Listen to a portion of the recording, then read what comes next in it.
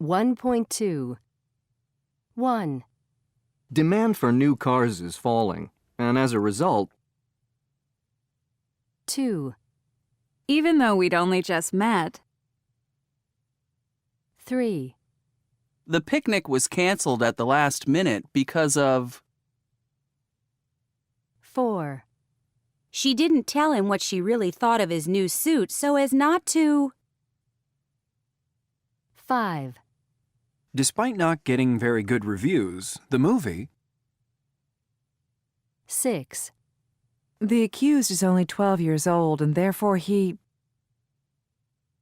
7, The flight is delayed until 12:25 due to... 8, I want to find a job closer to home so that I don't... 1.3.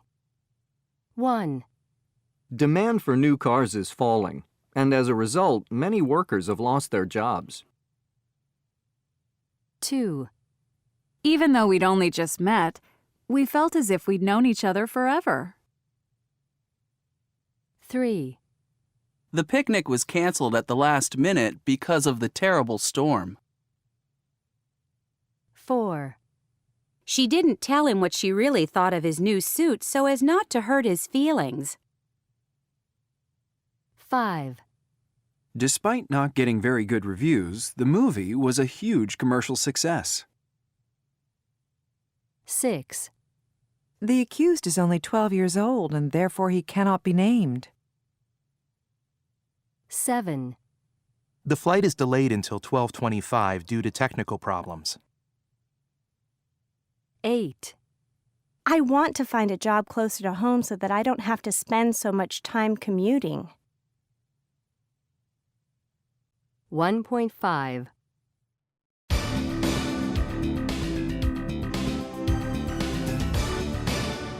Welcome to Workplace, and on today's program, we're looking at the results of two recently published surveys, which both deal with the same topic, happiness at work. John, tell us about the first survey. Well, this was done by a human resources consulting firm who interviewed more than 1,000 workers and established a top 10 list of the factors that make people happy at work. The most important factor for the majority of the people interviewed was having friendly, supportive coworkers. In fact, 73% of people interviewed put their relationship with coworkers as being the key factor contributing to happiness at work, which is a very high percentage. The second most important factor was having work that is enjoyable per se. That is, people actually liking what they do. The two least important factors were having your achievements recognized and, surprisingly, earning a competitive salary. I see. So we're not mainly motivated by money? Apparently not. Any other interesting information in the survey? Yes. For example, 25% of the working people interviewed described themselves as very happy at work. However, 20% of employees described themselves as being unhappy. That's an awful lot of unhappy people at work every day. It is, isn't it? And there were several more interesting conclusions revealed by the survey. First of all, small is beautiful. People definitely prefer working for smaller organizations or companies with fewer than 100 employees. We also find out that, generally speaking, women were happier in their work than men. Yes, we're a miserable bunch, aren't we? And part-time workers who only work 4 or 5 hours a day are happier than those who work full-time. The researchers concluded that this is probably due to a better work-life balance.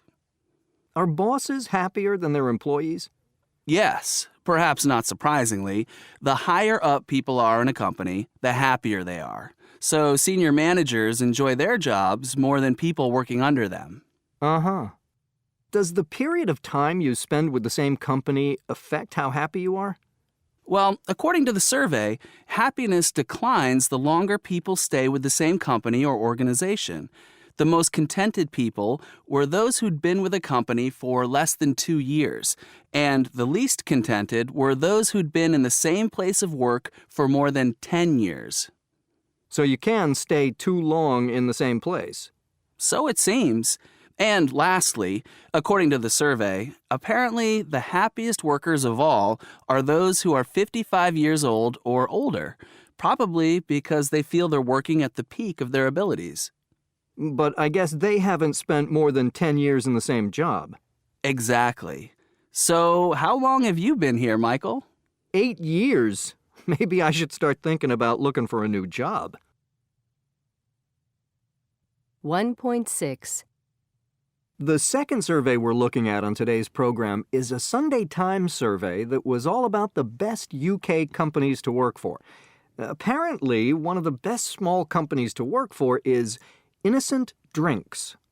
Well, I have with me in the studio Becca Walton, who works for Innocent Drinks. Becca, tell us what made you apply for the job at Innocent. Well, I've always really liked them as a company. I've always followed their website and their weekly newsletter. I've always thought they would be people that I would like to work for. So it was just a matter of keeping an eye on their jobs page and waiting for a position that I thought I could do. Now, in a recent survey about what makes people happy at work, Innocent was listed as one of the top companies to work for. You obviously think it is a happy company. Now, why do you think that? Well, I can see how we would have scored very highly on that scale. I think there's a really big emphasis on a team environment at work. We're all mixed up, so nobody sits according to the group of people that they work with, which means that you get to make friends in different areas of the business. Everybody's aware of the projects that people are working on, the pressures that they're under, so it makes for a really good team environment. I think that's important. And how does that compare with other companies that you've worked for? Oh, I haven't really worked for any big companies before. Innocent is the biggest company that I've worked for. I know friends of mine complain about really stuffy work environments, but the atmosphere at Innocent is really informal. Things are pretty relaxed, and a lot of my friends are surprised that we don't have to dress up to come to work. Often people don't even wear shoes. And we have a grassy floor in our office, and it's just kind of a relaxed place to work. What would you change about the company, if there was something that you could change? Oh, I'm not really sure how to answer that question. I think that a thing that does come up when we survey people is the work-life balance. I think people are really passionate about their jobs, and that's a good thing. But it can lead to people working very long hours. So you're overworked? I wouldn't go that far, but it would be easy to be overworked, yes. You're obviously very happy with your work, but is there a high staff turnover rate? Do people generally stay for a long time? I know that Daisy, my first manager, was the first female employed by the company. She stayed for 10 years, which is a long time, so I think that shows she was pretty happy. Obviously, we have people on short-term contracts, but as a general rule, I would say that people are happy and people do tend to stay at Innocent for a pretty long time. Okay. In the other survey, the one about the 10 things that make people happy at work, the issue of a competitive salary was the last on the list. What's your view on that? Well, I've thought about that, and I hope it doesn't make me sound shallow, but I struggle to think of 10 things that were more important than the money. I mean, it's important to maintain a good work-life balance and to, I suppose, have fun at work and to enjoy the people you work with. But I think it's really important to feel like the financial compensation for what you do is adequate. Okay, and finally, I should ask you, do you drink smoothies yourself? And if you do, are they always innocent? I really love smoothies. And if I didn't, it would be the wrong place for me to work. And naturally, they're always innocent smoothies. I think the working environment is reflected in the passion that we all have. And I think that's because we know we have a really good product. Thank you very much, Becca Walton. 1.7. 1. Obviously, we have people on short-term contracts.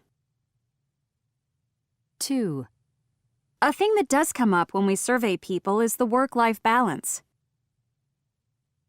3. I think the work environment is reflected in the passion that we all have. 4. I know that Daisy, my first manager, was the first female employed by the company. 5.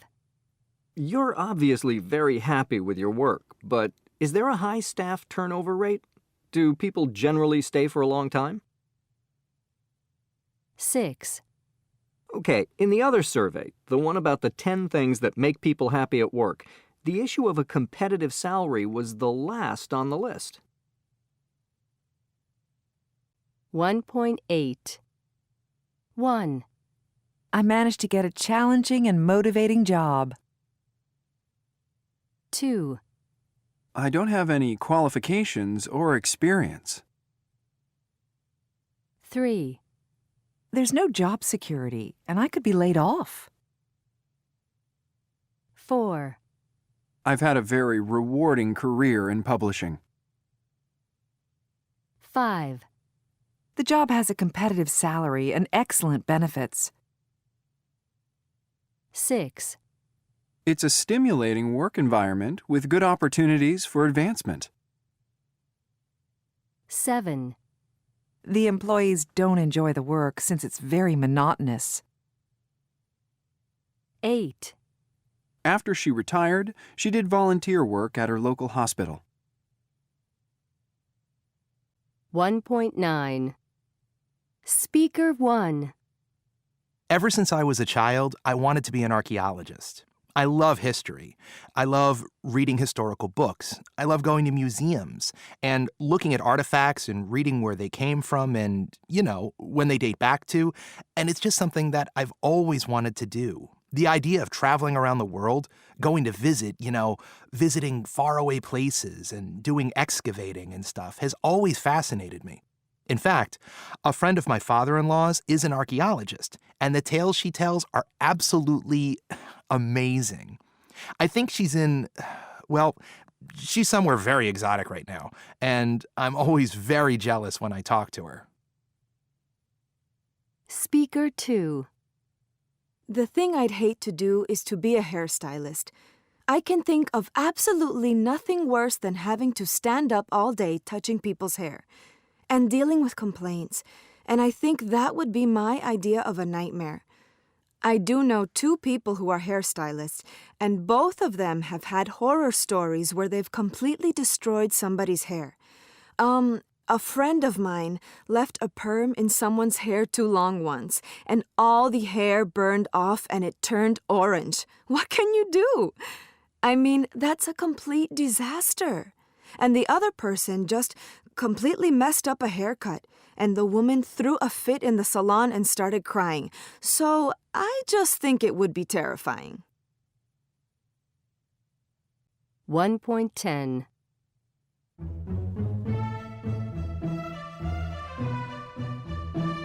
In the spring of 1800, the court painter Francisco de Goya was commissioned by the Spanish King Carlos IV, direct ancestor of King Juan Carlos, to paint a portrait of the royal family. At the time, the royal family was all staying at the summer palace of Aranjuez near Madrid. First on the left is Prince Carlos, the king's second son, and next to him is his older brother Prince Fernando, who was the heir to the throne. Fernando grew up hating his parents, especially his mother. But in fact, he took after his mother in that he was very vain and authoritarian. And when he eventually became king, he was extremely unpopular. The old woman just behind Prince Fernando is Maria Josefa, the king's sister. Single and childless, she died shortly after the painting was finished. Next to Maria Josefa is a young woman whose face we cannot see because she is looking away, and she is the mystery person in this painting. There are 2 theories about her identity. One theory is that she is Princess Maria Amalia, one of the king's daughters, who died in childbirth 3 years before the picture was painted. The fact that she's looking away would be to show that she was, in fact, dead. However, the other more popular theory is that she represents the woman that Crown Prince Fernando would one day marry. It would have been important to put her in the picture to show that the prince would marry one day and have a son to carry on the dynasty. If this theory is true, the woman would be looking away because she didn't actually exist at that time. In fact, Fernando did marry, not once, but 4 times. The young girl next to the mystery woman is Princess Maria Isabel, the king's youngest daughter. She went on to marry and had 12 children. Next to her is the queen, Maria Luisa. Goya made her the central figure in the painting because she had a very strong personality and she completely dominated her husband, the king. As a young woman, she had been very beautiful. In middle age, as she is here, she was still very vain. She tried to compensate for the fact that her beauty was fading by wearing exquisite dresses and jewelry, as we can see in the picture. The little boy with the queen is her youngest son, Prince Francisco. He was a very sensitive boy, and he suffered all his life due to the fact that he looked incredibly like one of his mother's lovers. As a result, people assumed that he was not the king's son. The king, who is standing next to him, was a weak man. Although he came to the throne full of ideas and dreams, his wife and his advisers made sure that he never managed to achieve any of them, and he died frustrated and disappointed. The king's brother is standing behind him, and on his right, although you can only actually see part of her head, is the king's eldest daughter, Carlotta. Her parents arranged a marriage for her when she was very young. She was an ambitious girl and eventually became Queen of Portugal. The final group of 3 figures shows the Queen's brother, Don Luis de Parma, his wife, Maria Luisa, and their first child, a baby boy. In fact, Maria Luisa was not only Don Luis's wife, she was also his niece, as she was the king's second daughter. In fact, Don Luis was supposed to have married the king's eldest daughter, Carlotta, but he fell in love with Princess Maria Luisa, who was lively and intelligent, and he insisted on marrying her. The royal family didn't all pose together for the painting. It would have taken too long. Instead, Goya made individual studies of each family member and later used them to create this work. The painting took him 2 years to complete, and it was the last royal portrait he ever painted. Incidentally, he included himself in the painting.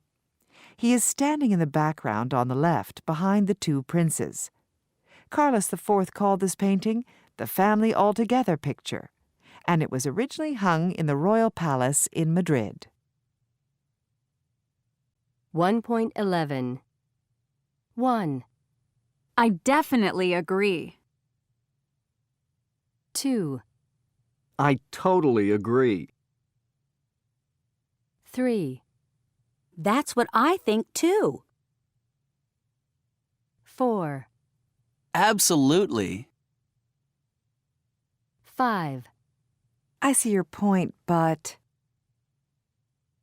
6, I see what you mean, but 7, I agree up to a point, but 8, I completely disagree. 9, I don't agree at all. 1.12. Part 1. Where did your family originate from? My mom's side of the family is from what is now Croatia. When she was born, it was in between Italy and Yugoslavia. And my dad's side of the family is from Italy. Why did you start researching your family tree?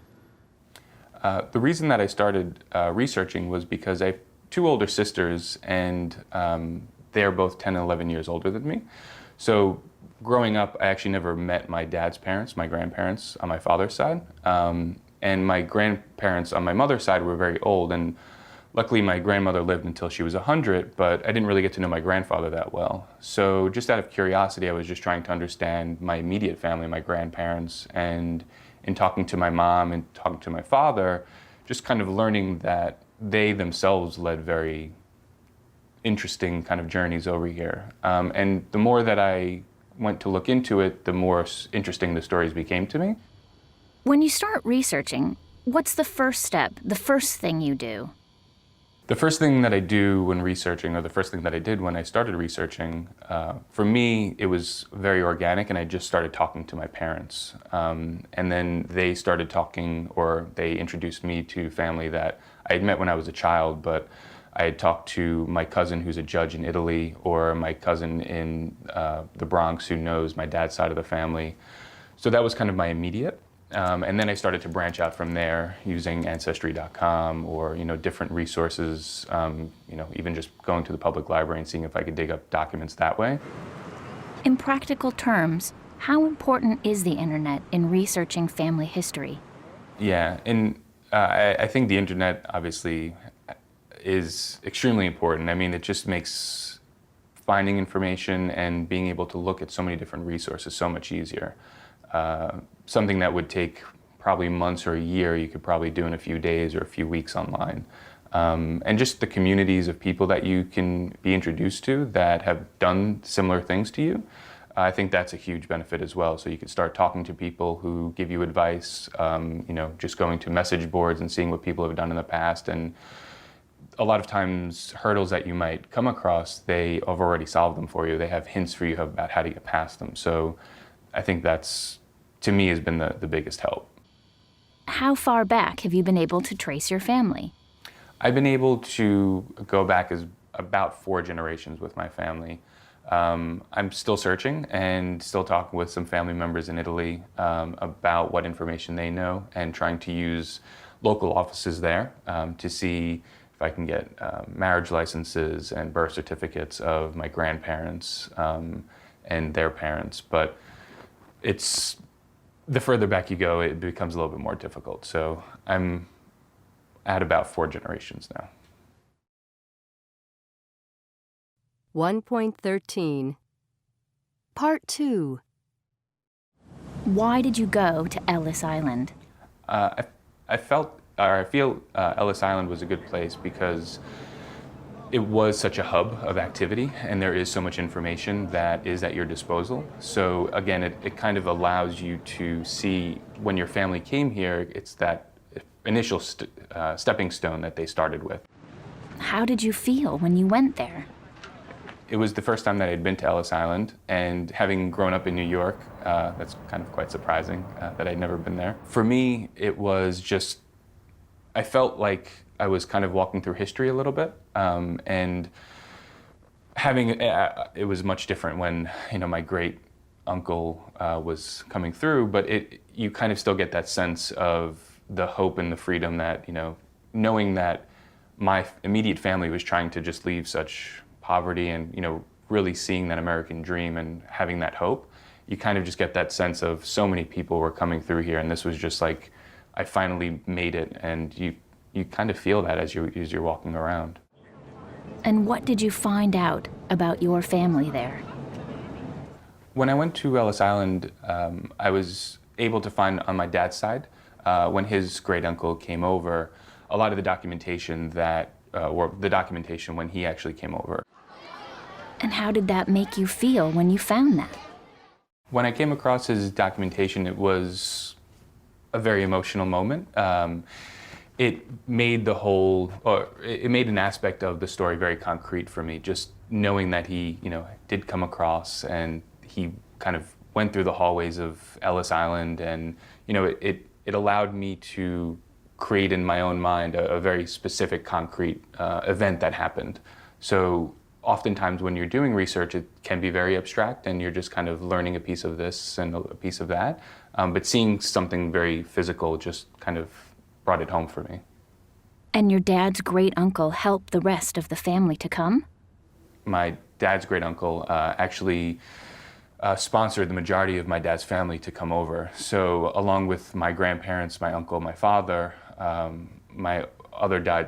the other side of my father's family, his cousins, their parents. So he was the first person that, when he came over, he was, I believe, 15, and just kind of working in the streets, working as an ice vendor, working construction, and slowly but surely, he was able to bring the majority of the family, who at the time was living in southern Italy, which at that time there wasn't much going on in southern Italy, to come over and, plant roots in New York.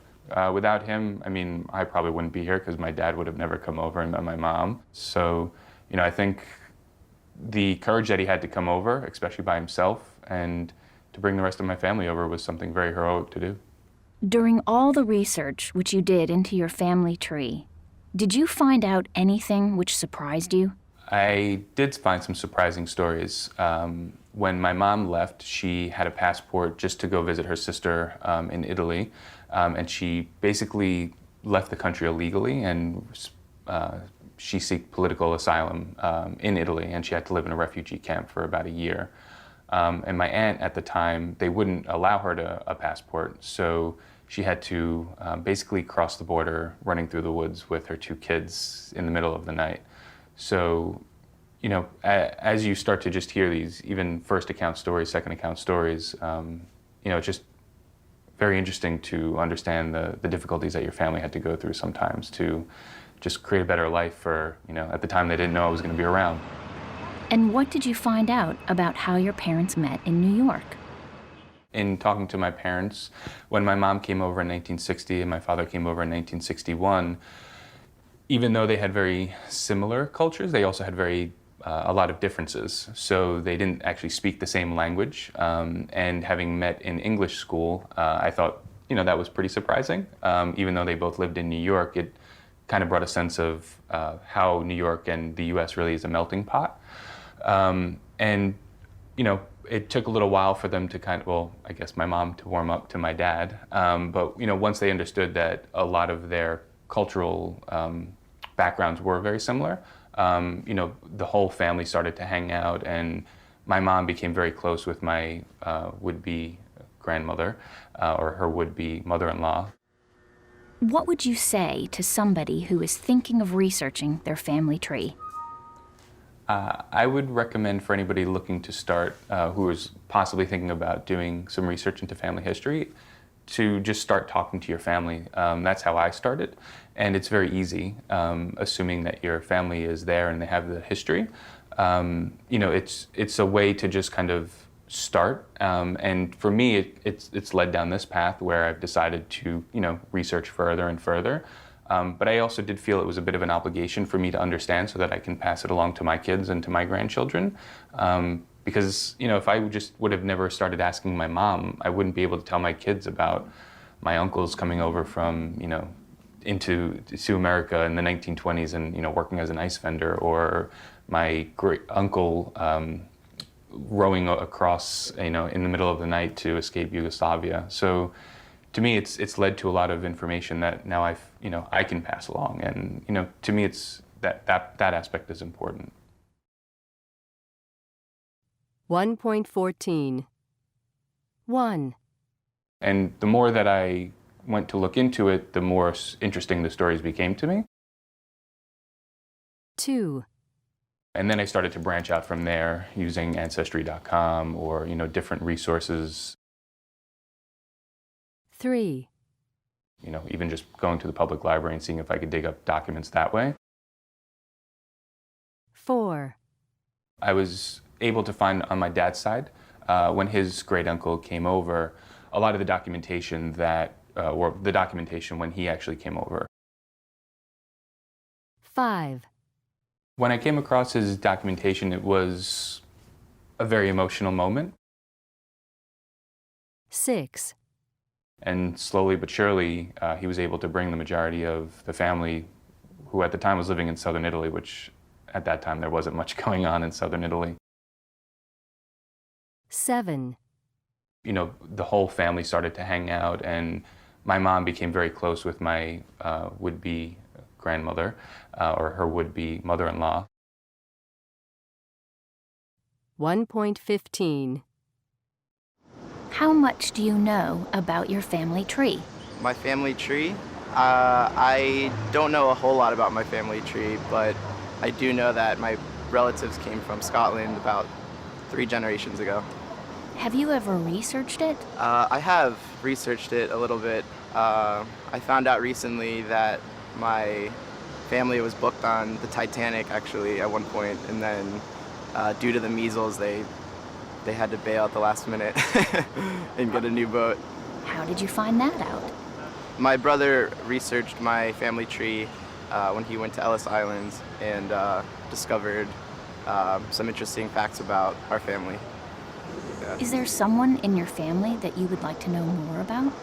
I would love to know more about my ancestors, for sure. Why?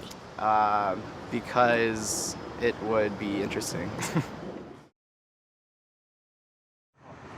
How much do you know about your family tree? I know a fair amount about my family tree. I know that my father's side of the family is from Scotland, and my mother reigns from Hungary, and that's where most of our family on that side is from. Have you ever researched it?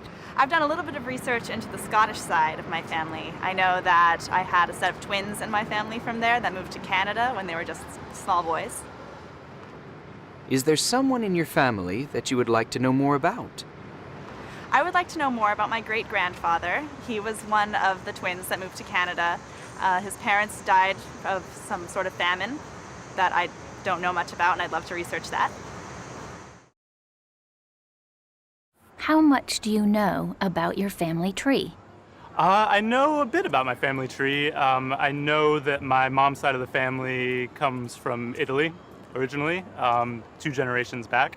And my dad's side of the family is from Ireland and Wales. My dad's actually from England, but his family is from Ireland and Wales. Have you ever researched it? I didn't research it personally. My mother and her sister have researched her family pretty far back, so I know a bit from them. And on my dad's side of the family, I have immediate family from those places, so that's how I know. Is there someone in your family that you would like to know more about? I'd like to know more about my great-grandfather, I think. He was a jockey in Ireland, and I think he had a pretty interesting life. How much do you know about your family tree? I wouldn't say I know too much extensively about my family tree. I know I'm Polish and French Indian, but I only know up to my grandparents. I've never really researched into the history of my family or my family tree that much. Is there someone in your family that you would like to know more about? Probably my grandfather on my father's side. He died when I was pretty young, and I know he had a lot of hobbies that I'd be interested in, but I didn't really get a chance to spend a lot of time with him. So. 1.16 1. Due to the measles, they had to bail at the last minute. 2. I know a fair amount about my family tree. 3. My mother and her sister have researched her family pretty far back.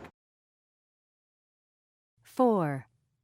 I only know up to my grandparents. 1.17 1. I'd say that. 2. If you ask me,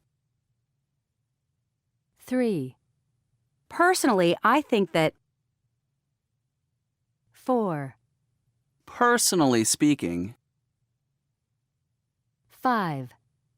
In my opinion, 6. In my view, 7. I feel that. 8. My feeling is that. 9. as far as I'm concerned, 1.18 do you find it easier to understand native or non-native speakers of English? Well, I've been in the United States for 7 years now, and I've been exposed to a lot of different accents, not only people from the United States, but from different parts of the world, so I'm used to it. In terms of regional accents in the U.S., I still sometimes have trouble with Southern accents. They're a little more challenging for me because I don't live in the South. The most stressful thing, I think, is talking on the phone because you don't have the face-to-face interaction, so it can be tricky. Do you find it easier to understand native or non-native speakers of English? I find native speakers easier to understand because they speak more clearly than non-native speakers. But some native speakers can be difficult to understand too because they talk too fast. And even though I can usually understand native speakers better, I have more confidence when I'm talking to a non-native speaker because I know that neither of us speaks perfect English. So I'm not as worried about making mistakes or being embarrassed. How do you feel about having your English corrected? Well, it hasn't happened much lately, but I don't mind because that's how we learn, you know? We learn from our own mistakes. Sometimes when I'm tired, I might make a mistake with a third-person form, you know, but usually people are quite tolerant. And sometimes I catch my own mistakes, so I'm able to correct myself. How do you feel about having your English corrected? I love to have native speakers correct my English because it helps to pinpoint my mistake. But some people can overdo it. For example, I had this coworker at my job, and every time we had a conversation, he used to correct my mistakes. If someone corrects you constantly, you just don't want to speak anymore. But when they give me words that I didn't know before, then it's appreciated. 1.19. Do you have any funny or embarrassing stories related to misunderstanding someone? Yes, this happened a few years ago. I was trying to organize an evening out with some friends, and one of my friends picked a place for all of us to meet, and he said, "Let's all meet at Hideout." He meant Hideout, you know, like a hiding place, which was the name of a bar. But I completely misunderstood him and thought he said hideout, 2 words, like HIGHDOUBT. So this caused a lot of confusion because I passed on the information to a bunch of other people and everybody got extremely confused and we couldn't find the place. We had to call him to find out where it was, and then we all figured out that I had misunderstood and gotten the name of the place wrong. Yeah, it took us a while, but in the end we all got together and had a good laugh, so it all worked out. Do you have any funny or embarrassing stories related to misunderstanding someone? Yeah, usually related to idioms. For example, I once took a business course, and the professor liked to use the phrase, "get a foot in the door." I didn't know what that expression meant, and kept thinking, why do we need to put a foot in the door?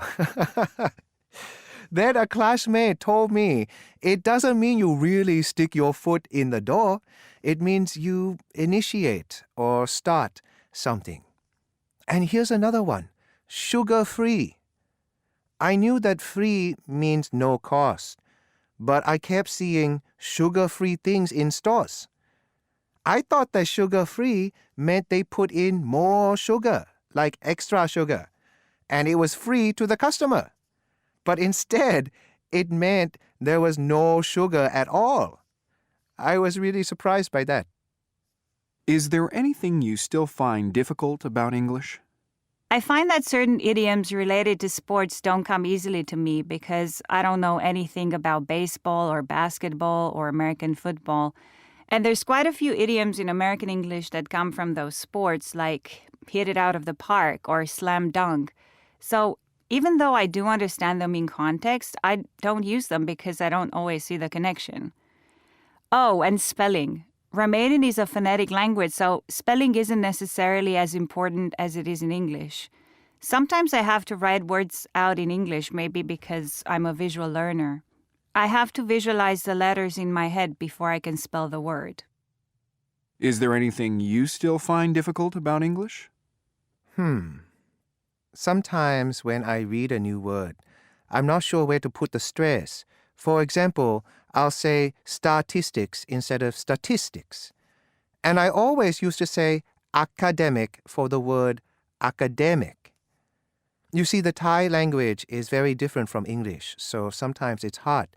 But mostly my problem is that I'm constantly monitoring my own speech because I'm afraid of making mistakes. 1.20. 1. Hurt. Air. Adhere. Hardly. Himself. 2. Throw. Elbow. Lower. Power. Grow. 3. Alike. Despite. River. Transcribe. Quite. 4. Whenever. Why. Whose. Where. Which. 5. Jealous. Journalist. Reject. Job. Enjoy. 6. Change. Achieve. Machine. Catch. Charge. 7. Salary. Satisfying. Spontaneous. Synonym. Sure. 8. Awful. Saw. Flaw. Drawback. Law. 9. Short. Corner. Work. Ignore. Reporter. 10. Firm. Dirty. Third. T-shirt. Require. 1.21. 1. From the age of about 7 till I was 16, I went to an all-girls school in Connecticut. 2. When I was little, and actually still now, I was absolutely terrified of spiders. 3. When I was a young child, I used to have a lot of nightmares. 4. When I was in elementary school, I used to hate school meals. 5. When I was a kid, we always used to go on vacation to the countryside. 1.22. What's your earliest memory? I was born on the Atlantic coast of New England, and my earliest memory is swimming between my mother and my father in the Atlantic Ocean. Oh, wow. Because I swam before I could walk, and it was wonderful. How amazing. How old were you then? I think actually, I must have been really, really young. Maybe I'd already walked by that point. I must have been 1.5 when I had that memory. Really young. It was a beautiful experience then. And remembering it makes me very happy. My earliest memory is of being completely by myself, lost in what seemed to be a great big forest. It probably wasn't. I was about 18 months old, and we were living in Virginia, which is where I was born, and I was on a kind of a path in the middle of a really, really dark forest, and I remember looking behind me, and it was just darkness and big dark trees, and the same ahead of me, and just having this feeling of being completely on my own and calling out for my sister Lynn, who was 7 years older than me, who was supposed to be watching me and not being able to find her. I guess I was about 3 or maybe 4, and I remember sitting on my father's shoulders, and we were going to the zoo, and there was an elephant, and the elephant took my ice cream. I remember it was 1966, and I was sitting at a bus stop with my grandmother, and I'd been given a brand new dime. It was brand new. It was so shiny, and it was beautiful. And I remember deciding then and there that this was going to be my earliest memory. I was going to remember this day in 1966 when I was sitting there with this brand new dime. And then I remember the bus came, and when we went to get on, my grandma was a dime short. So that was the end of my dime. One of my very earliest memories is pulling away in a car, looking out of the window, seeing our dog Sam through a window, whimpering and looking really sad, like he was already missing us. We were basically having to say goodbye to Sam because we were moving to an apartment where they didn't allow dogs. So we were having to say goodbye to him, and it was very sad. He was like whining and whimpering in his new home, and we were pulling away. It was horrible. 1.23. Are our first memories reliable, or are they always based on something people have told us? What age do most people's first memories come from? John Fisher has been reading a fascinating new book about memory by Professor Draaisma called How Memory Shapes Our Past, and he's going to answer these questions for us and more. Hello, John. Hello. Let's start at the beginning. At what age do first memories generally occur? Well, according to both past and present research, 80% of our first memories are of things that happened to us between the ages of 2 and 4. It's very unusual to remember anything that happened before that age. Why is that? There seem to be two main reasons, according to Professor Draaisma. The first reason is that before the age of 2, children don't have a clear sense of themselves as individuals. They can't usually identify themselves in a photograph. And you know how a very small child enjoys seeing himself in a mirror, but he doesn't actually realize that the person he can see is in fact himself. Children of this age also have problems with the pronouns I and you, and a memory without I is impossible. That's to say, we can't begin to have memories until we have an awareness of self. And the second reason? The second reason is related to language. According to the research, first memories coincide with the development of linguistic skills, with the child learning to talk. And as far as autobiographical memory is concerned, it's essential for a child to be able to use the past tense so that he or she can talk about something that happened in the past and then remember it. I see. What are first memories usually about? I mean, is it possible to generalize at all? Early memories seem to be related to strong emotions, such as happiness, unhappiness, pain, and surprise. Recent research suggests that 3/4 of first memories are related to fear, to frightening experiences like being left alone, or a large dog, or having an accident, things like falling off a swing in a park. And of course this makes sense, and bears out the evolutionary theory that the human memory is linked to self-preservation. You remember these things in order to be prepared if they happen again, so that you can protect yourself. Are first memories only related to emotions, or are there any specific events that tend to become first memories? The events that are most often remembered, and they are always related to one of the emotions I mentioned before, are the birth of a baby brother or sister, a death, or a family visit. Festive celebrations with bright lights were also frequently mentioned, much more frequently than events we might have expected to be significant, like a child's first day at school. Another interesting aspect is that first memories tend to be very visual. They're almost invariably described as pictures, not smells or sounds.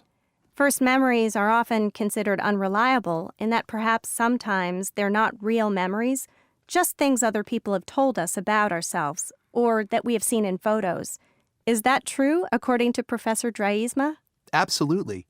He cites the famous case of the Swiss psychologist Jean Piaget. 1.24.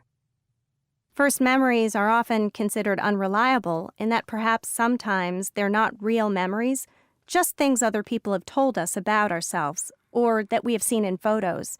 Is that true, according to Professor Draaisma? Absolutely. He cites the famous case of the Swiss psychologist Jean Piaget. Piaget had always thought that his first memory was of sitting in his stroller as a 1-year-old baby when a man tried to kidnap him. He remembered his nanny fighting the kidnapper to save him. The nanny was then given a watch as a reward by Jean's parents. But many years later, I think when Jean was 15, the parents received a letter from the nanny in which she returned the watch to them. The nanny, who was by now an old woman, confessed in the letter that she'd made up the whole story, and that was why she was returning the watch. Of course, Jean had heard the story told so many times that he was convinced that he'd remembered the whole incident. 1.25. 1. Adult. Adulthood. 2, Celebrate. Celebration. 3, Compete. Competition. 4, Free. Freedom. 5, Happy. Happiness. 6, Relation. Relationship. 1.27. This is Morning Edition from NPR News. I'm Renee Montaigne. In today's health segment, people with rare diseases help each other using the internet. But first, in an increasingly interconnected world, speaking more than one language is becoming common. Approximately 1 out of 5 Americans speak a language other than English at home. Around the world, as many as 2/3 of children are brought up bilingual. And it turns out that being bilingual is also good for the brain. Reporter Gretchen Kuda-Crowan has the story. Milyen volt az utad? Nagyon jó. Kicsit fárasztó. Judy and Paul Senkinai both grew up in the U.S. bilingual, speaking Hungarian with their families and English with their peers. And when they married, they knew they wanted to raise their children speaking both languages. So their 2 daughters, Hannah and Julia, heard only Hungarian from mom and dad at home. Then came school and learning English. Judy recalls Hannah's first few months with the new language. When she did go to preschool, that accent was very thick. She's counting like 1, 2, 3, and by the time maybe 4 or 5 months went by, she was totally gone. Most people were supportive, but not everyone. Judy's husband Paul recalls an uncomfortable confrontation Judy once had in a local grocery store. I remember one time you came home and you said this one lady was, well, when's she going to learn English? It's like, well, when she goes to school, she'll learn English. The Zenkirais say that people often ask them if their kids got confused or if they fell behind in school. Janet Worker has an answer for them. She's a psychologist at the University of British Columbia who studies language acquisition in bilingual babies. Worker says that the idea that children exposed to 2 languages from birth become confused or that they fall behind is a common misconception. Growing up bilingual is just as natural as growing up monolingual. There's absolutely no evidence that bilingual acquisition leads to confusion, and there's no evidence that bilingual acquisition leads to delay. Worker and other researchers say the evidence to the contrary is actually quite strong. Being bilingual, they say, may actually be good for you. Ellen Bialystok, a psychologist from York University in Toronto, says the reason lies in the way the bilingual mind uses language. No matter what language a person is speaking at the moment, Bialystok says both languages are active in the brain. The evidence is very dramatic. Even if you're in a context that's utterly monolingual, where you think there's absolutely no reason to think about Chinese or Spanish or French, it is part of the activated network that's going on in your brain. This means bilinguals have to do something that monolinguals don't do. They have to keep the 2 languages separate. Bialystok likens it to tuning into the right signal on the radio or television.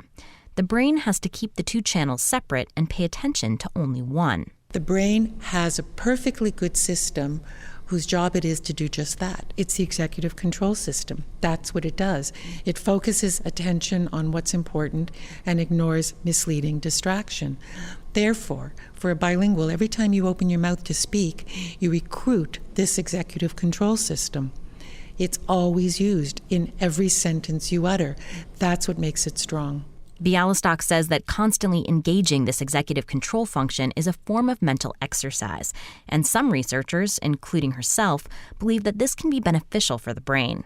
Bilingual speakers have been shown to perform better on a variety of cognitive tasks, and one study Bialystok did found that dementia set in 4 to 5 years later in people who spent their lives speaking 2 languages instead of 1. They can get a little extra mileage out of these cognitive networks because they have been enhanced throughout life. And the advantages of bilingualism may be due to more than just mental fitness. Bialystok says there's some preliminary evidence that being bilingual may physically remodel parts of the brain. For NPR News, I'm Gretchen Kuda-Crowan in Cleveland. 2.2. 1. I made a real faux pas when I mentioned his ex-wife. 2. When we were introduced, I had a sense of déjà vu, though I knew we'd never met before. 3. For our first date, he took me to an avant-garde music concert. There was no second date. 4. She's engaged to a well-known local entrepreneur. 5. I know it's a cliché, but it really was love at first sight. 6. On our anniversary, he always buys a huge bouquet of flowers. He's so predictable. 7. I met Jane's fiancé last night. They told me they're getting married next year.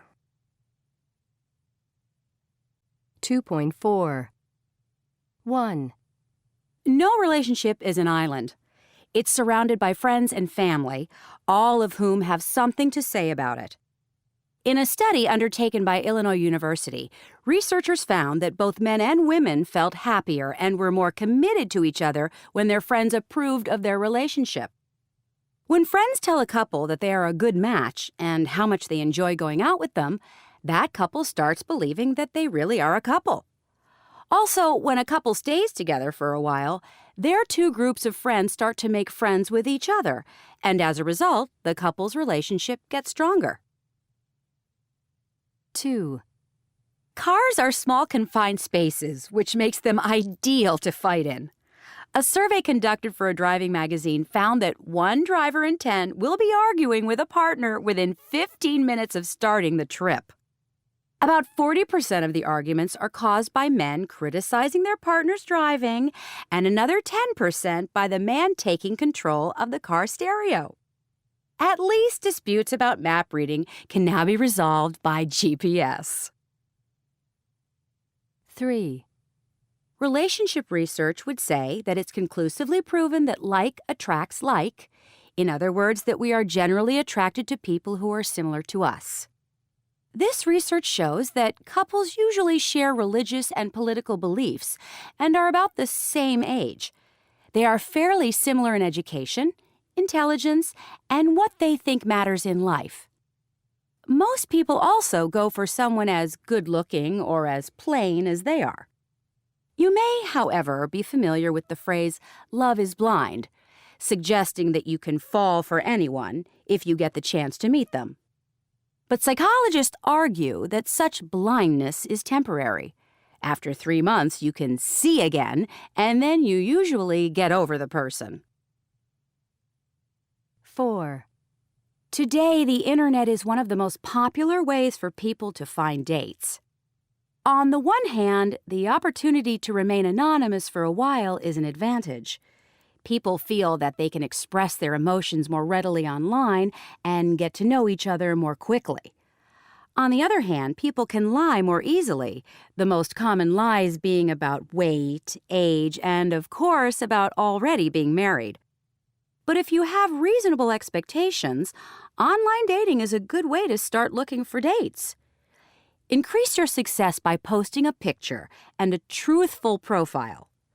Online dating agencies advise getting a picture taken that makes you look friendly rather than seductive. Best of all, use a dictionary when writing your profile. The biggest turnoff, apparently, is profiles with poor spelling. But once you've found a date, will the relationship last?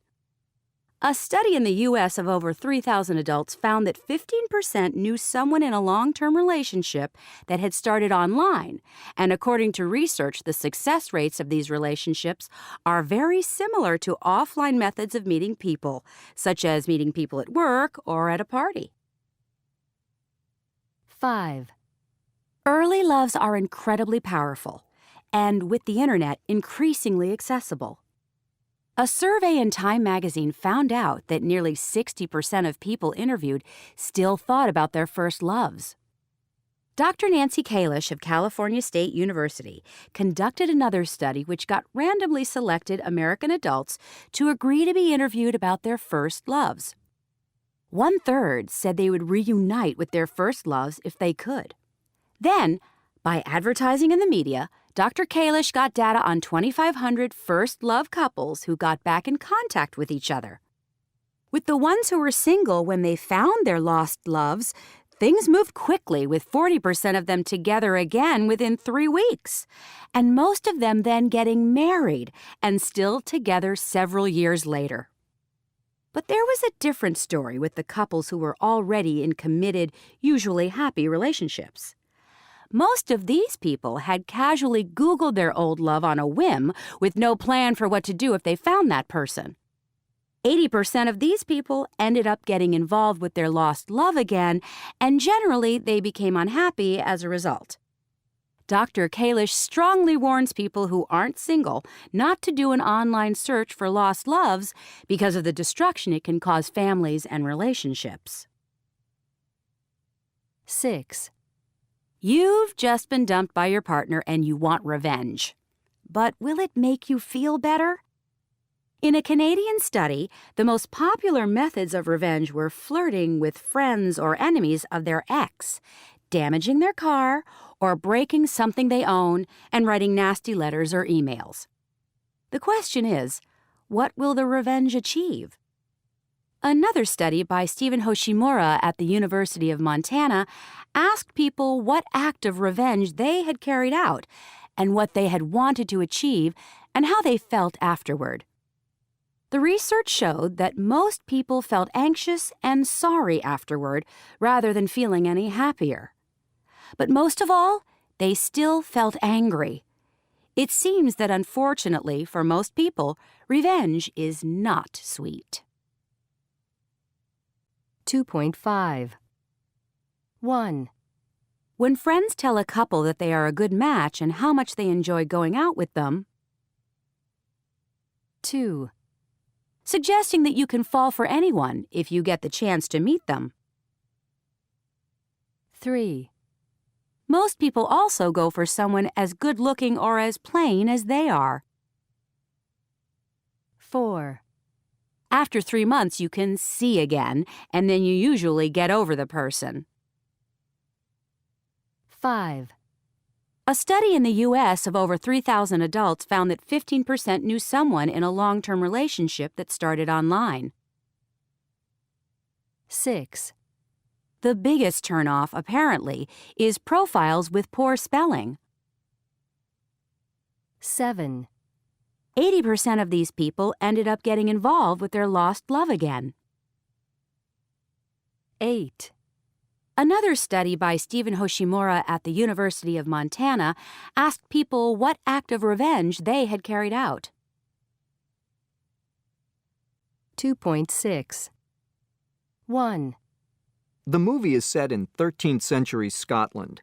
Mel Gibson plays the Scottish rebel William Wallace, who tries to overthrow the English who ruled Scotland at that time.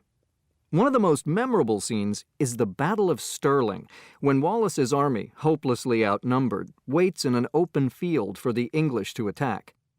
The English fire thousands of arrows into the air, but the Scots defend themselves with shields.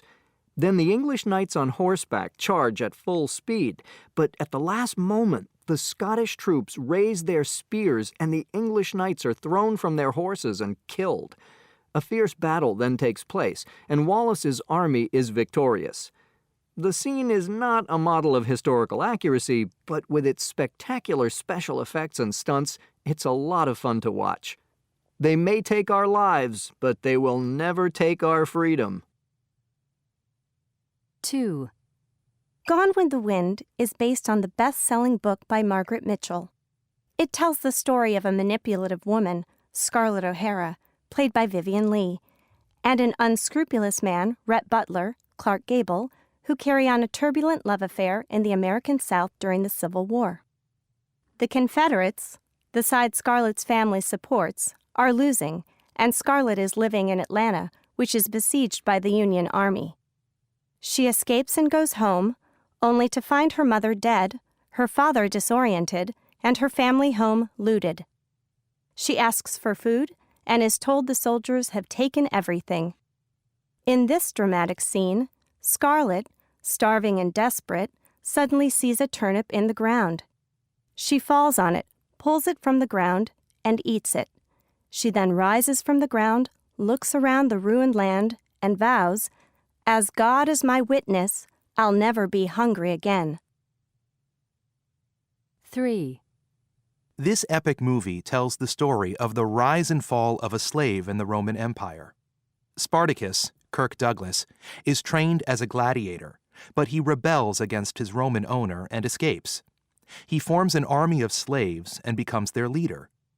Although they have fewer weapons and are less well organized, they win several victories against the Roman forces that are sent to put down the rebellion. But a final, climactic battle just outside Rome results in the total defeat of the rebel army, with heavy casualties on both sides, and the capture of many of the survivors, including Spartacus. Crassus, Laurence Olivier, the Roman general, promises the captives that they will not be punished if they identify Spartacus. In this powerful scene, one by one, each surviving soldier stands and shouts out, "I'm Spartacus." Crassus finally condemns them all. 2.7. Capture, captive, captor, captive, capture. Civilization, civilian, civil, civilized, civilize. Execution, executioner, execute.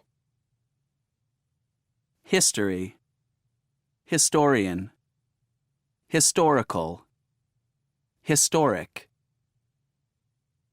Looting, looter, loot. Rebellion, rebel, rebellious, rebel. Siege, besiege. Survival, survivor, surviving, survive. Withdrawal, withdraw. Victory, victor, victorious. 2.8.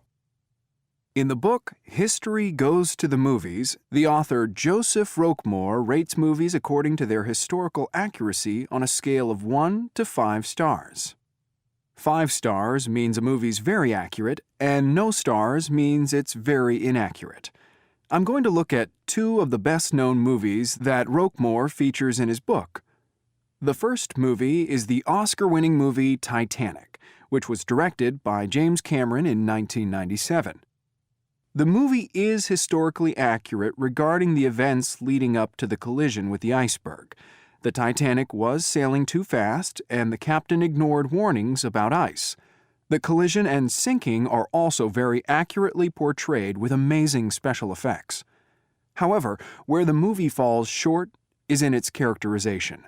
I have to say I entirely agree with Roquemore when he criticizes director James Cameron for what he calls class-conscious overkill. What he means by that is Cameron depicts all the third-class passengers in the movie as brave and good, and all the first-class passengers as selfish, stupid, cowardly, or downright evil. And this can't have been the case. Then a large part of the movie focuses on the love story between Jack, a third-class passenger, played by Leonardo DiCaprio, and Rose, a first-class passenger, played by Kate Winslet. Obviously, these characters and their story are fictitious and were just added, presumably to sell the movie to a younger audience. But many historians have pointed out that a romance between Jack and Rose is totally improbable, because at that time there was complete class segregation on the ship. Roquemore also criticizes the movie's portrayal of Captain Smith. He's made out to be indecisive and basically useless throughout the disaster. But this contradicts everything which was said about him by survivors of the sinking. And for me, though even more indefensible, was the movie's portrayal of the ship's first officer, William Murdoch. On the night of the sinking, he behaved heroically. In his hometown in Scotland, there's even a memorial to him, but in the movie, he's shown taking a bribe from a passenger in exchange for a place in a lifeboat, shooting passengers dead, and finally shooting himself in the head. In fact, the movie studio 20th Century Fox, which produced Titanic, was eventually forced to admit that there was no historical evidence that Murdoch did any of these things, and that they'd included these details purely and simply to make the story more interesting. Roquemore gives Titanic 3 stars, describing it as great pyrotechnics, mediocre history. All in all, I think his assessment is about right. The main events are true, but the characterization is definitely the weak point of the movie. Moving on to the second movie, Braveheart. This is one of the movies that Roquemore gives 5 stars for historical accuracy.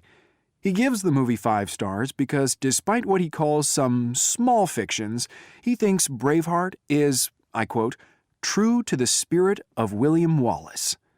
Well, that may be the case, but I'm afraid I have to take exception to the phrase small fictions. The historian Elizabeth Ewan described Braveheart as a movie which almost totally sacrifices historical accuracy for epic adventure. William Wallace is portrayed as a kind of poor primitive tribesman living in a village. In fact, he was the son of a rich landowner and he later became a knight. You'll remember, too, that in the movie Mel Gibson wears woad, a kind of blue face paint. Apparently, the Scots stopped wearing woad hundreds of years earlier. And while we're on the subject of costume, in the movie, the Scottish soldiers wear kilts. No surprise there, you might think, but in the 13th century, which is when the events of the movie are set, the Scots did not wear kilts, and in fact, they didn't start wearing them until 4 centuries later. Another of these fictions is that in Braveheart, William Wallace has a romance with the beautiful French princess Isabel. However, the historical reality is that Wallace never met Isabel, and even if he had, she would only have been 9 years old at the time. Finally, anyone who's seen the movie will remember the famous battle scene. The battle was called the Battle of Stirling because it was fought on Stirling Bridge in Scotland. Basically, the reason why the Scots won the battle is because the English soldiers got trapped on the narrow bridge. In Braveheart, the bridge does not appear at all in the battle. In fact, Mel Gibson originally planned to film the scene on the actual bridge, but he found that the bridge kept getting in the way. Apparently, when he mentioned this to one of the Scottish history advisors on the movie, the man's reply was, "Aye, that's what the English found." Mel Gibson defended all the inaccuracies in the movie, saying that the movie's version of history was more compelling cinematically.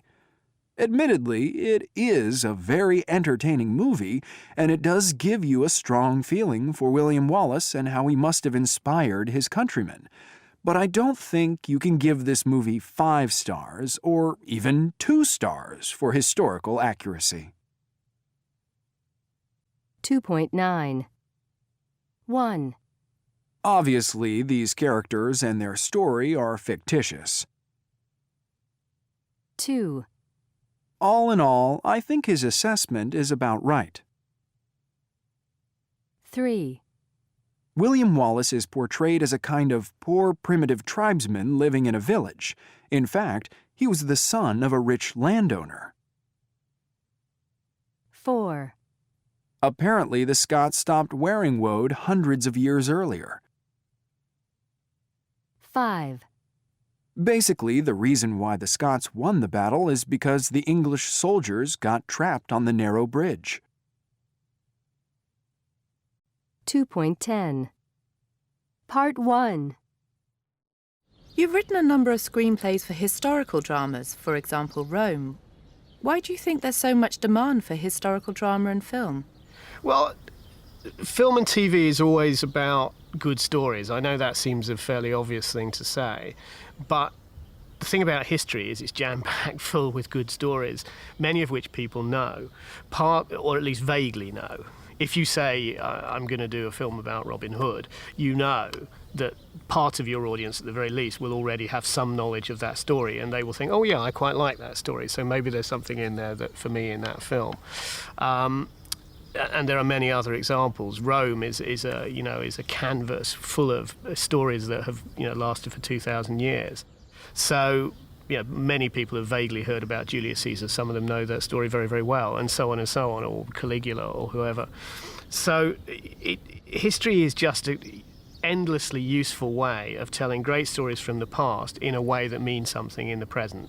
In a perfect world, you get a double hit. You tell a classic story, but you also tell it in a way that makes it resonate with the present. Are historical films necessarily any more expensive than films set in the modern day? Yeah, period is always more expensive. It's just something about the fact that you have to dress the film in a way that you don't have to dress a contemporary film. By dress, I mean not just dress people who have to wear costumes that are authentic to the period. If your film is set in 1800, they all have to look as though they were, dressed exactly as in that period. That all costs money. But dressed also in terms of the way you make the houses look, the way you make all your decorations look, your furniture, everything has to be authentic to the period. You have to make sure there are no cars, no aeroplanes. Every shot has to be weighed up to make sure that there's nothing in it which betrays the period. There's nothing more ridiculous than a period film where you see a glaring anachronism, some detail that's horribly wrong. So unfortunately, all of that costs money, and you have to have bigger crowds in many cases. Rome was a case in point. We needed big crowds. In the Senate, you have to have a certain number of senators. All of them have to be dressed in togas and so on. So I'm afraid it is just an expensive way of making films, yeah. 2.11. Part 2. How important is historical accuracy in a historical film? The notion of accuracy in history is a really difficult one in drama because, it's like saying, well, was Macbeth accurate? Is Shakespearean drama accurate? The thing is, it's not about historical accuracy. It's about whether you can make a drama work from history that means something to an audience now. So I tend to take the view that, in a way, accuracy isn't the issue when it comes to the drama. If you're writing a drama, you have the right, as a writer, to create the drama that works for you. So you can certainly change details. The truth is, nobody really knows how people spoke in Rome or how people spoke in the course of Charles II or William the Conqueror or Victoria or whoever. You have an idea from writing, from books and plays and so on. We know when certain things happen, what sort of dates happened. I think it's really a question of judgment. If you make history ridiculous, if you change details to the point where history is an absurdity, then obviously things become more difficult. The truth is that the more recent history is, the more difficult it is not to be authentic to it. In a way, it's much easier to play fast and loose with the details of what happened in Rome than it is to play fast and loose with the details of what happened in the Iraq War, say, So it's all a matter of perspective in some ways. It's something that you have to be aware of and which you try to be faithful to, but you can't ultimately say a drama has to be bound by the rules of history because that's not what drama is. Do you think that the writer has a responsibility to represent any kind of historical truth? Not unless that's his intention. If it's your intention to be truthful to history and you put a piece out saying this is the true story of, say, the murder of Julius Caesar exactly as the historical record has it, then of course that you do have an obligation, because if you then deliberately tell lies about it, you're deceiving your audience. If, however, you say you're writing a drama about the assassination of Julius Caesar purely from your own perspective and entirely in a fictional context, then you have the right to tell the story however you like. I don't think you have any obligation except to the story that you're telling. What you can't be is deliberately dishonest. You can't say this is true when you know full well it isn't. Can you think of any examples where you feel the facts have been twisted too far? Well, I think the notion of whether a historical film has gone too far in presenting a dramatised fictional version of the truth is a really matter of personal taste.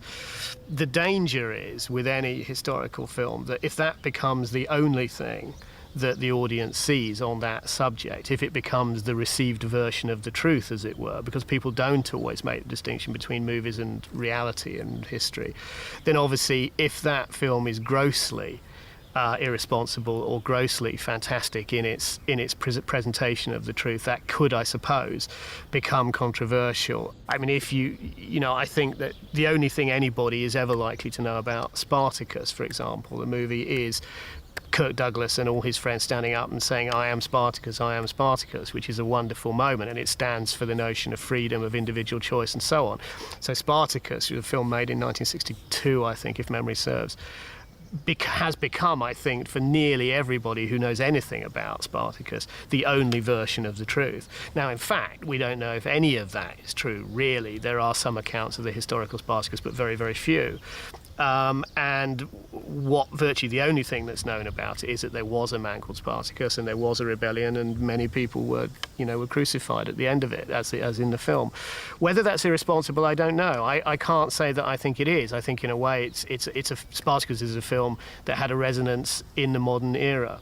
There are other examples. A lot of people felt that the version of William Wallace that was presented in Braveheart was really pushing the limits of what history could stand. In effect, his whole career was invented in the film, or at least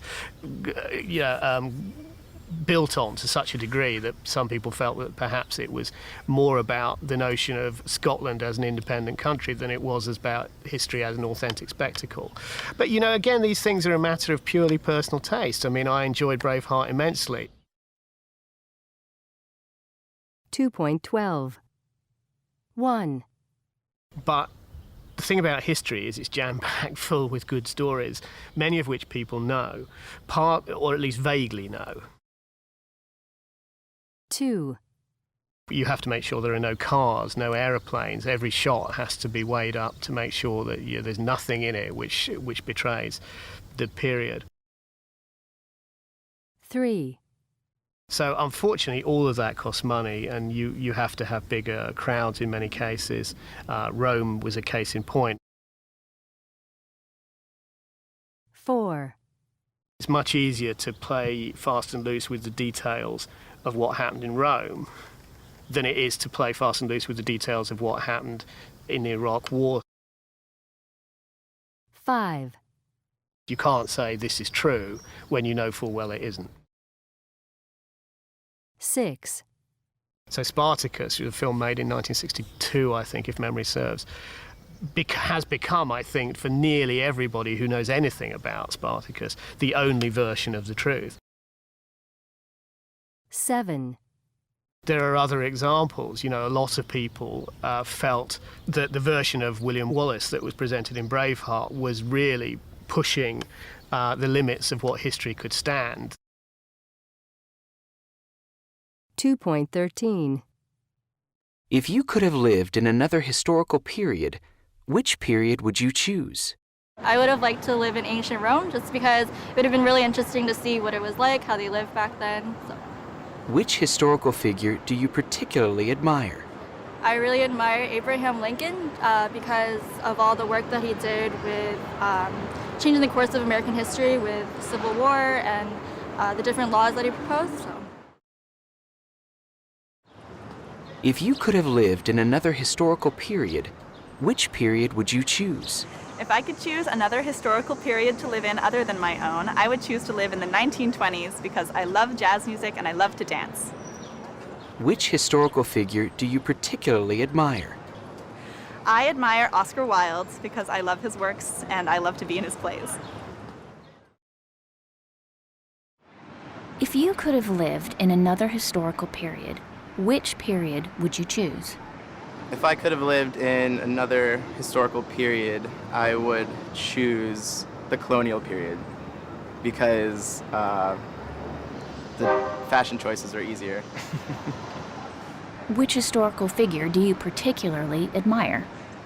I admire George Washington because he was a great leader for our country. If you could have lived in another historical period, which period would you choose? I'd probably want to live in New York City in the 40s and 50s. I like jazz music a lot, and that was sort of the birth of bebop in New York. So it would have been fun to see Charlie Parker basically create a new style of music. If you could have lived in another historical period, which period would you choose? I think it would probably be the Victorian period because they always used to dress up so magnificently during the day, and I look around the streets nowadays and see people wearing jeans, and that seems very normal. So I think it would be very interesting to go back to a period like Victorian England when they dress very elaborately and see if that's normal and what's casual and what's well dressed. I think that would be really interesting. So nothing historical. Which historical figure do you particularly admire? Gosh, I'm not really sure.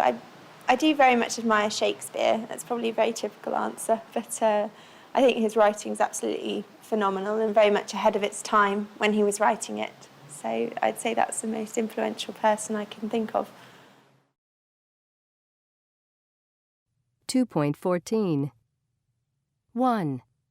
Because of all the work that he did with changing the course of American history. 2. I love his works, and I love to be in his plays. 3.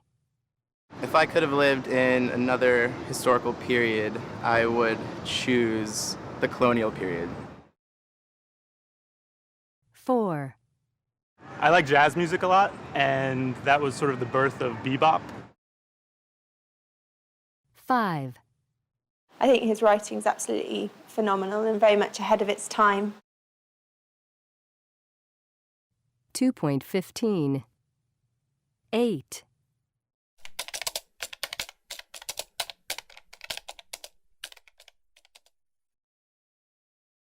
7. All our operators are currently busy, but we will answer your call as soon as we can.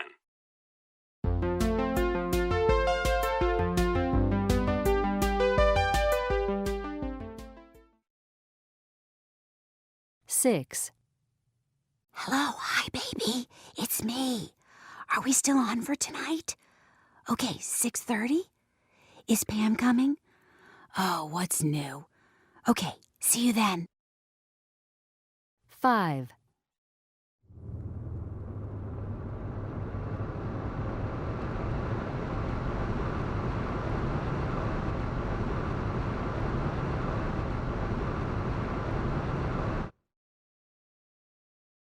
4.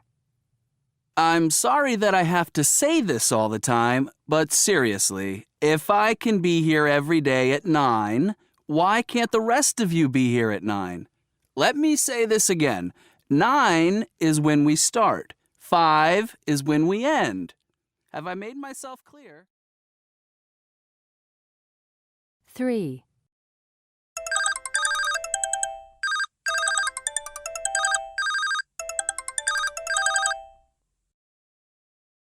2.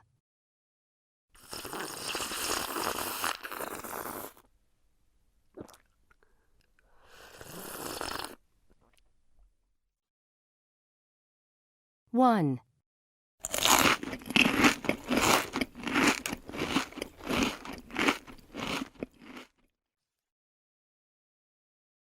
2.16. Bang.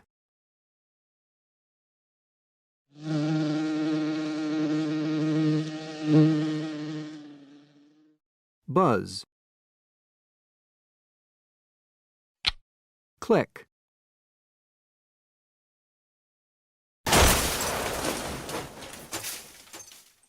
Crash.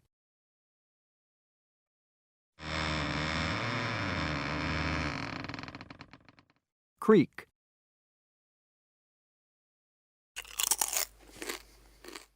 Crunch.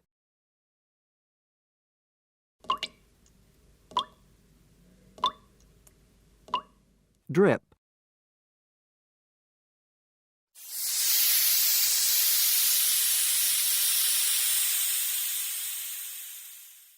Hiss.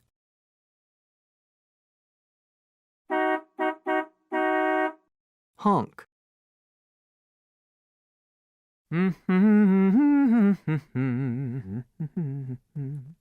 Hum.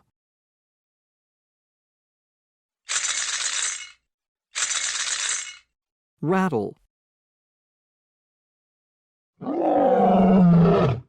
Roar.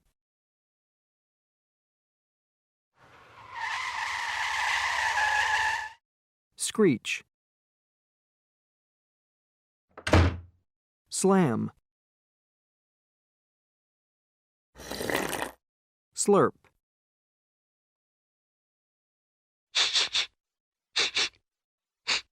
Sniff.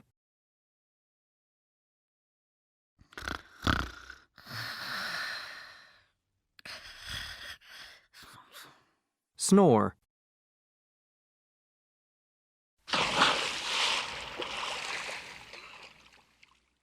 Splash.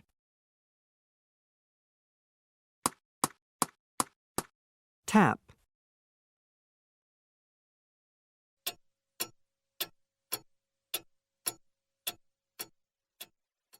Tick.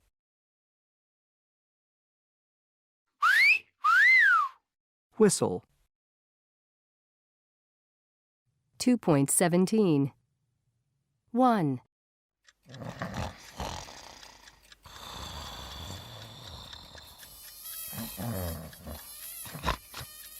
Oh no.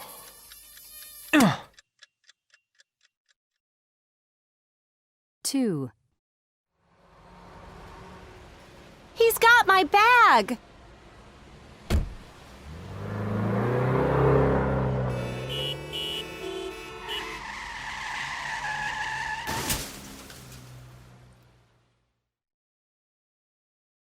Three.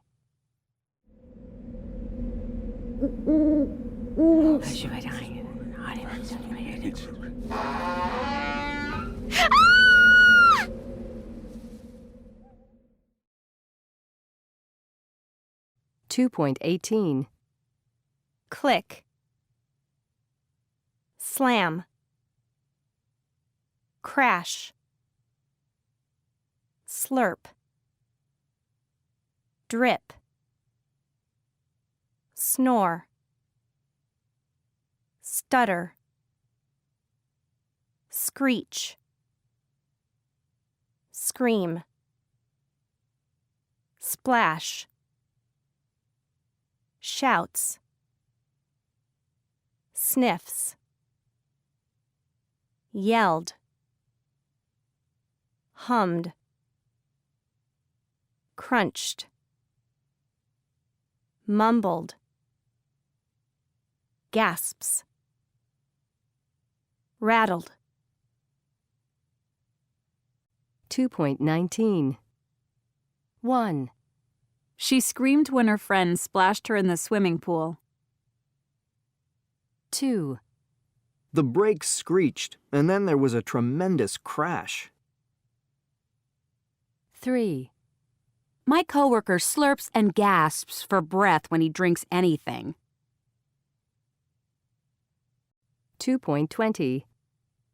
All of us are sensitive to sudden noise. We react if our neighbor suddenly turns on the radio full blast, or if a dog starts barking loudly in the street.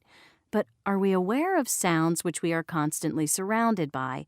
The music in a restaurant, the noise of the subway. Do we even notice these sounds? And do we realize just how harmful they can be? Here we are inside a well-known restaurant.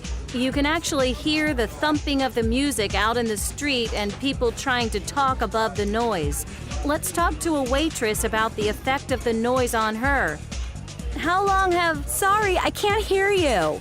Let's go outside. How long have you worked here? I've worked at this restaurant for a month now. Recently, I've been getting bad headaches, and sometimes I wake up with my ears buzzing. But I stay on the job because the money is good. How long is your shift? 8 to 9 hours. It's no wonder she's been getting headaches. The music level in there was 95 decibels. It's the equivalent of a jackhammer at 50 feet in the ground. One study shows that sustained exposure may result in hearing loss at 90 to 95 decibels. And according to the Occupational Safety and Health Administration, OSHA, the daily permissible noise level for 95 decibels is 4 hours. She's working twice the permitted time, which explains the headaches and buzzing in her ears. So why does the restaurant play such loud music? Studies show that loud and fast-tempo music encourages customers to drink and chew more quickly. Some restaurants are using this to deliberately control their sound systems and set noise levels to increase profits. So yes, there may be a price to pay for the loud music, but the reward is cold hard cash.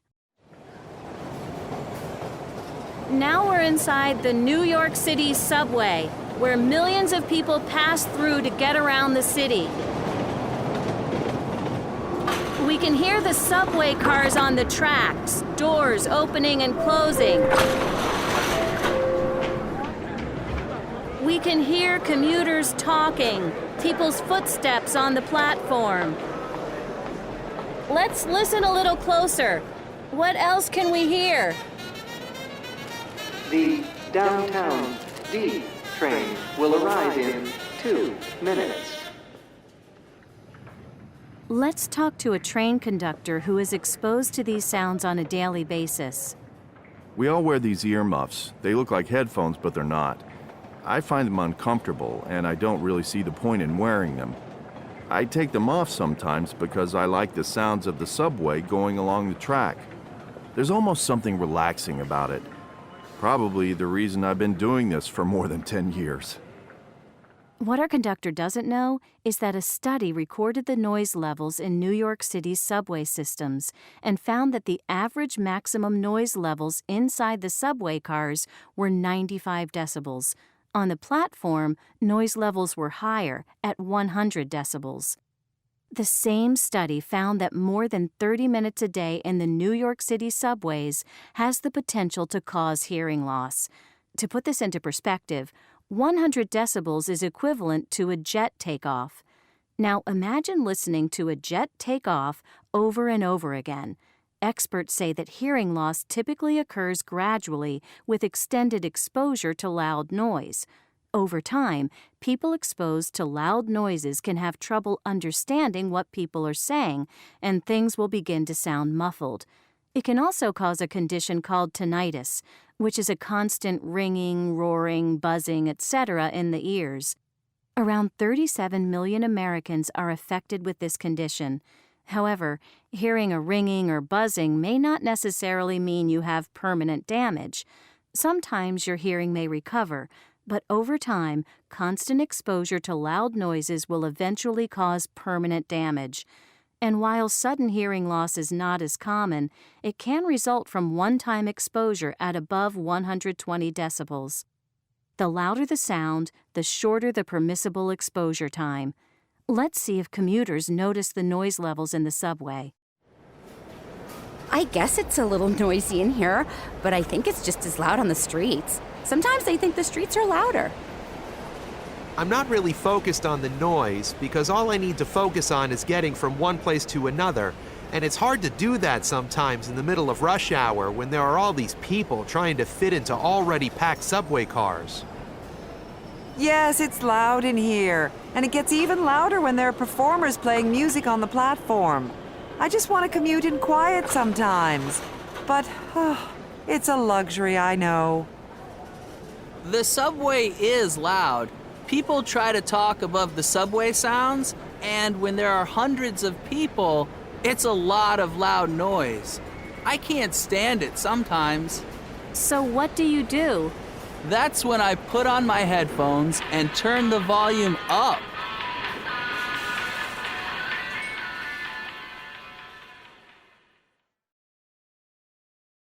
(2.21) 1. All I knew of the man with the beard and the Panama hat was that our paths crossed at about 8:20 in the morning on the street I walked down daily. The rest of his story was my own invention until I spoke to him last week. Aaron is a self-taught jeweller and artist. He passes me each day on his way back from the synagogue at the end of the street, where he's training to be a rabbi. 2. I pass number 220 once or twice a day, depending on my route, and from time to time I see an older gentleman standing outside it, leaning on the gatepost. I wonder when I pass him what he sees and what he has seen. When I talk to him, he tells me his name is Clarence and he's from Barbados. He arrived in Britain in 1957 and has been here ever since. He is in his 80s and has close family who live nearby. 3. As I leave for work each morning, the man who cleans my street is usually positioned with his cart at the corner of the first junction I pass, and he never fails to smile and say good morning. When I introduced myself to him, he told me that his name was Gerard and he's from Ireland. He moved to London when he was a child. 4. Always together. The young man and the dog who work at the hardware store are regularly to be found in the doorway of the shop, side by side, observing the comings and goings on the street. Cheyenne is from Iran and his dog is German. Both have lived in London for many years. Cheyenne tells me that he's not sure if he is a Londoner, but says that he kisses the ground every time he returns to the city from a trip abroad. 5. The bun shop at the end of the road is an old-fashioned bakery where you can get a no-nonsense cup of instant coffee and a donut covered in hundreds and thousands. When I pass it, the two ladies behind the counter are always busy, feeding the local community. Tara is from St. Lucia, though her accent has faded. Her nickname at work is Cleopatra because she spends so long on her hair. Rita is from the Philippines and she does not like eating buns.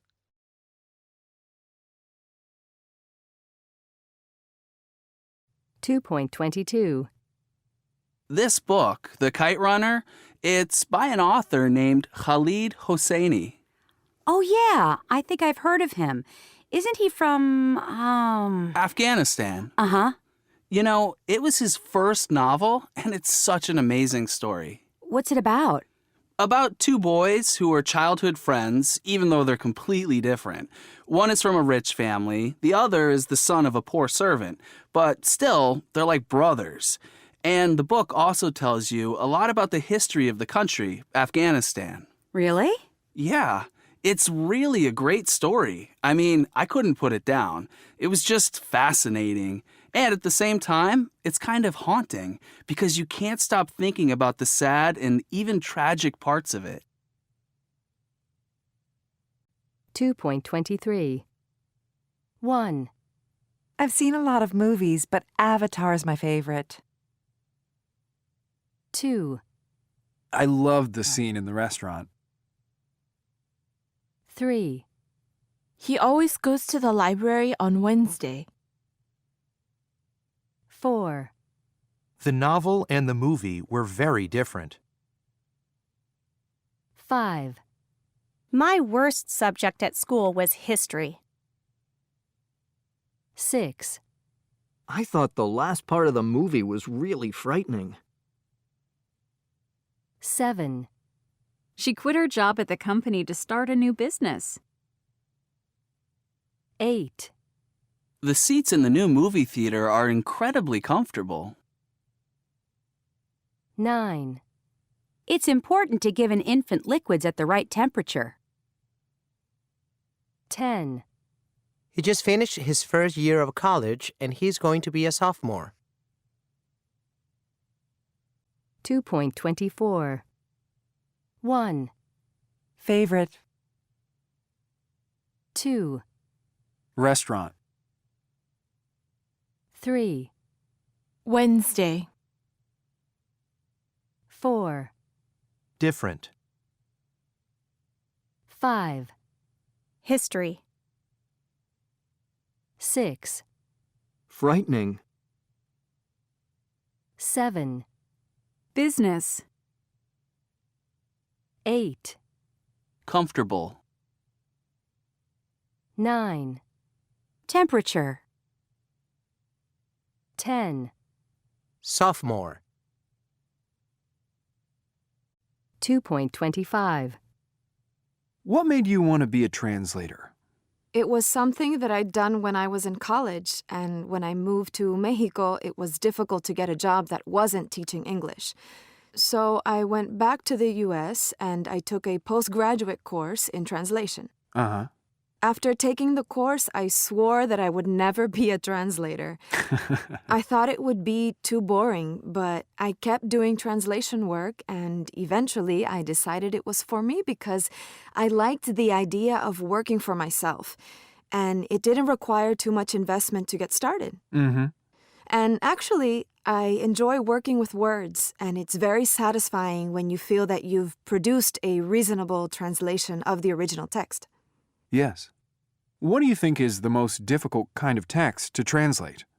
Literary texts like novels, poetry, or drama because you have to give a lot of consideration to the author and to the way it's been written in the original language. In order to translate a novel well, do you think you need to be a novelist yourself? I think that's true, ideally, yes. And is that the case? I mean, are most of the well-known translators of novels, generally speaking, novelists in their own right? Yes, I think in English anyway. People who translate into English tend to be published authors, and they tend to specialize in a particular author in the other language. I see. And of course, if it's a living author, then it's so much easier because you can actually communicate with the author and say, like, what did you really mean here? Another thing I've heard that is very hard to translate is advertising. For example, slogans. Well, with advertising, the problem is that it has to be something punchy, and it's very difficult to translate that. For example, one of the Coca-Cola ads, the slogan in English was "the real thing," but you just couldn't translate that literally into Spanish. Oh. It just wouldn't have had the same power. In fact, it became sensación de vivir, which is sensation of living, which sounds really good in Spanish, but it would sound weird in English. What about movie titles? They're very difficult too. People always complain that they haven't been translated accurately, but of course it's impossible because sometimes a literal translation just doesn't work. For example? Okay, well, think of, the Julie Andrews movie, The Sound of Music. Well, that works in English because it's a phrase that you know. Like, I can hear the sound of music. Mm-hmm. But it doesn't work at all in other languages, and in Spanish it was called sonrisas y lágrimas, which means smiles and tears. In German it was called meine Lieder, meine Träume, which means my songs, my dreams. And in Italian, it was tutti insieme appassionatamente, which means, I think, all together passionately. Or, I don't know, something like that. In fact, I think it was translated differently all over the world. Do you think there are special problems translating movie scripts for the subtitles? Yes, a lot. There are special constraints. For example, the translation has to fit on the screen as the actor is speaking. And so sometimes the translation is a paraphrase rather than a direct translation. Oh. And of course, going back to untranslatable things, really the big problems are cultural and humor because they're just not the same. I see. You can get the idea across, but you might need pages to explain it. And, by that time, the movie's moved on. I also sometimes think that the translators are given the movie on DVD. I mean, rather than a written script, and that sometimes they've simply misheard or they didn't understand what the people said. And that's the only explanation I can come up with for some of the mistranslations that I've seen. Although, sometimes it might be that some things like humor and jokes, especially ones that depend on wordplay, are just, they're simply untranslatable. Right. And often, it's very difficult to get the right register.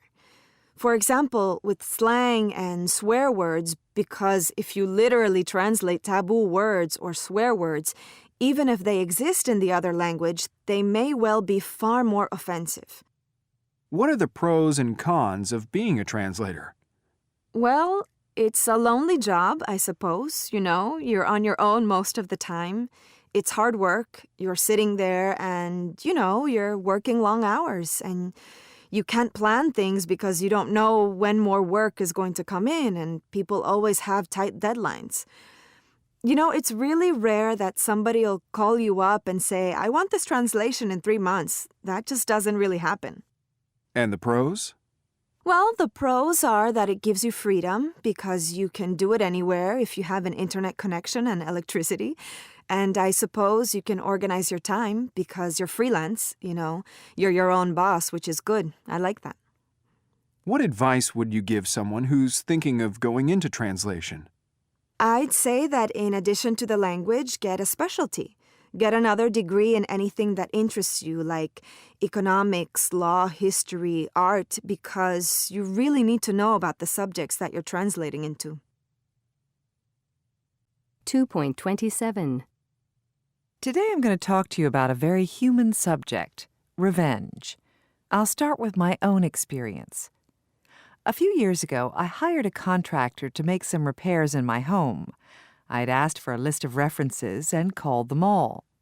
But when he did the work, he accidentally damaged my windows, so now my windows were scratched up and in need of repair. I decided to take revenge. I told him I would call everyone in his list of references and tell them about my experience. They would think twice before recommending him again, I figured. Then he paid for the scratched windows. But what if my tactic hadn't worked, and I'd had to call all those references? I wouldn't have gained anything, and I would have spent a lot of valuable time making all these calls. What would I have gained? Revenge. People naturally want to take revenge for mistreatment, psychologists are finding out. They enjoy revenge so much that they will take a loss for it, according to a Swiss research study. Here's how the experiment works. They give 2 participants $10 each and tell them the game rules. You get the first move. If you give your $10 to the other player, the researcher will quadruple your gift and the other player gets $50. Then the other player gets a choice. Your partner can keep all of the winnings or share the winnings, giving you money back. $25, an even split, would be fair, in my opinion. If the other player selfishly kept the $50, you could take revenge. You could take some money from your own pocket and give it to the researcher to take away money from the greedy player. Most people took revenge and punished the other player severely. While they were making the decision whether or not to take revenge, their brains were scanned by positive emission tomography, PET, to see which parts of their brains were active. The revenge-taking players enjoyed brain activity in their pleasure centers, and those who punished the greedy players the most got the most pleasure.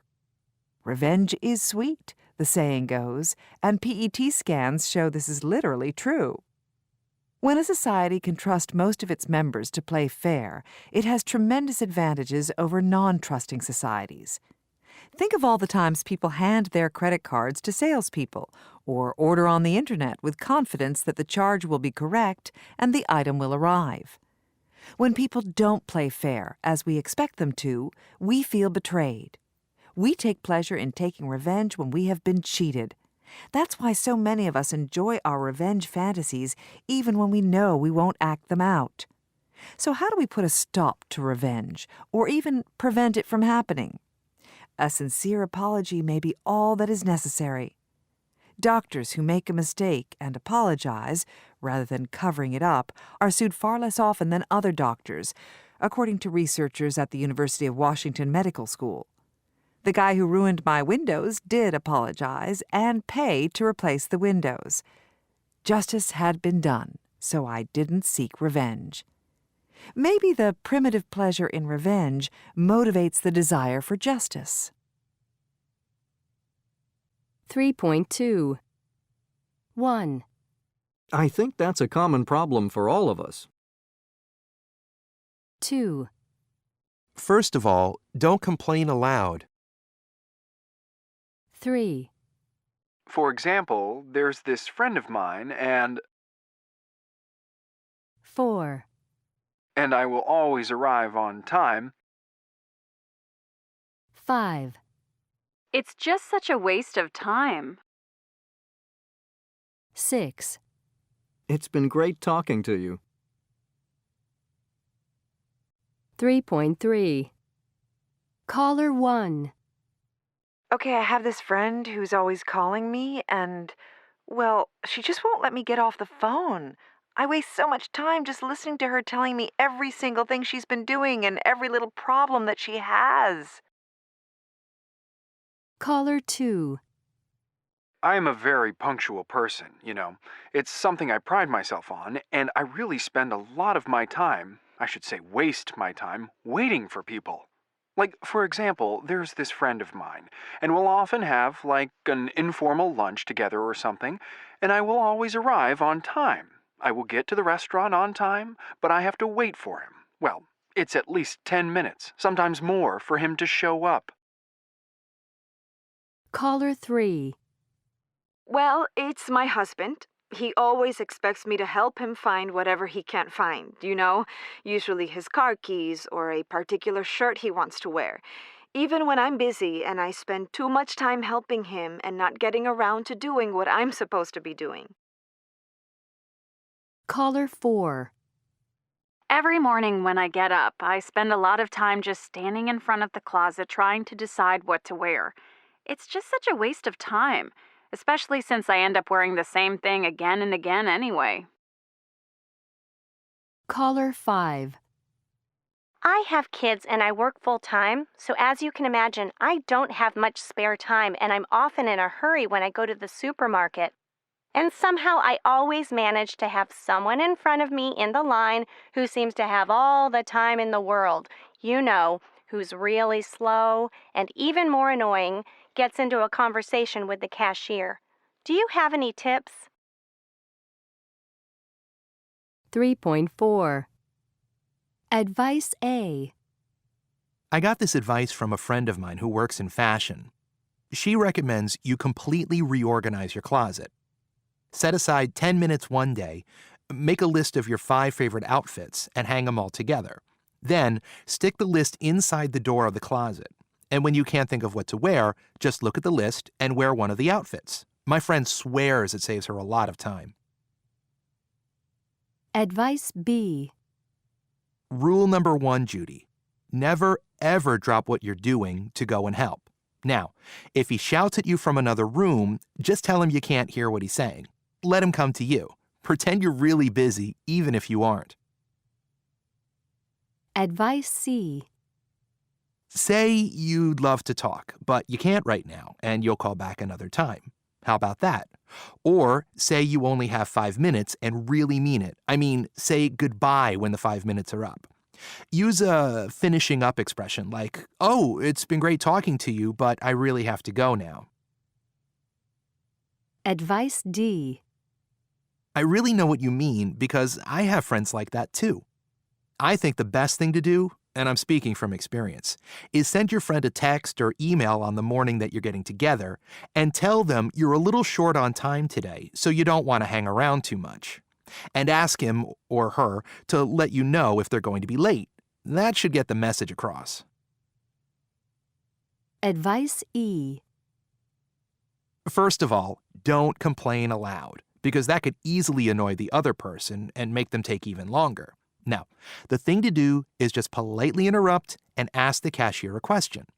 Now, that should bring the person ahead of you back to reality, and it will remind the cashier that there are other people waiting to check out. 3.5.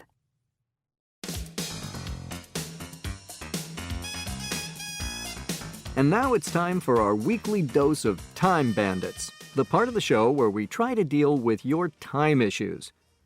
Today, we're going to be talking to our time management guru, Richard. And now we're going to line 1, which is Jade from Chicago. Hi, Jade. Hi, guys. Okay, I have this friend who's always calling me, and well, she just won't let me get off the phone.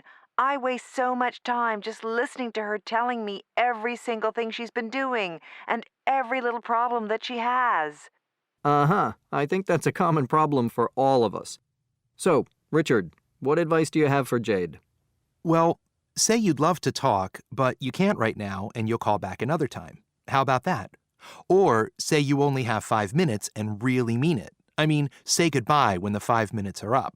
Use a finishing up expression like, "Oh, it's been great talking to you, but I really have to go now." Okay, thank you. No problem. That's great advice, Richard. I'll have to remember to use that with my mother-in-law. All right, then. We're going to line 2 now. We're talking to Nick from St. Louis. Hi, Nick. Hi there. What I wanted to say was I am a very punctual person, It's something I pride myself on. And I really spend a lot of my time, I should say waste my time, waiting for people. Like, for example, there's this friend of mine, and we'll often have like an informal lunch together or something, and I will always arrive on time. I will get to the restaurant on time, but I have to wait for him. Well, it's at least 10 minutes, sometimes more, for him to show up. Okay, Nick. Thanks. Now over to you, Richard. Well, Nick, I really know what you mean, because I have friends like that too. I think the best thing to do, and I'm speaking from experience, is send your friend a text or email on the morning that you're getting together and tell them you're a little short on time today, so you don't want to hang around too much. And ask him or her to let you know if they're going to be late. That should get the message across. That's great advice, Richard. Okay, then, moving punctually on to line 3, which is Judy from Sioux City, Iowa. Hello, Judy. Oh, hello. Oh, my. Well, it's my husband. He always expects me to help him find whatever he can't find, usually his car keys or a particular shirt he wants to wear. Even when I'm busy and I spend too much time helping him and not getting around to doing what I'm supposed to be doing. Okay, I see. Well, Richard, what do you make of that? Rule number 1, Judy. Never, ever drop what you're doing to go and help. Now, if he shouts at you from another room, just tell him you can't hear what he's saying. Let him come to you. Pretend you're really busy, even if you aren't. Oh, I'll try. That's fantastic, Richard. Thank you. Now, moving on to caller 4, who's Wendy from Columbus, Ohio. Wendy, what's your problem? Hi. Every morning when I get up, I spend a lot of time just standing in front of the closet trying to decide what to wear. It's just such a waste of time, especially since I end up wearing the same thing again and again anyway. I know how you feel, Wendy. Richard, what's your advice? Okay, I think I can help you, Wendy. I got this advice from a friend of mine who works in fashion. She recommends you completely reorganize your closet. Set aside 10 minutes one day, make a list of your 5 favorite outfits, and hang them all together. Uh-huh. Then, stick the list inside the door of the closet. And when you can't think of what to wear, just look at the list and wear one of the outfits. My friend swears it saves her a lot of time. Wow. Thank you. That's great advice, Richard. I should remember that myself. Now, we're almost out of time, so we need to take our last caller, and that is Sue from Minneapolis. Hello, Sue. Oh, hi. Am I on? Yes, you are. What's your problem? I have kids and I work full-time, so as you can imagine, I don't have much spare time, and I'm often in a hurry when I go to the supermarket. And somehow, I always manage to have someone in front of me in the line who seems to have all the time in the world. Who's really slow, and even more annoying, gets into a conversation with the cashier. Do you have any tips? Any tips for Sue there, Richard? Of course, of course. Well, first of all, don't complain aloud, because that could easily annoy the other person and make them take even longer. No, the thing to do is just politely interrupt and ask the cashier a question. Now that should bring the person ahead of you back to reality, and it will remind the cashier that there are other people waiting to check out. All right. All right? That's great advice, Richard. I think a lot of people could use that. Well, I'm afraid time's up for now, but thank you for all your calls.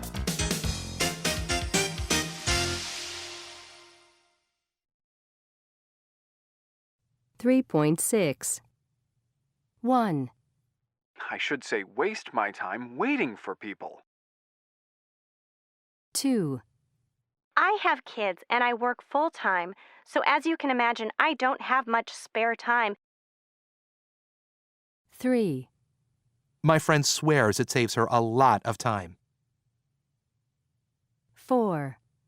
Tell them you're a little short on time today. 5. Well, I'm afraid time's up for now, but thank you all for your calls. 3.7 1. My great-grandfather was very wealthy, but incredibly cheap. 2. I just had a really good idea. 3. Even though I left home early, I nearly missed the flight. 4. I heard that he doesn't earn much. 3.8. Air, bear, pear, wear, ear, appear, cheer, earring, fear, hear, earth, learn, beat, creek, deal, neatly, please, scream, death, jealous, pleasure, spread, unhealthy, break, steak, heart. 3.10. Part 1. One of the most puzzling paradoxes in social science is that although people spend so much of their time trying to make more money, having more money doesn't seem to make them that much happier. My colleagues Liz Dunn and Laura Aknin, both at the University of British Columbia, and I, wondered if the issue was not that money couldn't buy happiness, but that people simply weren't spending it in the right way to make themselves happier. Liz had the great idea of exploring whether, if we encouraged people to spend money in different ways, we could uncover the domains in which money might lead to happiness.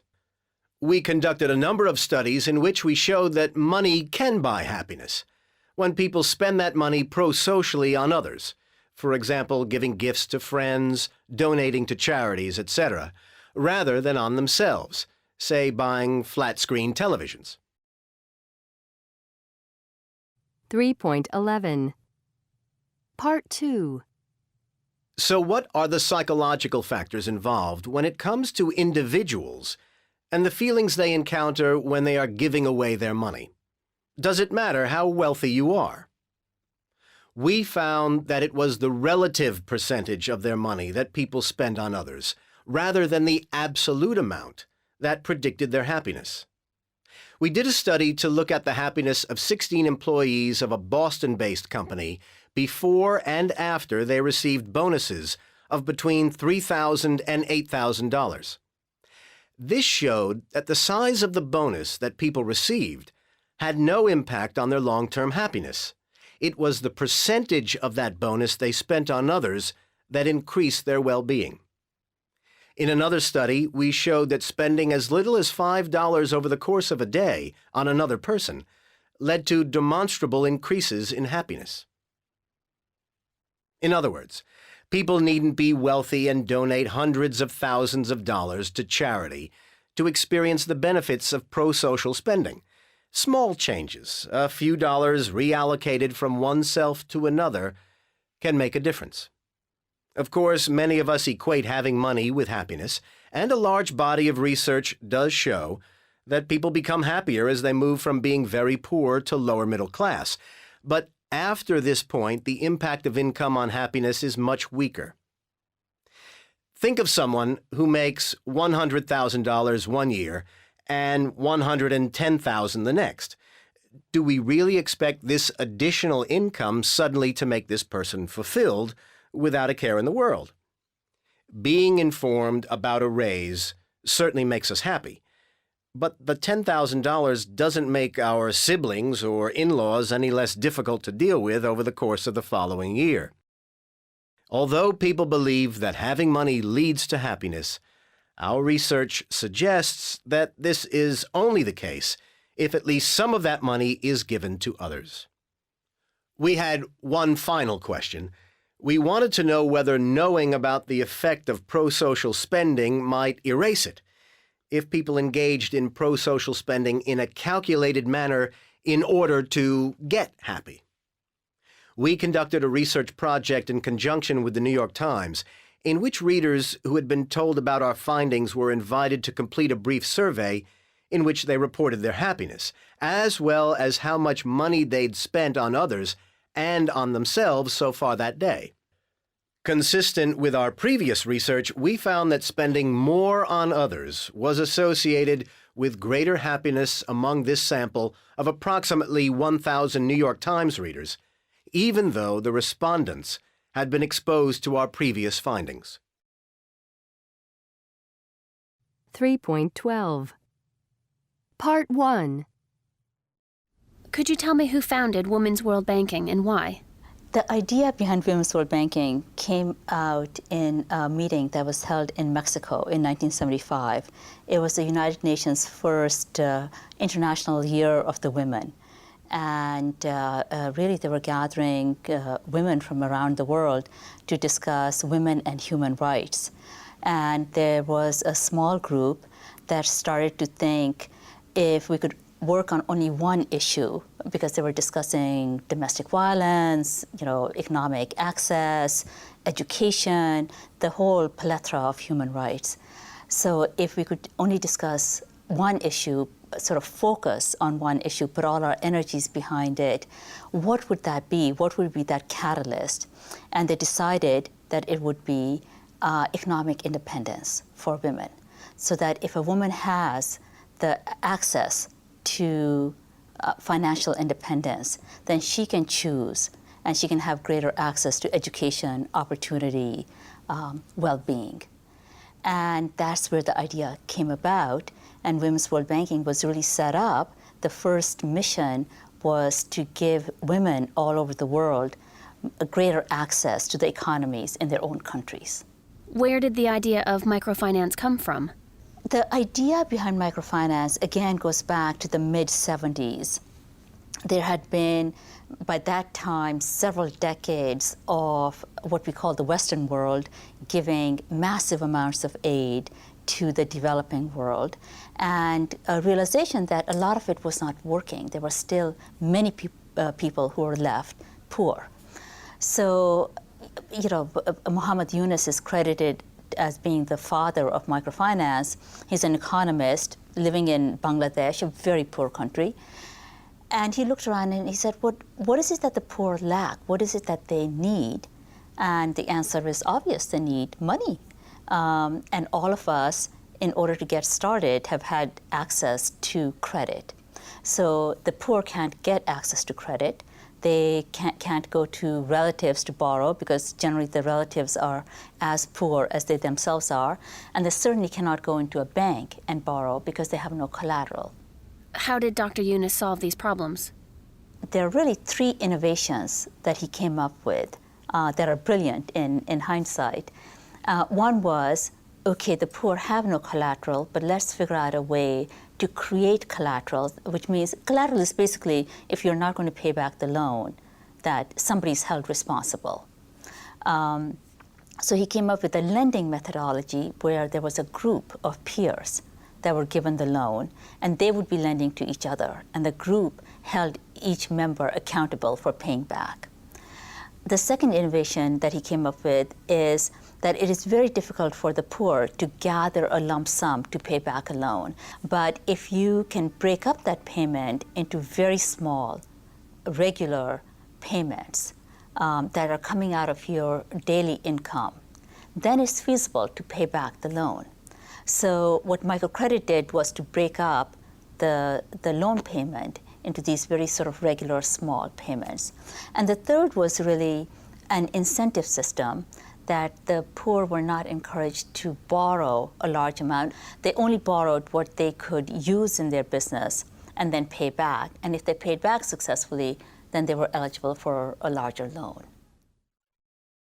3.13 Part 2. Do you have any examples of individual success stories? Oh, I love talking about individual success stories, because this is what sort of gets us up in the morning and gets us to come to work and stay late and do this work. Since I've been at Women's World Banking, I've been to the Dominican Republic, Jordan, and India. So I'm happy to give you a story from each of the three countries. The DR is a more established economy, if you will, and so the woman I met had already had successive loans that she had taken from our partner in the DR. And what she did was to start out, she was basically selling food from her kitchen, making excess food and selling it to the factory workers. Took out a loan, sort of increased that business, and then set up a little cantina out of her living room so that along with food, she was selling cigarettes, beer, candy, etc. That business did well, took out another loan, and built a room on top of her house and started to rent it out. And so over 7 years, what she's been able to do is to completely build a new home for herself and rent out the old one. And this is going to ensure income in her old age, because at some point she's going to be too old to work in the kitchen and to be standing on her feet behind the cantina counter. And she's looking at these rental rooms that she has been able to put on as her old age security. In Jordan, I'll tell you about a young woman that we met. Sort of the cultural norm in Jordan is that a fairly old husband can marry again and marry a fairly young woman. So the one that we met, her husband was now too old and sick. So while he took care of having a roof over her head, she had absolutely no means of earning more money for herself or her kids. And at her socioeconomic level, it's not considered proper for a woman to go out and work. So the only thing that she was able to do was she had taken a loan to buy cosmetics and was selling them from her living room to her neighbors. And this was considered to be an okay business for her because primarily she was dealing with other women. But it gave her that sort of extra money to use for herself. And then in India, where I was recently, in the city of Hyderabad, and Hyderabad is this up-and-coming city, it's gleaming. Indians themselves are thinking of it as the next cyber city. But across town, they have slums where even now, both men and women have not gone to school, they're not educated, and their only recourse is to work in the informal economy. So the family that we met, the husband was a vegetable seller, so he took his cart and went out into the more affluent neighborhoods. The son had dropped out of school to join his father to push a similar cart, and the mother had taken a loan to embroider saris. And she did this at home, sort of in her spare time. And what she really wanted to do was to amass enough income so that she could cut out the middleman, because she basically got half of what that sari was worth because she was handing it over to a middleman. So that if she could buy the materials herself, embroider it herself, and sell it herself to the store, she could in effect double her income without doubling her labor. 3.14. 1. So if we could only discuss one issue, sort of focus on one issue, put all our energies behind it, what would that be? 2. What is it that the poor lack? What is it that they need? 3. And the third was really an incentive system that the poor were not encouraged to borrow a large amount. They only borrowed what they could use in their business and then pay back. 4.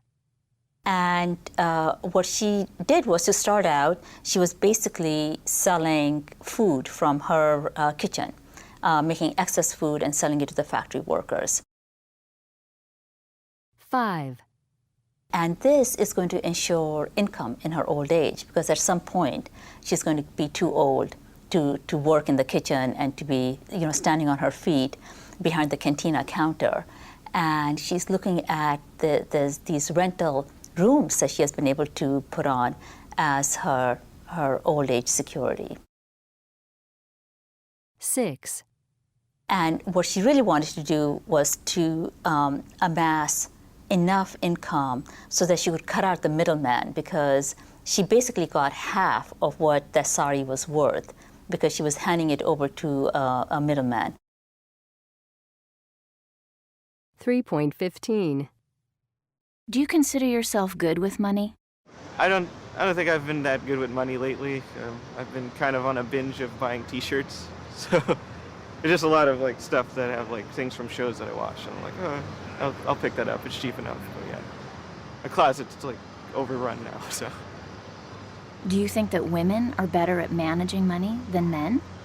I'm not sure if it's a matter of maybe women better than men. I think it's just, depends on where. I mean, we're in New York City, so it's kind of hard to go anywhere without spending like a lot of money, even if it's just to go out to walk around. But I mean, yeah, so like it might more just be like how, based on like where we are, where we live and stuff. But yeah.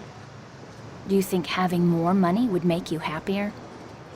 I don't think having more money would make me happier. I think it would bring a lot more problems. I certainly wouldn't know how to manage it very well right off the bat. So yeah.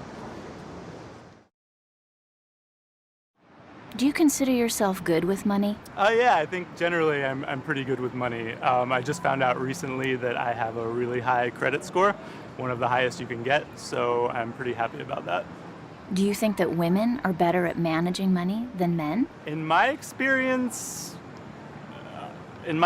no. I think it depends on the person. I've met a lot of women who are really good with money and some women who aren't great, and same with men.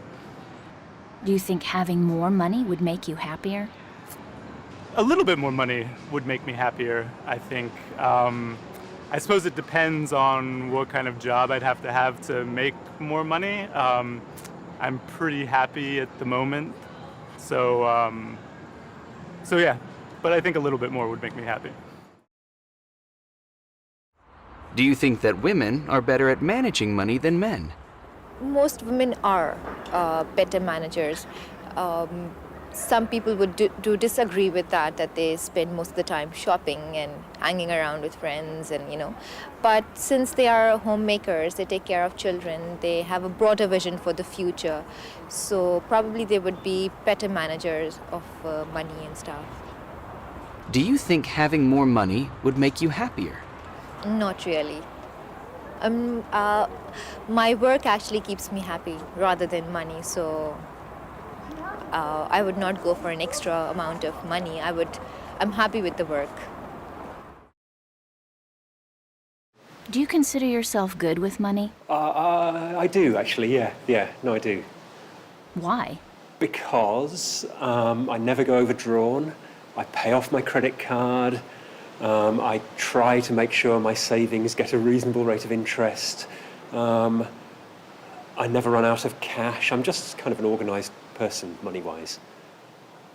Do you think that women are better at managing money than men? That's a tricky one. In some respects, I think so. I wouldn't want to fall into stereotyping.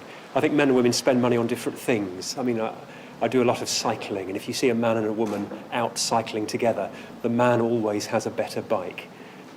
Always. It's quite amazing.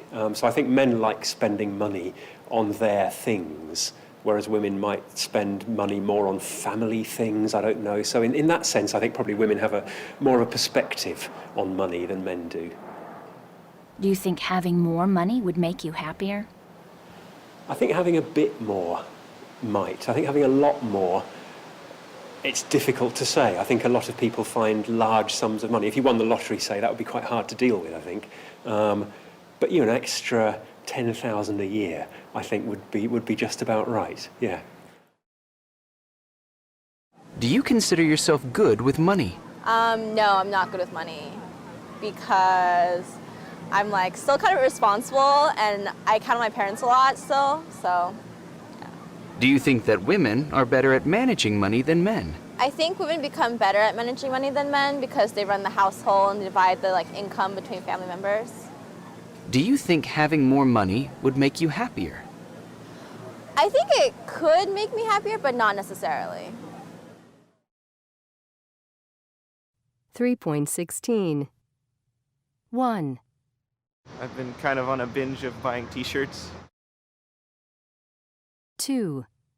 I just found out recently that I have a really high credit score, one of the highest you can get. 3. They spend most of the time shopping and hanging around with friends. 4. I try to make sure my savings get a reasonable rate of interest. 5. I never run out of cash. 3.17. 1. Would you mind opening the window? It's a little stuffy in here. 2. To Penn Station. And can you hurry, please? 3.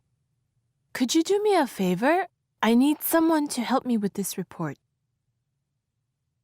4. If you're going to the cafeteria, do you think you could get me a sandwich? 5. Would you mind asking your parents to come next weekend and not this one? 6. Would it be possible for you to give me a ride to the station? My car's in the shop. 3.18. 1. A. Would you mind opening the window? It's a little stuffy in here. B. Would you mind opening the window? It's a little stuffy in here. 2. A. To Penn Station. And can you hurry, please?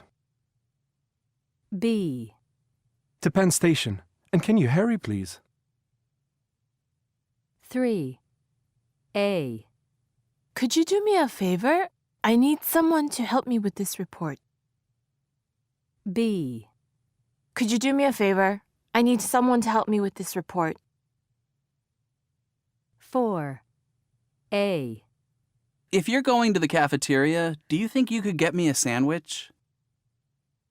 B. If you're going to the cafeteria, do you think you could get me a sandwich? 5. A. Would you mind asking your parents to come next weekend and not this one? B.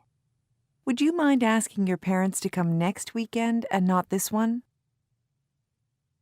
6. A.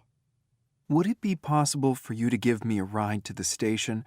My car's in the shop. B. Would it be possible for you to give me a ride to the station? My car's in the shop. 3.19. 1. Would you mind opening the window? It's a little stuffy in here. 2. To Penn Station. And can you hurry, please? 3. Could you do me a favor? I need someone to help me with this report. 4. If you're going to the cafeteria, do you think you could get me a sandwich? 5. Would you mind asking your parents to come next weekend and not this one? 6. Would it be possible for you to give me a ride to the station? My car's in the shop. 3.20.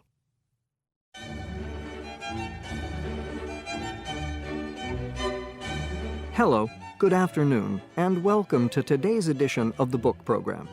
Did you know that on every list of bestsellers there's always one kind of book that's guaranteed to be there? And that's a self-help book. From how to make a fortune to how to bring up your children, there's a book that can give you advice on any problem you could possibly have. Today, our 4 regular guests have each chosen a best-selling self-help book to talk about. First, Matt Crossley. What did you choose, Matt? Well, I have quite a few friends who are into psychology, and when I talk with them, I always wish I could make an intelligent comment to show that I know something about psychology too. Uh-huh. Which, in fact, I don't. So I chose The Bluffer's Guide to Psychology. The Bluffer's Guides are a series of books that are supposed to help you talk about a subject even if you don't really know anything about it. Ah. So there are Bluffer's Guides to economics, to opera, to wine, all kinds of things. And what did you think? Well, I have to say I was really impressed. It's a lighthearted introduction to psychology, which is both funny, but at the same time extremely informative and scientifically based. My feeling is that even people who really do know about psychology would find it a good read. And speaking personally, it actually made me want to find out some more about certain things, like the Gestalt theory. So you'd recommend it? Absolutely. I now understand some of the terminology of psychology and a little about the main theories. But above all, I had a great time reading it. I actually laughed out loud at one point just reading one of the glossary entries. So, The Bluffer's Guide to Psychology is recommended reading. Anita, how about you? Well, I chose a diet book called Naresh and India's Idiot-Proof Diet. I chose it mainly because India Knight is a columnist I like, and I often read her articles in the Sunday Times, which are usually very witty, and also because I see myself as kind of an expert on diet books. Aha. I mean, I've read them all and I've tried them all over the last 10 years. And your verdict? Well, I'll just start by saying that I haven't actually tried out the diet yet, so I don't know if it really works. But I thought that the book was great. Mm-hmm. As Matt said about The Bluffer's Guide, this book made me laugh, which is not something you can usually say about a diet book. But for me, the two best points were, first of all, that it's written by two women who are overweight, and they followed the diet themselves. Most diet books seem to be written either by men or by stick-thin women who've never had a weight problem in their lives. So the fact that the authors had tried out the diet themselves gave it credibility for me. And then the second reason is that more than half the book is these two women talking about all the reasons that made them put on weight in the first place. And I'm sure that all these psychological reasons are at the heart of most people's weight problems. So do you think you'll give the diet a try? Well, I don't know, maybe.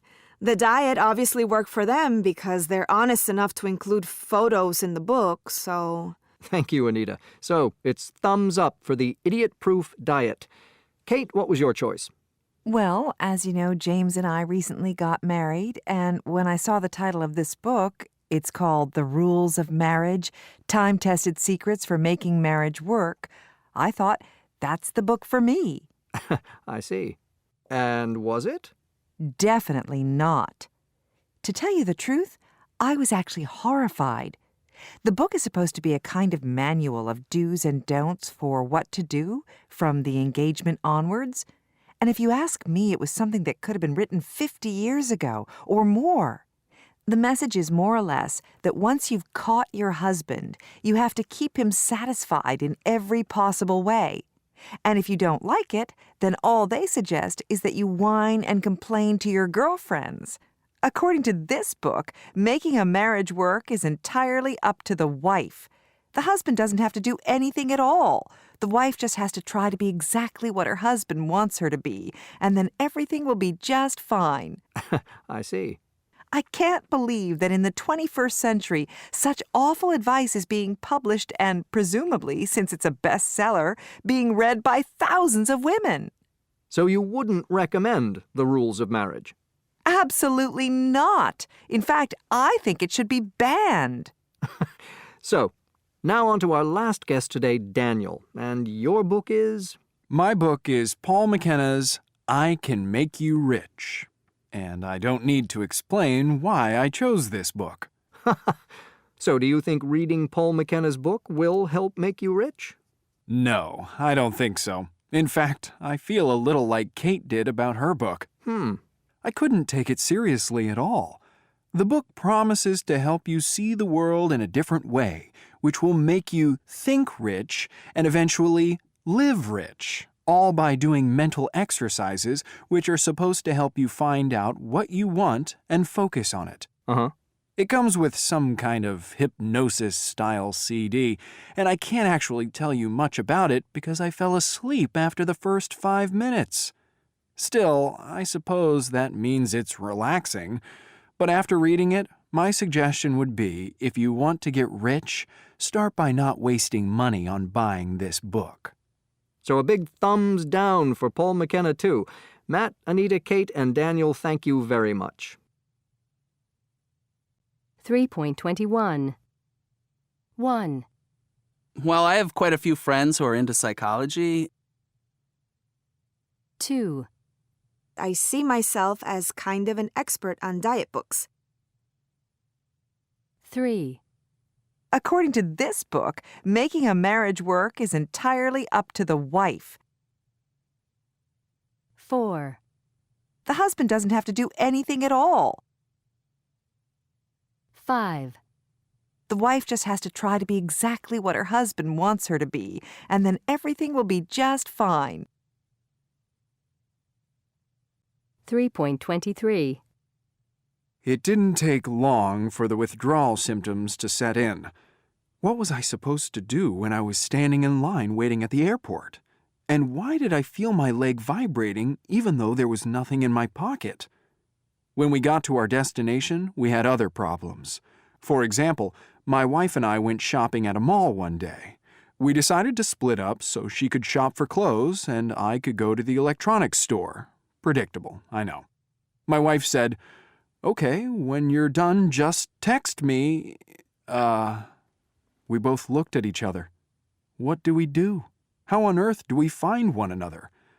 "Well, I guess this is goodbye," I said. Forever. My wife and I racked our brains for what seemed like hours, trying to come up with a reasonable method to locate one another. "When we're done, why don't we meet at the car?" my wife offered proudly. This is what prehistoric humans used to do, meet at the car. Another time, we were downtown, relatively far from where we were staying. It was getting close to dinner time, and we needed to find a restaurant. "Why don't we go to that place that my friend was telling us about?" my wife suggested. "Sure. Where is it?" I asked. "I don't know. Why don't we Google—" Oh. To make a long story short, we turned around and drove home. 3.24. So modern technology has its advantages, no question about that. But there were positives during the No Cell Phone Challenge as well. 2 examples. The first was when we took our kids to the Children's Museum.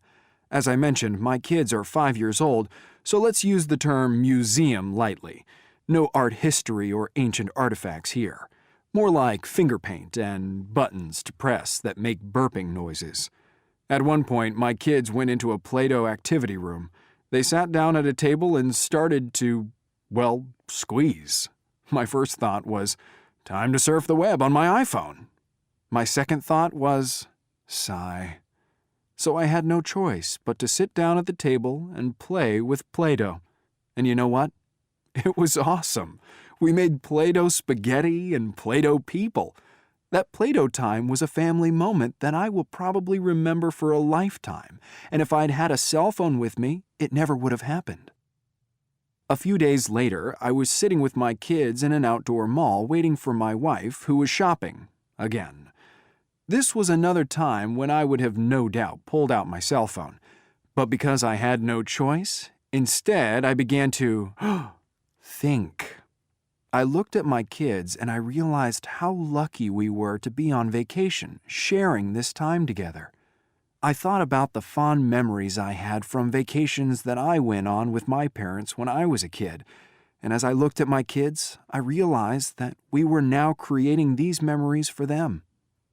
As the week came to a close, we returned home back to real life, jobs, bills, and yes, cell phones.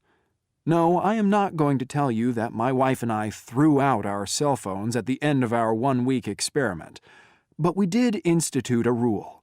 No cell phones during dinner, and perhaps more importantly, we gain some perspective and confidence to try and tune out the distractions and live our lives in the moment.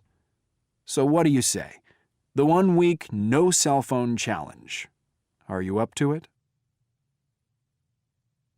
3.25. Shh. Addiction. Anxious. Condition. Crucial. Obsession. Officially. Pressure. Technician.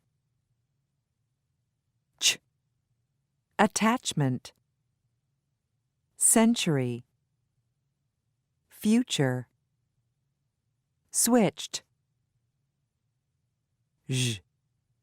Conclusion. Decision. Occasion. Pleasure. Arrangement. Engaged. Journalist. Message. Surgery. 3.26. What's the question? Do I have any obsessions? Well, I don't consider them obsessions, but I do have a habit of organizing myself in ways that other people might consider obsessive. I've walked into a friend's apartment where I was staying for a week or two and instantly alphabetized their collection of CDs or DVDs of maybe 100 or so, because if I was going to be there and I needed to find a piece of music, it just means it was a lot easier to find it when it's alphabetized. Are all your book collections and record collections at home alphabetized? Absolutely. It just saves... I do it once, and it saves a lot of time when I'm looking for things afterward. It's just practical. I don't think it's obsessive. Do you have any personal obsessions? For example, collecting things, exercise, neatness, that kind of thing. Well, I do. I have a real obsession with cleaning, and it's awful. It's the bane of my existence. It's absolutely terrible. I cannot relax unless everything is absolutely, clean and organized. I've had to dial it back a little bit because my husband's very laid back, and I just haven't been allowed to be as obsessed as I have been in the past. And of course, having children stops the obsession a little bit because there are toys and stuff everywhere. Uh-huh. Where did the obsession come from? Well, I think it's a security thing, and I feel when everything's neat and clean, I feel safe and comfortable. And I think it's because when I was in my early teens, my parents split up. They divorced, and that's when it started. I started cleaning.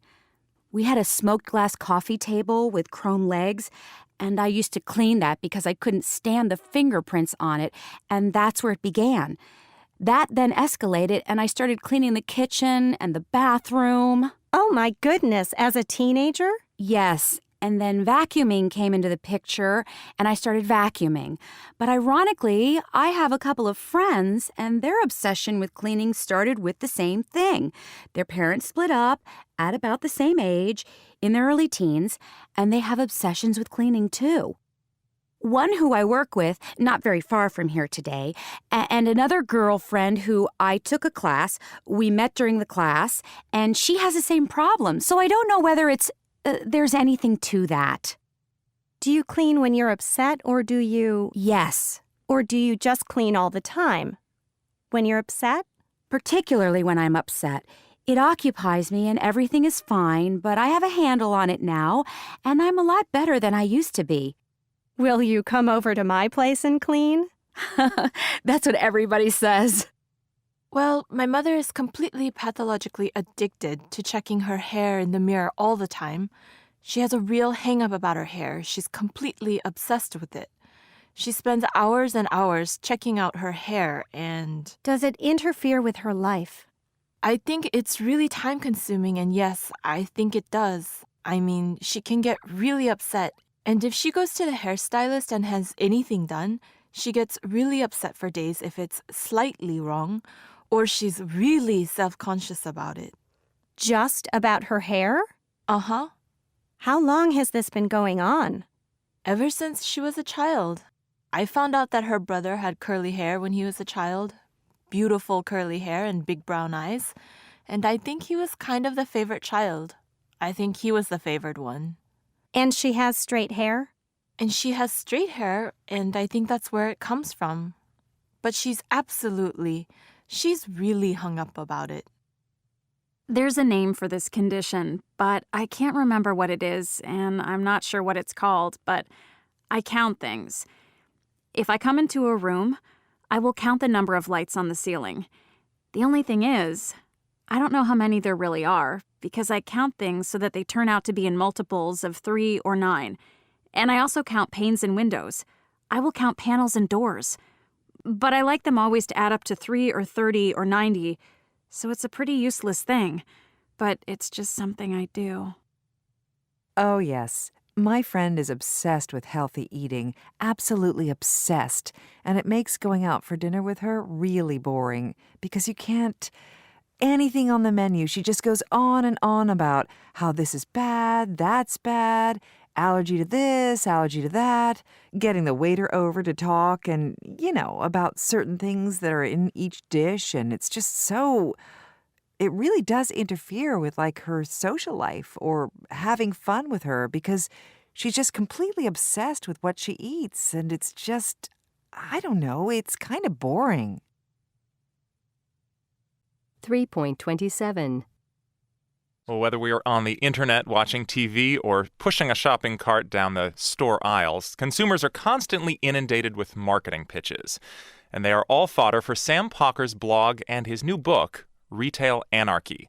This retail critic and consumer anthropologist came into our New York studios to share his concerns. When I started writing this book, we were at the peak of all this stuff, and I was watching consumers go to the store and just overload their shopping carts with the most ridiculous garbage, blueberry, raspberry flavored dish soap or something, and it doubles as a chewing gum, and it's got a slogan and a commercial, and people are filling the carts with it like it's nothing. You're making something up, blueberry, raspberry flavored dish soap, chewing gum. But you actually have things on your blog that are not so far off from that. One of my favorite recent ones is the freeze and eat fruit tubes, which I did a whole expose on my blog about different ways that fruit is being processed. I'm fascinated by the notion in this country that we've stopped making quality products, that we stopped aiming to make quality products, and now we kind of pride ourselves on how we're able to confuse the consumer into giving us their money. And then the result of that is these absolutely insane products. You also rail at great length against marketing tactics that get people to spend more of their money. And one of my favorite passages in your book is about one of your favorite holidays. Yes, Lobster Fest. At our Lobster Fest, we do lobster best. No one else even comes close. From $8.95. It's utterly ridiculous. I mean, who in their right mind would ever say, hey, let's go celebrate Lobster Fest? I mean, what marketing person really thought anyone was going to fall for this holiday? But people do fall for it. People fall for the ads. They see the ads and they think, wow, we haven't had lobster in a really long time. And they go to Red Lobster. But as you write, Lobster Fest presumably identified the month when they were selling the fewest lobsters, sure, decided to brand it Lobster Fest, and now they're no longer selling the fewest lobsters in that month. Sounds like a success to me. Sure, I suppose it is, from a financial point of view, but is it successful from a cultural point of view? There is no benefit to this. This thing exists entirely to sell more lobsters. So what's your ideal world? I wouldn't say I have an ideal world. I just think that the level of consumerism is so out of control. Even now with the recession, you think the level of consumerism is way out of control? It's still outrageous. If you just watch television or listen to the radio or read the newspaper, you hear recession, recession, recession. If you go to a mall on a Saturday, you've never seen the mall so packed.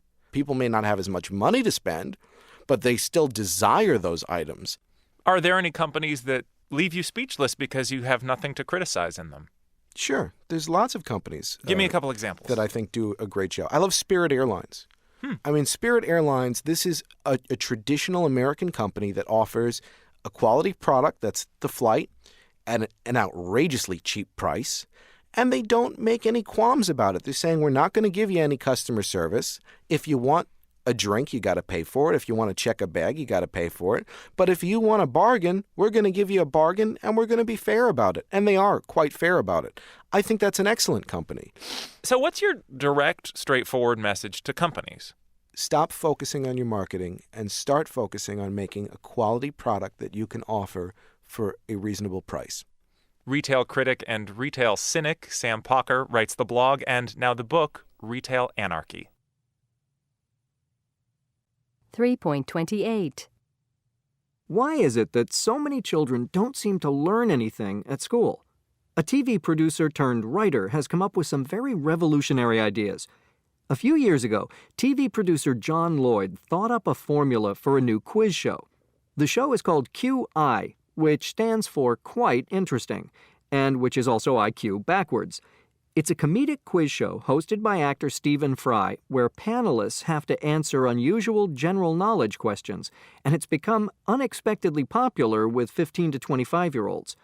Along with co-author John Mitchinson, Lloyd has since written a number of QI books, for example, The Book of General Ignorance, and these have also been incredibly successful.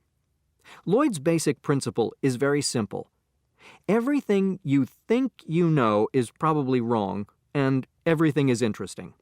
The QI Book of General Ignorance, for example, contains 240 questions, all of which reveal surprising answers. So we learn, for example, that goldfish have very long memories, that you're more likely to be killed by an asteroid than by lightning, or that Julius Caesar was not actually born by cesarean section. The popularity of these books proves Lloyd's other thesis, that human beings, and children in particular, are naturally curious and have a desire to learn. And this, he believes, has several implications for education. According to Lloyd and Mitchinson, there are 2 reasons why children, in spite of being curious, tend to do badly in school.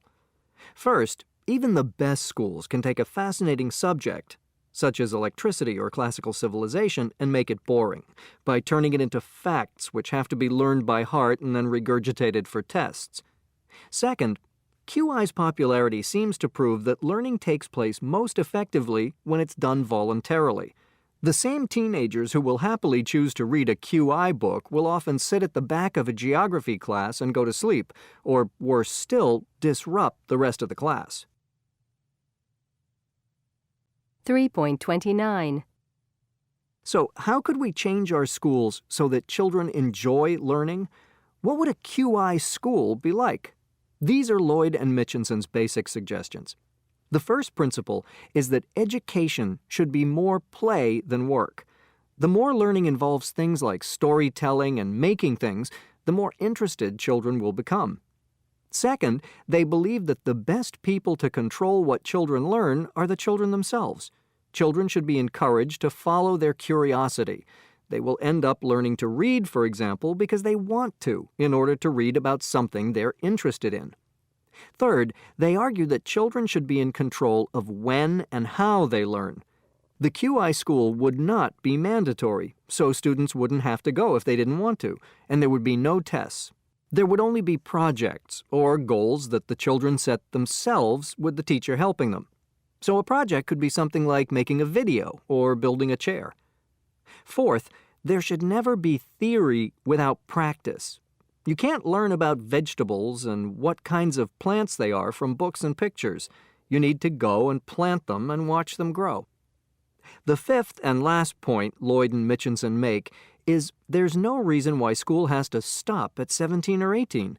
The QI school would be a place where you would be able to continue learning all your life, a mini university where the young and old could continue to find out about all the things they are naturally curious about.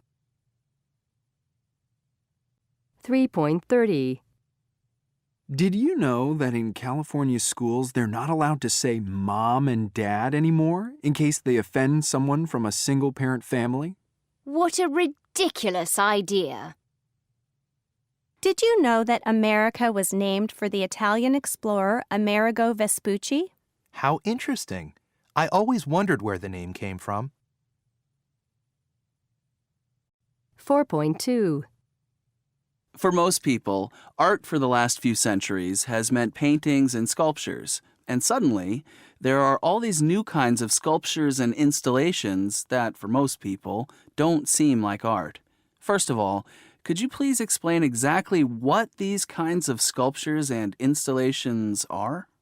Well, installations are really mixed media works that take up a whole gallery or space, while the modern sculptures you're referring to are assemblies of objects that may take up a little less space, but that you probably wouldn't think of as traditional works of art when you first see them. So, how would you explain to people that installations are also art? Well, an installation, or this new kind of modern sculpture, is really no different from a painting or a traditional sculpture if you think about where the artist starts from. That is, they have an idea about something they want to communicate, and then they decide how to communicate that idea. So that could be in paint, or it could be in stone, or it could be in wood or metal, or it could be through an installation, which could be a kind of assembly of different types of objects. In all three methods, in all these different media, they would still be trying to say the same thing. They would then choose the medium that was suitable for them, or which they'd been trained in, or which was suitable for that particular idea they wanted to communicate. A lot of artists have been trained in how to make an installation, perhaps more than they have been trained in drawing today. But I think a lot of people would think that while drawing and painting require a level of expertise that the average person doesn't have, Yeah. when people look at some installations, they think, well, I could do that. They don't see that there's any expertise involved at all. Well, it's just different skills. For example, take Damien Hirst and Away from the Flock, Okay. which is a sheep in some formaldehyde in a case. First of all, he had to have the idea. And this was a very original idea. No one had ever done anything like that before. He came up with the idea of an animal, a sheep isolated from its flock, and he came up with the idea of preserving this animal in formaldehyde, which is something that scientists have certainly done before, but artists hadn't. And then he had to research how the animal could be properly preserved in this substance, the formaldehyde, and how in 10 or 20 years it would still be there and in good condition for people to look at. So there is a technical side to it as well. And then, of course, he had to arrange it in a particular way, put the animal in a particular pose so that it looks as if it's alive, although, of course, we all know that it isn't. And so it's a combination of an original idea and some very specific skills. And what is he trying to communicate to us through it? Well, as I said, the sheep looks alive, even though we all know it isn't. And so I think it's a kind of statement about death and life, just as lots of classical works of art, paintings are about life and death, and it's not so different from those. It's just that it's expressed in a different way. I think the important thing is what it gets the viewers to think about and to reflect on, and that's the same with all art. I mean, there isn't really any difference. Okay. So I can understand that you need a certain amount of technical ability to create the sheep in formaldehyde. But what about the bed? I mean, the bed is something that you look at and you think, yeah, that looks like my bed in the morning. Well, Tracy Emin's bed isn't actually her bed as it is in the morning when she gets up every day. It is a bed, and there are sheets and pillows and lots of other objects, but she has assembled these objects to represent herself. This is an autobiographical piece, just like a self-portrait, without her face or her body in it, but it still represents her. It's the story of her life. It's her relationship with all the men in her life and other people. You look on the floor and there are lots of pieces of her. There are her slippers, her toy dog, and newspapers that she's read, and bottles of water. So it's a story of her life, and it's arranged in a very particular way. It's not random, not just like your bed or my bed.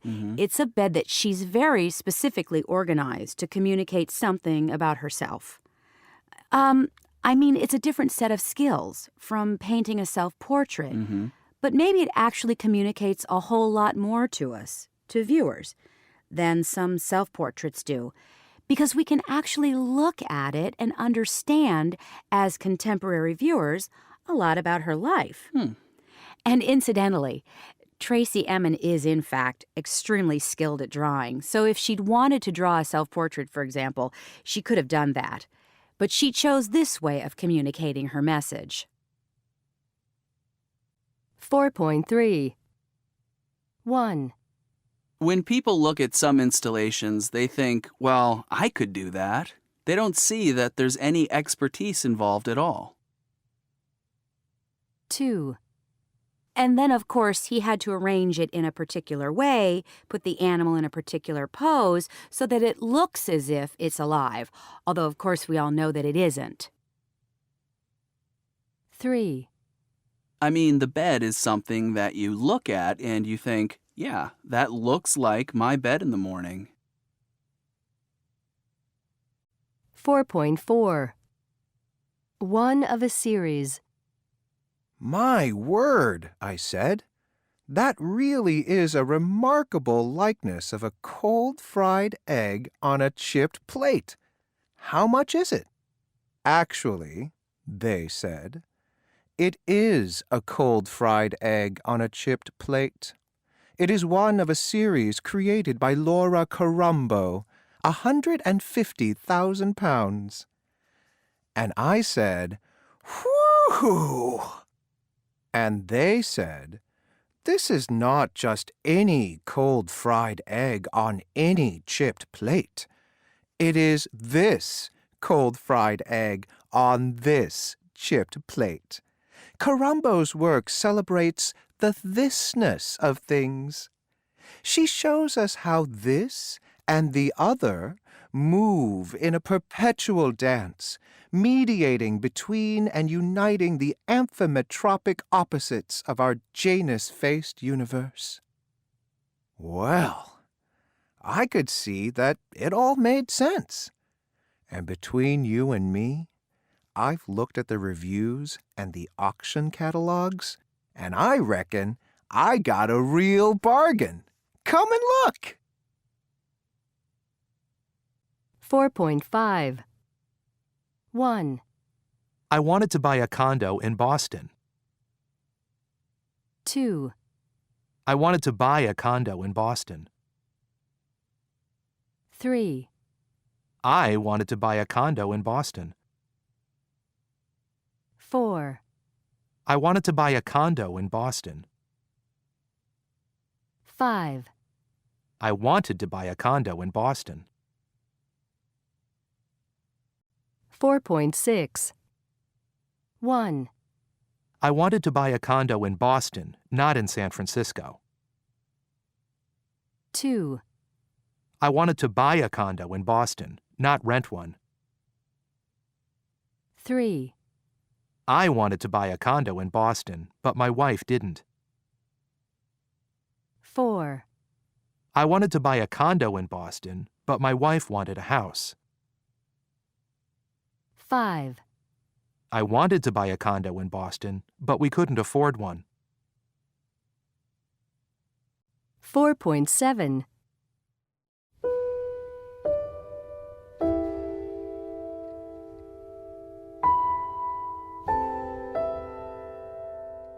In a Season of Calm Weather by Ray Bradbury.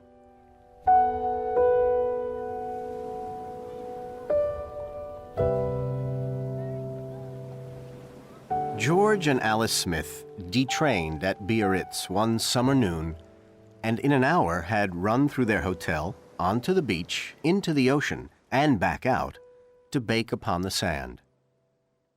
To see George Smith sprawled, burning there, you'd think him only a tourist flown to Europe and soon to be transported home. But here was a man who loved art more than life itself. George, his wife loomed over him, I know what you've been thinking. I can read your lips. He lay perfectly still, waiting. And? Picasso, she said. He winced. Someday she would learn to pronounce that name. "Please," she said, "relax. I know you heard the rumor this morning, but you should see your eyes. Your tick is back. All right, Picasso's here, down the coast a few miles away, visiting friends in some small fishing town. But you must forget it or our vacation's ruined." "I wish I'd never heard the rumor," he said honestly. "If only," she said, "you liked other painters." Others. Yes, there were others. He could breakfast most congenially on Caravaggio still lifes of autumn pears and midnight plums. For lunch, those fire-squirting, thick-wormed Van Gogh sunflowers. But the great feast, the paintings he saved his palate for, who else but the creator of Girl Before a Mirror and Guernica?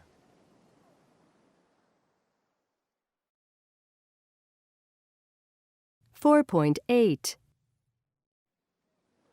"I keep thinking," he said aloud, "if we saved our money, we'll never have $5,000.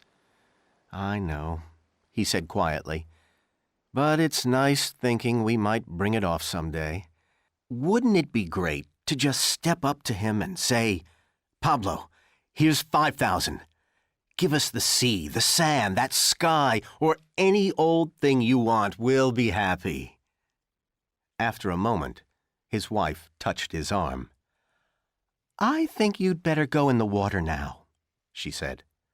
"Yes," he said, "I'd better do just that." During the afternoon, George Smith came out and went into the ocean with the vast spilling motions of now warm, now cool people, who at last, with the sun's decline, their bodies all lobster colors, trudged for their wedding cake hotels. The beach lay deserted for endless mile on mile save for two people. One was George Smith, towel over shoulder. Far along the shore, another shorter, square-cut man walked alone in the tranquil weather. He was deeper tanned, his close-shaven head dyed almost mahogany by the sun, and his eyes were clear and bright as water in his face. So the shoreline stage was set, and in a few minutes, the two men would meet.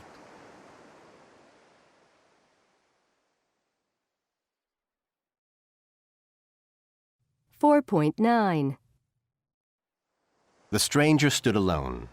Glancing about, he saw his aloneness, saw the waters of the lovely bay, saw the sun sliding down the late colors of the day, and then, half turning, spied a small wooden object on the sand. It was no more than the slender stick from a lime ice cream delicacy long since melted away. Smiling, he picked the stick up. With another glance around to reinsure his solitude, the man stooped again, and holding the stick gently with light sweeps of his hand, began to do the one thing in all the world he knew best how to do. He began to draw incredible figures along the sand. He sketched one figure, and then moved over, and still looking down, completely focused on his work now, drew a second and a third figure, and after that a fourth and a fifth and a sixth. George Smith, printing the shoreline with his feet, gazed here, gazed there, and then saw the man ahead. George Smith, drawing nearer, saw that the man, deeply tanned, was bending down. Nearer yet, and it was obvious what the man was up to. George Smith chuckled. Of course, of course.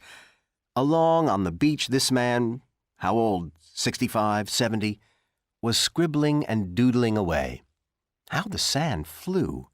How the wild portraits flung themselves out there on the shore. How... George Smith took one more step and stopped, very still.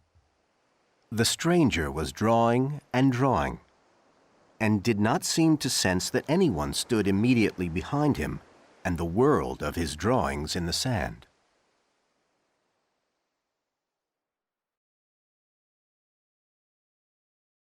$4.10. George Smith looked down at the sand, and after a long while looking, he began to tremble.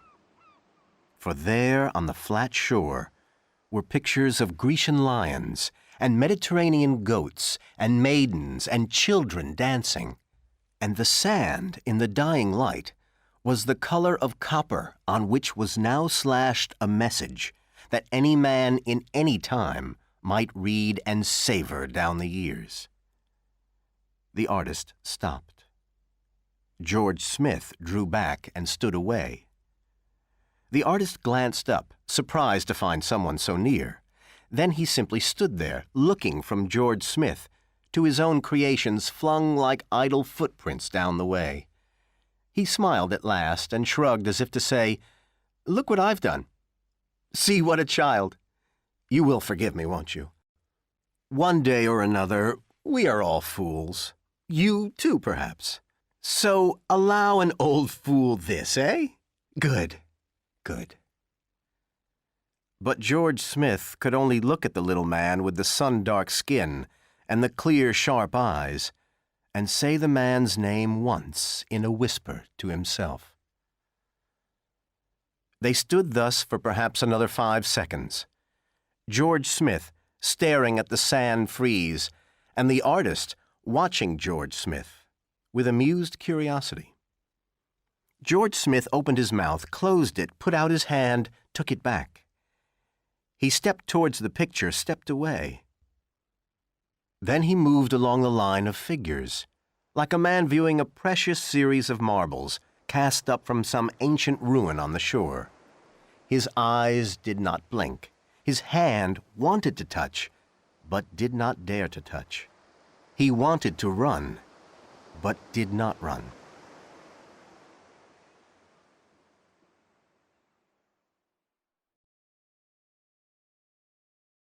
$4.11. He looked suddenly at the hotel. Run, yes, run. What? Grab a shovel? Dig? Excavate? Save a chunk of this all too crumbling sand? Find a repairman, race him back here with plaster of Paris to cast a mold of some small, fragile part of these. No, no. Silly, silly. Or? His eyes flicked to his hotel window. The camera. Run, get it, get back, and hurry along the shore, clicking, changing film, clicking until... George Smith whirled to face the sun. It burned faintly on his face. His eyes were 2 small fires from it. The sun was half under water, and as he watched, it sank the rest of the way in a matter of seconds. The artist had drawn nearer, and now was gazing into George Smith's face with great friendliness, as if he were guessing every thought. Now he was nodding his head in a little bow. Now the ice cream stick had fallen casually from his fingers. Now he was saying good night, good night. Now he was gone, walking back down the beach towards the south. George Smith stood looking after him. After a full minute, he did the only thing he could possibly do. He started at the beginning of the fantastic frieze, and he walked slowly along the shore.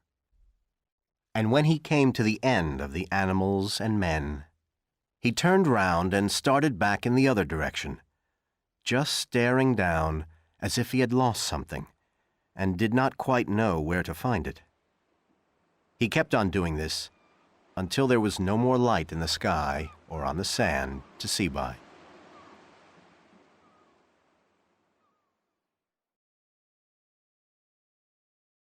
$4.12. He sat down at the supper table.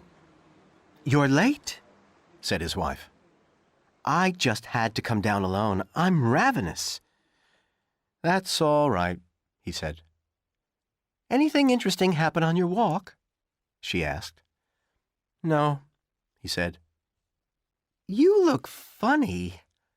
George, you didn't swim out too far, did you, and almost drown? I can tell by your face you did swim out too far, didn't you? Yes, he said. Well, she said, watching him closely, don't ever do that again. Now, what'll you have? He picked up the menu and started to read it, and stopped suddenly. What's wrong? Asked his wife. He turned his head and shut his eyes for a moment. Listen. She listened. I don't hear anything, she said. Don't you? No. What is it? Just the tide, he said after a while, sitting there, his eyes still shut. Just the tide coming in.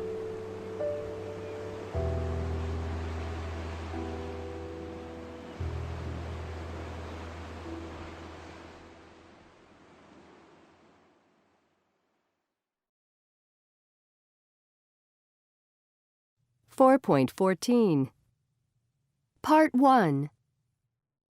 What is it about New York that inspires you? I was born here and raised nearby, and so I have memories of New York City from my early childhood, and to me it was always a magical place. Anything is possible here, and everything seems to happen here. And as my aunt once said to me, she said, people who live in New York, even if they've only been here for 1 year, they feel like they own the place. And I think that it's because New York is almost more of an event than a place where everything's changing and becoming something new all the time. And I think that's why it draws creative people, and it's very inspiring. Do you always paint in situ, or do you sometimes use photos? I always paint in situ, almost always. I use sketches and I work a little from memory and from sketches. I touch things up a little in the studio sometimes, or finish things. But I like to be in the location because it's always changing, and I take pieces of the scene, that things that happen at different times. A bird flying by might be very beautiful, or a person walking in the street and assuming a certain gesture or a pose that's perfect for the composition. Things like that happen over the course of a painting, and they can be just perfect. But a photo is very static and kind of flat, and it doesn't interest me to work from that. Does that mean you have to work very fast? Actually, I do. I have learned to work very fast because there's so many things that change on the street, yeah, including being blocked by trucks. And I do often work very fast. The seasons are constantly changing. People think of the 4 seasons, but really nature changes almost every day. And so if I started painting at one point, it's hard to finish it later in a different season or later on in the same season. What techniques do you use? I use the traditional technique. I use oil paint and brushes and canvas. How long does it normally take you to finish a painting from start to finish? Every painting is different. They can take a few hours or a few years. I've worked on some paintings for years and years, and sometimes I'll come back to a painting the following year when the season and the different light is right for that painting. As well as the city pictures, you also paint outside New York in the countryside. What similarities and differences are there in painting the city and painting the countryside? The city is very geometric, and I happen to love geometry. I love angles, crisscrossing, and the composition and different geometric shapes. But the countryside, when I first started painting, it was very difficult for me for that reason, because you don't have the perspective of the streets and the angles of the roofs and so on to lead your eye through the painting. It was a wonderful experience to learn how to make your eye move across a grassy field as opposed to down a street where it's so clear and easy kind of to figure out. So what are the advantages and disadvantages of painting in the country and the city? The countryside is a wonderful place for me to paint. I love it because I'm usually alone, pretty much alone there, and I'm not distracted by passersby.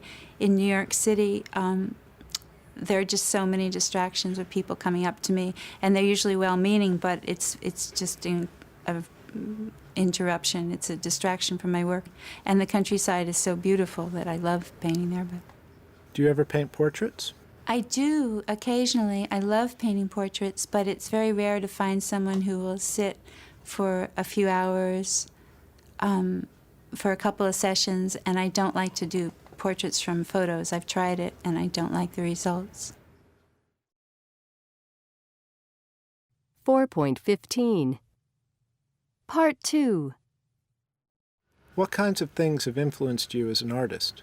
I think one of the greatest influences on me was growing up on the banks of the Hudson, which is such a beautiful place in the different light and different times of year. I think that was a main influence on me to want to be a landscape painter. Also, there were lots of paintings in the house where I grew up, and my parents loved painting very much, and also my mother painted some. So I, especially after we all grew up, she painted. So there were a lot of influences on me. What's your favorite time of day for painting? Actually, my favorite time of day is sunrise, but I don't always get up in time for that. So early morning and also late afternoon. Do you have a favorite time of year or season? Yes, I do, actually. I love to paint just before the spring, when the air is so crisp and clear and there aren't yet any leaves on the trees, so they can really see down the streets. There's something magical in New York about that time of year around March. And then, of course, when spring comes and the blossoms and the trees start to come out, it's just magical, but it lasts a very short time. Are there any other cities that you'd like to go and paint in? Oh, there are thousands of cities I'd love to go to paint in. The ancient cities, the older cities, Paris, Amsterdam, Florence, Venice, many places in Sicily, in Greece. I'd love to go to Turkey and paint on the Mediterranean, and any place where there's antiquity and where there's water or mountains. But it is hard to travel and paint. It's much better to go to one place and settle in and paint for a while in one place to get to really know the landscape. That's what I prefer to do. What do you think are the pros and cons of an artist's life? I think to be an artist, usually it requires a lot of sacrifice. And I know that sounds like a cliche, but it's true because it requires an enormous amount of time. It requires being free to suddenly change your plans at a moment's notice. For example, being a landscape painter is completely insane. I could be going out the door with one painting under my arm to work on it, and the weather could change, and I'd be working on a different painting, or I could have plans with someone and suddenly change them or drop the plans because the weather's right for a particular painting. That's a real big sacrifice in terms of your social life, and also, of course, finances. As I do, I tend to put painting before anything else. Well, it's hard to earn money and be a dedicated artist at the same time, I think. They contradict one another to some degree. 4.16. 1. I was born here and raised nearby, and so I have memories of New York City from my early childhood, and to me it was always a magical place. 2. Things like that happen over the course of a painting, and they can be just perfect. 3. So if I start a painting at one point, it's hard to finish it later in a different season or later on in the same season. 4. I've worked on some paintings for years and years, and sometimes I'll come back to a painting the following year when the season and the different light is right for that painting. 5. I love painting portraits, but it's very rare to find someone who will sit for a few hours for a couple of sessions, and I don't like to do portraits from photos. 6. And also my mother painted some, so I, especially after we all grew up, she painted, so there were a lot of influences on me. 7. It requires an enormous amount of time. It requires being free to suddenly change your plans at a moment's notice. 4.17. Do you often go to art galleries? I don't often go to art galleries. I'm more of a museum kind of guy. So a museum of natural history, museum of modern art sometimes, but more of a museum guy. What kind of art do you like? I just got back from a trip to Amsterdam, so I was able to see a lot of different museums there, including the Van Gogh Museum. So that was really cool because it actually takes you through like a path of his life and all the paintings that he painted throughout the different ages of his life. So that was really neat to see an entire artist's work throughout their entire lifetime period. So why do you like Van Gogh? I like Van Gogh because he has a pretty diverse painting background. You can definitely see the different styles of painting throughout his entire lifetime, from when he was a young kid to when he was a little bit more traumatized to when he painted his famous self-portrait later in his life. Do you have a favorite painting or poster in your house? Unfortunately, I don't have any paintings in my house. I'm only 26, so I'm not that cultured yet, but I do have different types of antiques. I'm probably the youngest viewer in Antiques Roadshow, so I have a couple jade plates hanging on my walls and a couple older antiques from back home. So, do you often go to art galleries? I do like going to art galleries. I majored in fine arts in college, so I did a lot of frequenting of the Chelsea galleries over there. What kind of art do you like? I'd say in general, in regards to a medium of art, I really love photography and printmaking.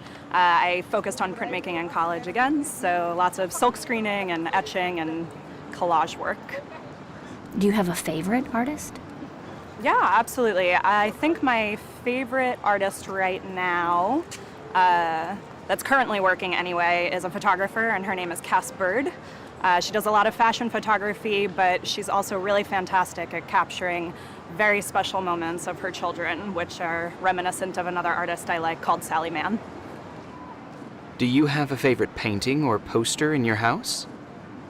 So my favorite piece of artwork that's hanging in my house right now is a photograph by Cass Bird, and it's two young ladies standing on a highway overpass waving to all the cars that are going underneath them. Do you often go to art galleries? I don't really go to art galleries that often, but I like to go to the Metropolitan Museum of Art in New York City. What kind of art do you like? I am a fan of Impressionist paintings and also Greco-Roman sculpture. Do you have a favorite painting or poster in your house? My favorite work of art in my house is a photograph my friend took while she was in Paris of the Louvre Art Museum. Can you describe it? It's the sun setting over the museum. You can see the light filtering through the triangle, and it creates a beautiful setting and feeling. Do you often go to art galleries? I don't go as often as I should, actually. A lot of my friends go quite a bit, and I never seem to find the time. It might be because I'm outside London. I think if you live in London, you spend more time, or it's more available to you to go to them. So I don't go as much as I should. What kind of art do you like? I like art that feels very accessible, that you can understand. So portraiture and photography as well, travel photography, I find really interesting. Do you have a favorite painting or poster in your house? I do actually, and it's in my parents' house. It's a painting that my best friend did for our family because she's an artist by profession, and she painted a picture of my mum and I, a photo that we took when I was very young, and painted it as if from the point of view of the person taking the picture. And it's a really interesting picture, and she set it on the cliffs in Cornwall, which is where our family used to spend a lot of time. And it's a really lovely picture that she painted for us as a gift. So, yeah, that's it. 4.18. 1. It actually takes you through like a path of his life and all the paintings. 2. I majored in fine arts in college, so I did a lot of frequenting of the Chelsea galleries. 3. I'd say in general, in regards to a medium of art, I really love photography and printmaking. 4. You can see the light filtering through the triangle, and it creates a beautiful setting. 5. It's a painting that my best friend did for our family because she's an artist by profession. 4.19.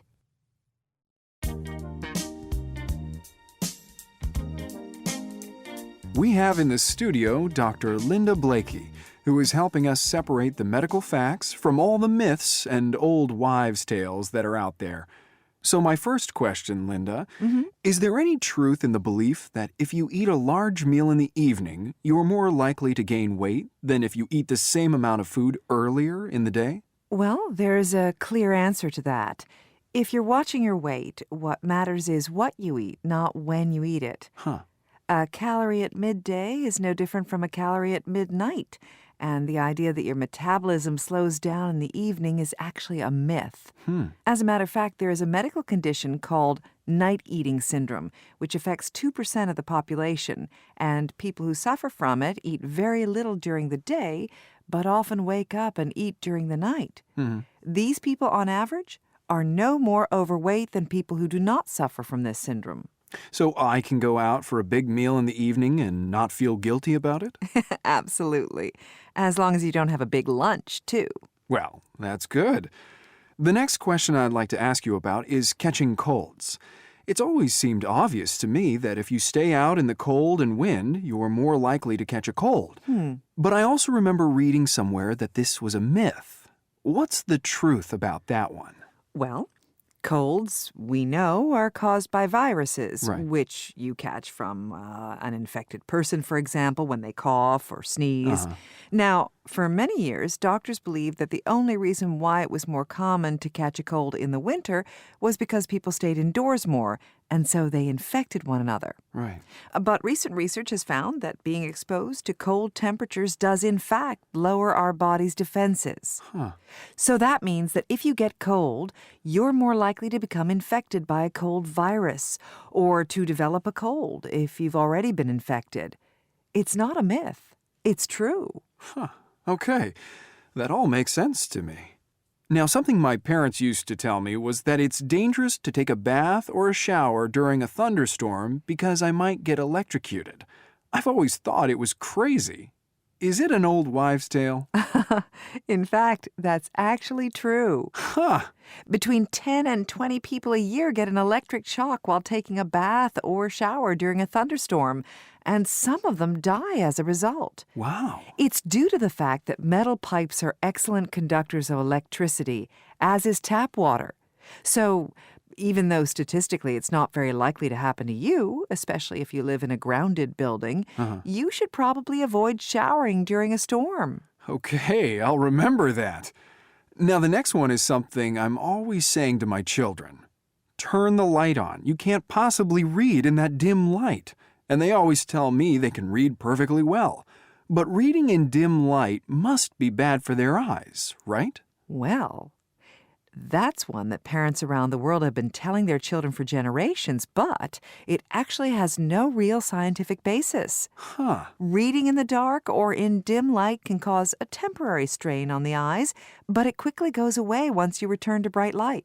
Well, now I know. Now, the next one affects me directly. Every summer in the mosquito season, I get really badly bitten, even when I put insect repellent on. But my wife never gets bitten at all. She says that mosquitoes don't like her. Is that possible? It's irritating, isn't it? Yes. As a matter of fact, it seems to be true. Female mosquitoes, which are the ones that bite, are attracted to the carbon dioxide we exhale, our body heat, and certain chemicals in our sweat. But some lucky people produce chemicals that either prevent mosquitoes from detecting them or that actually drive them away. Huh. Unfortunately, I'm not one of those lucky people either, but your wife obviously is. The last thing I would like you to clarify for us is the idea that bottled water is purer than tap water. Now, I know it's one thing to drink bottled water if you're traveling in a country where the water hasn't been treated or isn't safe to drink. But what about here in the United States? We're all a bit suspicious of what comes out of our taps, and that's why sales of bottled water have risen so much over the last decade. But what many people don't realize is that bottled water isn't subjected to the same regular testing that tap water is. And in some tests, a third of the samples of bottled water analyzed were contaminated. In any case, a quarter of all bottled water sold is just filtered tap water. 4.20. 1. If you're watching your weight, what matters is what you eat, not when you eat it. 2. Colds, we know, are caused by viruses, which you catch from an infected person. 3. But recent research has found that being exposed to cold temperatures does, in fact, lower our body's defenses. 4. As a matter of fact, there is a medical condition called night eating syndrome, which affects 2% of the population. 5.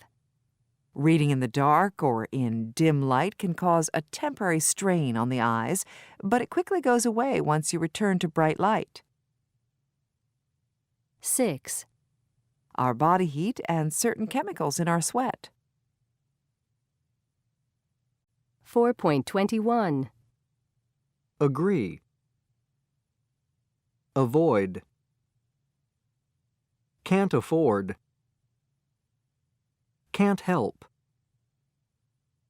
Can't stand. Deny. Had better. Happen. Imagine. Involve. It's not worth. Let. Look forward to. Manage. Miss. Practice. Pretend. Refuse. Regret. Risk. Suggest. Tend. Threaten. Would rather. 4.22. 1. It's a kind of treatment that uses hypnosis, that is, putting people into an unconscious state to help with physical or emotional problems. 2. It's medicine or remedies made from herbs and plants. 3. It's a system of treating diseases or conditions using very small amounts of the substance that causes the disease or condition. 4. It's a technique that uses natural sweet-smelling oils for controlling pain or for rubbing into the body during massage. 5. It's a type of alternative treatment in which somebody's feet are massaged in a particular way in order to heal other parts of the body or to make them feel mentally relaxed. 6. It involves treating some diseases and physical problems by pressing and moving the bones in a person's spine or joints. 7.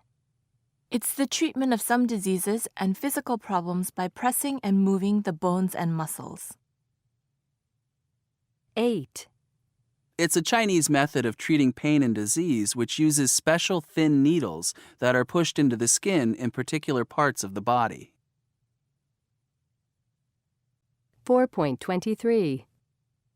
1. Hypnotherapy. 2. Herbal medicine. 3. Homeopathy. 4.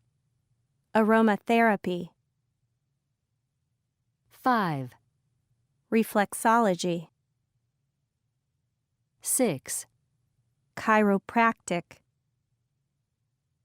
7, osteopathy, 8, acupuncture.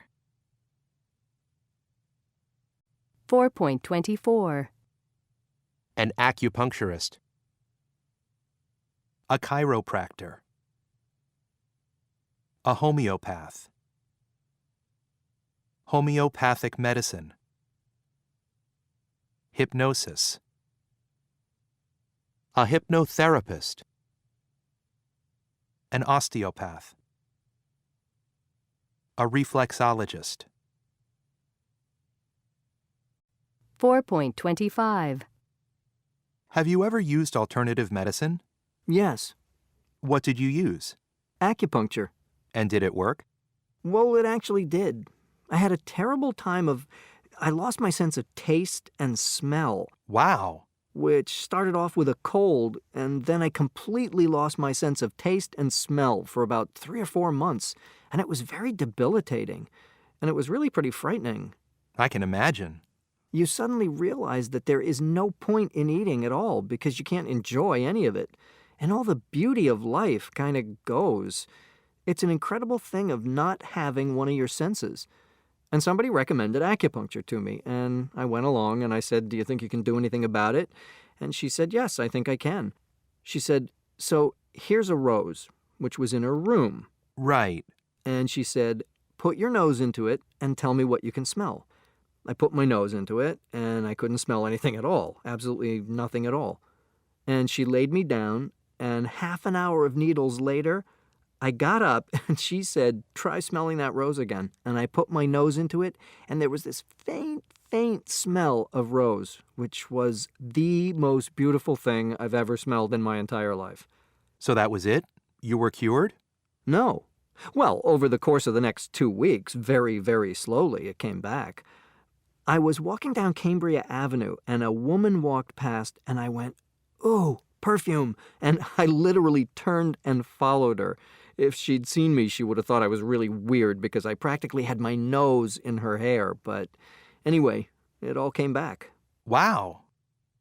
Ever since my children were born. Well, even before my children were born, which is a really long time ago now, we've used alternative medicine.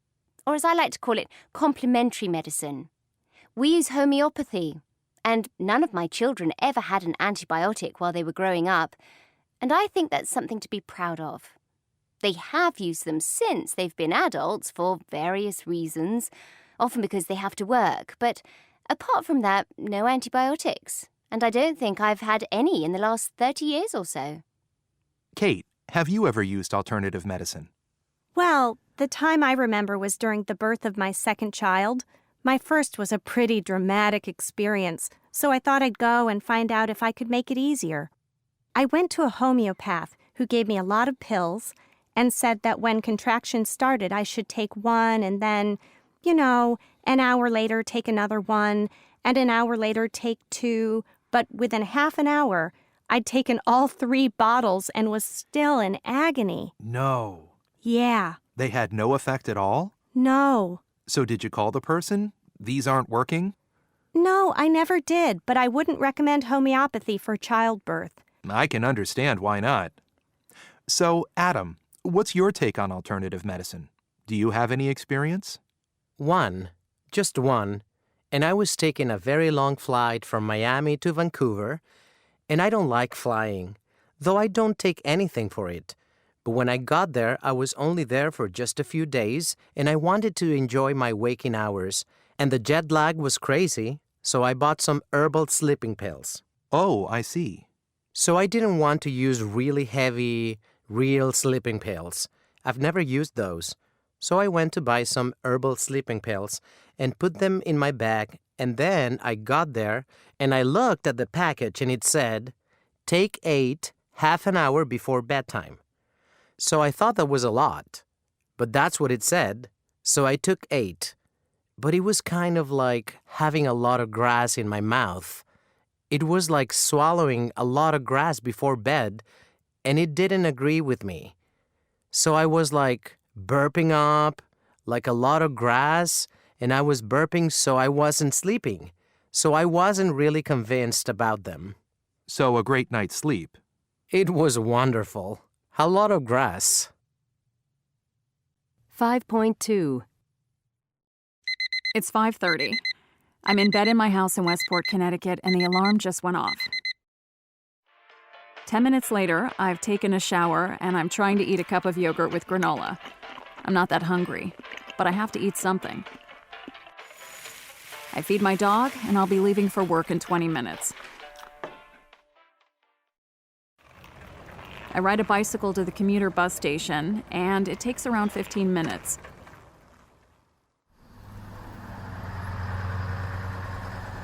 It's now 6:30, and I'm about to get on the commuter bus to the train station. I just caught it, which was a relief because I need to be on time today. I'm meeting a client at 8:45. It's due to arrive at Westport train station in about 30 minutes, depending on the traffic. I get to the Westport train station in time, thank goodness. My train leaves at 7:15.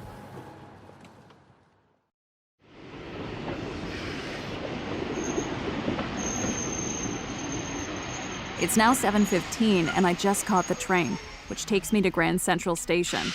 It's an hour ride, the longest leg of my commute.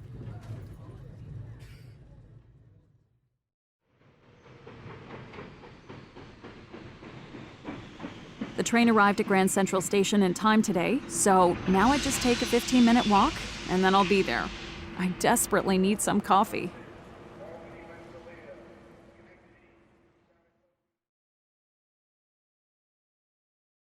$5.3. 1. I'll be leaving for work in 20 minutes. 2. I'm about to get on the commuter bus to the train station. 3. My train leaves at 7:15. 4. It's due to arrive at Westport train station in about 30 minutes, depending on the traffic. 5. I need to be on time today. I'm meeting a client at 8:45. 5.4. Part 1. I was in Warsaw, in Poland, for a week because I had rehearsals and a concert there. But on the Wednesday, Thursday, and Friday of that week, I also had to do rehearsals in Berlin. Oh. I needed to be able to have the rehearsal in Warsaw in the morning, then fly to Berlin for the rehearsal there in the late afternoon, and then straight back to Warsaw late at night in time for the next morning rehearsal. Oh. The only way to get to Berlin and back in time was to fly, Mhm. so I hired an air taxi. Oh. As soon as I left the rehearsal, there was a car waiting to take me to the airport, and when I arrived at the airport, my heart sank because the weather was not so good. Oh. And the operations manager said, "Look, I'm terribly sorry, we can't fly at the moment because of the weather." Finally, the weather cleared and they said we could fly, so I was still hoping to make it in time for my rehearsal. However, we got into the plane and I didn't have a very good impression of it. It looked a bit old. Oh. And there was a little hole where the air was coming through where the door had been shut on my side. Oh, no. 5.5. Part 2. I thought, well, never mind, and I put on my seatbelt, and finally we took off. The weather was not good, and after about 5 or 10 minutes, I was terribly cold, and I thought, well, I know it can be cold, and it was also very noisy. Normally they give you headphones, but for some reason they didn't, so the noise was very loud, and it got very, very cold. Oh. And then, to my horror, I realized that the co-pilot's door wasn't shut properly. By this point, the co-pilot himself had realized that the door wasn't shut. So he turned to me and said, "Problema." And then he started gesticulating to the pilot, who was already having difficulties because the weather was very bad and it was raining very hard and there was a bit of a storm. I was feeling extremely uncomfortable by now, wishing that I was on the ground. But then came the real drama, because the pilot was trying to indicate to the co-pilot how to shut the door properly.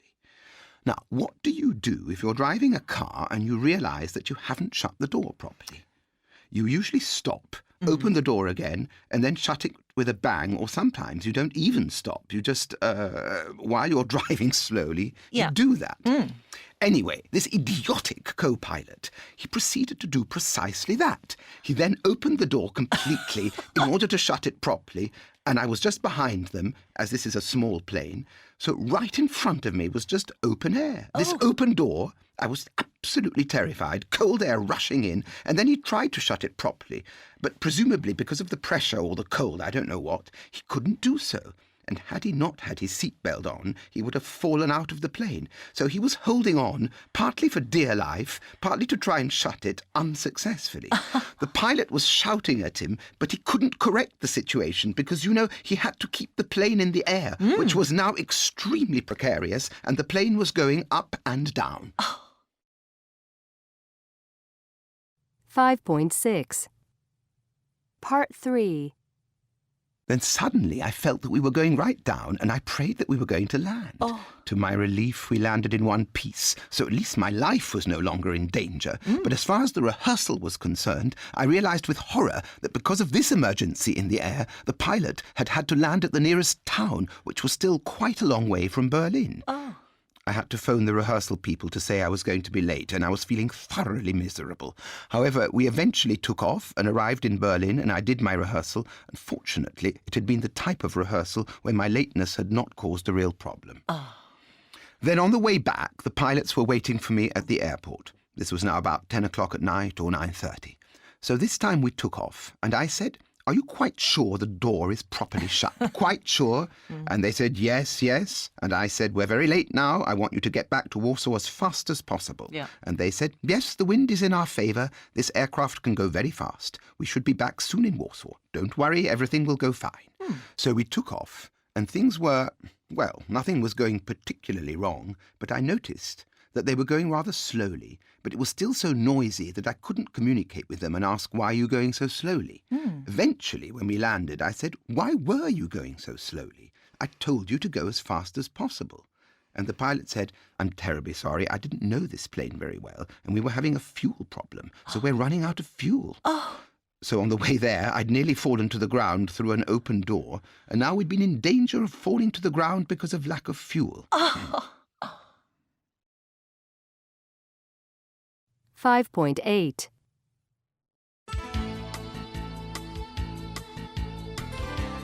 Welcome to the Travel Show. Today we'll be examining the debate about whether there should be a ban on climbing Uluru, also known as Ayers Rock in Australia. To the Anangu people, it's a sacred rock which shouldn't be climbed. To others, Uluru is a giant red landmark calling out for exploration. But figures this week show a decline in the number of people climbing the structure, heating up the debate about whether it's time for a total ban. While visitors aren't prohibited from climbing the 1,142-foot-high rock, they are asked not to out of respect for the Aborigines, who jointly run the national park where Uluru is located with the Australian government.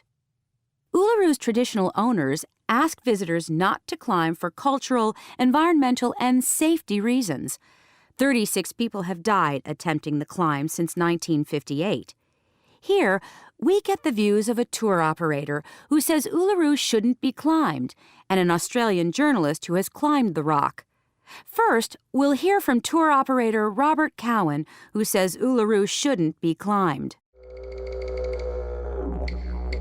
The type of people who climb Uluru are the sort who fly directly into Uluru Airport. They stay at 5-star resorts at the base of the rock, and all they want to do is go up the rock. As a tour operator, we have a different attitude.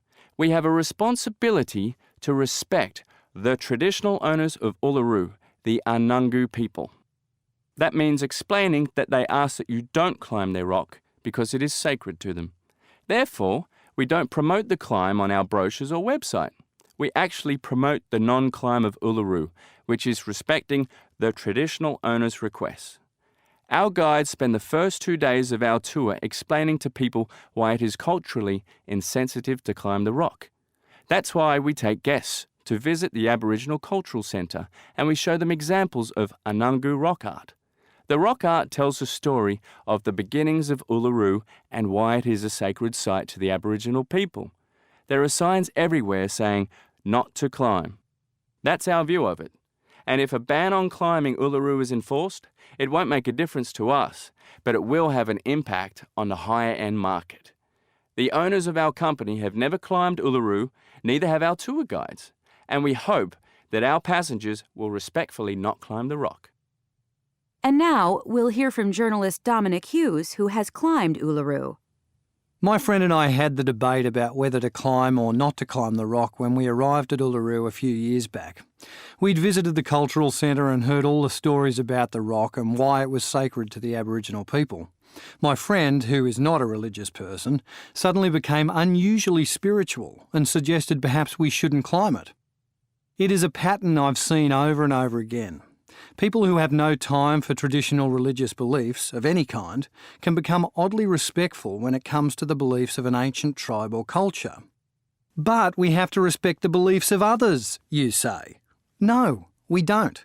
We have to respect the rights of others to believe whatever they want, and they have to respect our right to regard their beliefs as invented stories. I have no problem with people who say, this is sacred to me, so I choose not to do this. I do have a problem with people who say, this is sacred to me, so you can't do this. That attitude, my friends, can be dangerous. Right now, you're probably doing things that don't conform to other people's beliefs. Eating meat, working on the Sabbath, driving a car, drinking alcohol, the list is long. I like that I live in a country where I'm free to choose to believe in whichever of these things I want, and free to ignore them all too. I don't see how Uluru and the mythology that surrounds it are any different. Trying to follow everybody's beliefs is a recipe for a dull life. My friend agreed, and up we went. Climb it or don't climb it, it's your choice, and I like having choices. I've no regrets about this one. So what do you say? Should climbing Uluru be banned? Let us know. 5.9. Do you like dogs? No, I don't. But my husband does. So does mine. We have 3 German Shepherds. I took a cruise to Alaska last summer. Lucky you. I'd love to do that. Did you see any whales? No, I wanted to, but I got seasick, and I mostly stayed in my cabin. Allie doesn't have any pets, does she? She does have a pet. She has a hamster. Ugh, I don't like hamsters. Neither do I. They're too much like mice. 5.10. Woodpeckers play an important role in controlling insect pests, yet they can be pests themselves when they cause structural damage to buildings and create disturbing noises. Woodpeckers are a protected species and by law cannot be harmed, despite the trouble they can cause homeowners. Louisa Hobson was such a homeowner. So, Louisa, tell us what happened. Well, I was out of town in the spring, traveling on business, and I don't know if this started while I was away, but as soon as I got home, the first morning, I was awoken very early by this pecking sound, and I could tell it was a woodpecker. Mm-hmm. It was so loud that I knew it couldn't have been pecking on normal wood. So I got up and looked for the source, but I couldn't find it at first. And after a few days, I discovered this woodpecker was pecking at my neighbor's drainage pipe. And this was a metal pipe outdoors? Right. And he would do this starting at 5 in the morning and continue for hours. And even though I'm not usually home in the morning, we could hear him on the weekends, throughout the morning. He was just focused on this one metal pipe. So what did you do at first? Well, I spoke to the neighbor who didn't really know what to do, so then I decided to go on Facebook and send out a plea asking if anyone knew how to kill a woodpecker. Aha. And the response? Oh, a lot of people were horrified that I would even think about hurting such a beautiful creature as a woodpecker. Sure. I got some very angry messages. Then I realized it might sound bad to someone who's not living through it. But when you're being woken up at 5 o'clock every morning, you start to go a little bit crazy. Uh-huh. You feel like it's an awful pest that you've just got to get rid of. And did you know at the time that woodpeckers are a protected species? I didn't know that, so it's a good thing I didn't actually try to kill it. Did you receive any helpful suggestions? Yes, actually, a friend suggested getting a fake owl. Ah. I always thought they were just bad decorations, but I discussed it with my neighbor and he was willing to try it. So we got this plastic owl and my neighbor affixed it to the outside wall, but it didn't help. But then he moved the owl closer to where the bird was, and after that, we never saw the woodpecker again. So the owl really did work, and there was a happy ending. Yes, thank goodness. But I tell you, I'm not a violent person, but I was ready to kill that woodpecker. It was driving me nuts. 5.11. Did you know that tens of thousands of Burmese pythons live in Florida's Everglades? The story of how they got there is remarkable. In August 1992, Hurricane Andrew, a Category 5 hurricane, hit southern Florida hard. The immediate damages were obvious. It caused devastation in the area and claimed 40 lives. But no one imagined the storm's most frightening consequence, which would not become apparent for years. When Hurricane Andrew hit, an exotic pet dealer's animal warehouse was destroyed. Giant python snakes, native to Southeast Asia, were being kept in the warehouse, and many of the 900 Burmese python snakes living there found their way into the Florida Everglades. Right now, thousands of these Burmese pythons are on the loose in the wetlands of Florida. Their population is growing, and officials fear they could eventually spread into other states. Wildlife experts are worried. The snake's size and power pose a huge threat to native animals and endangered species. Small animals like rabbits have disappeared from the Everglades thanks to the pythons, who just swallow up the smaller animals.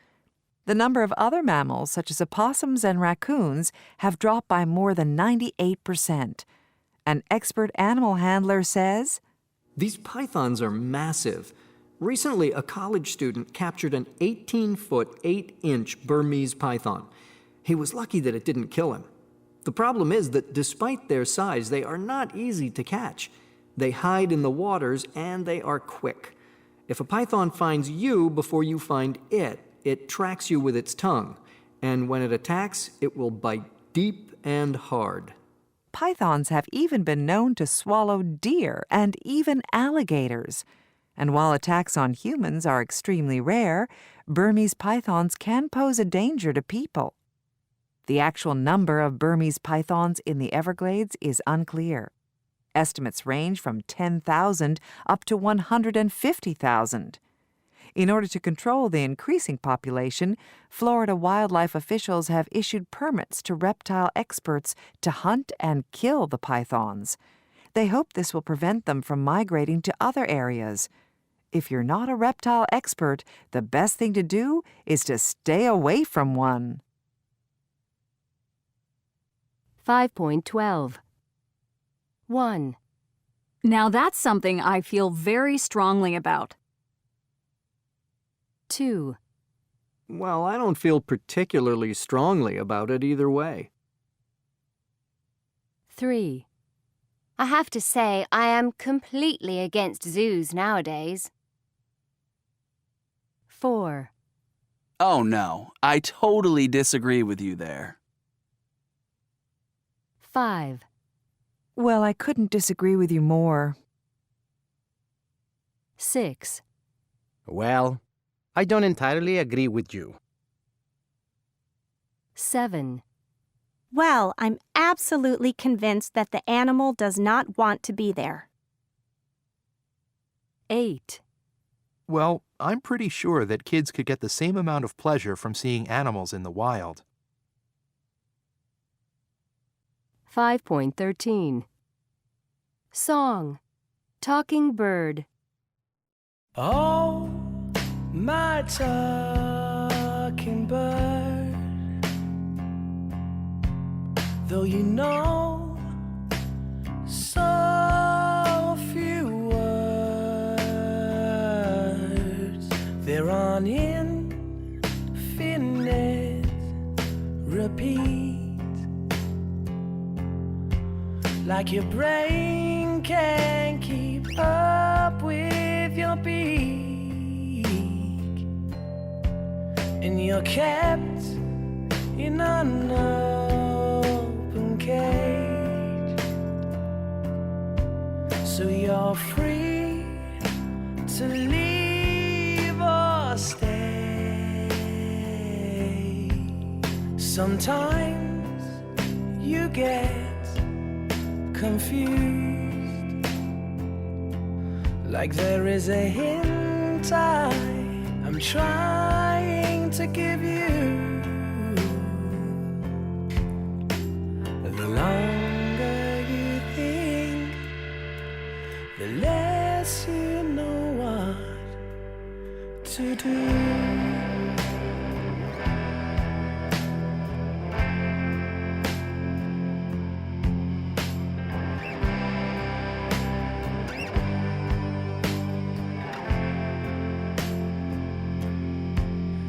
It's hard to see your way out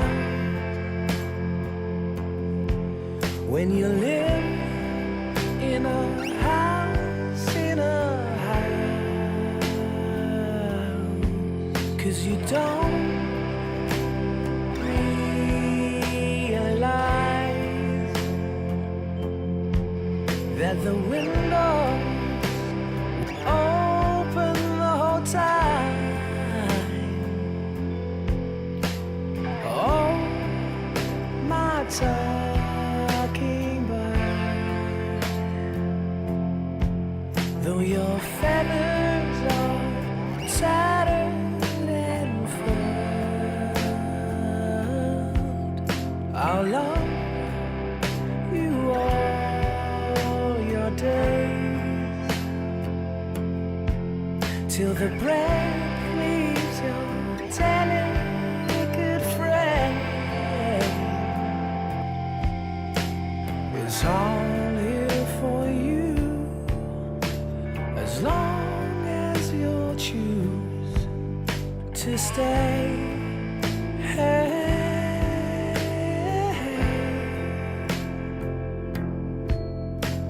It's all here for you, as long as you don't fly away.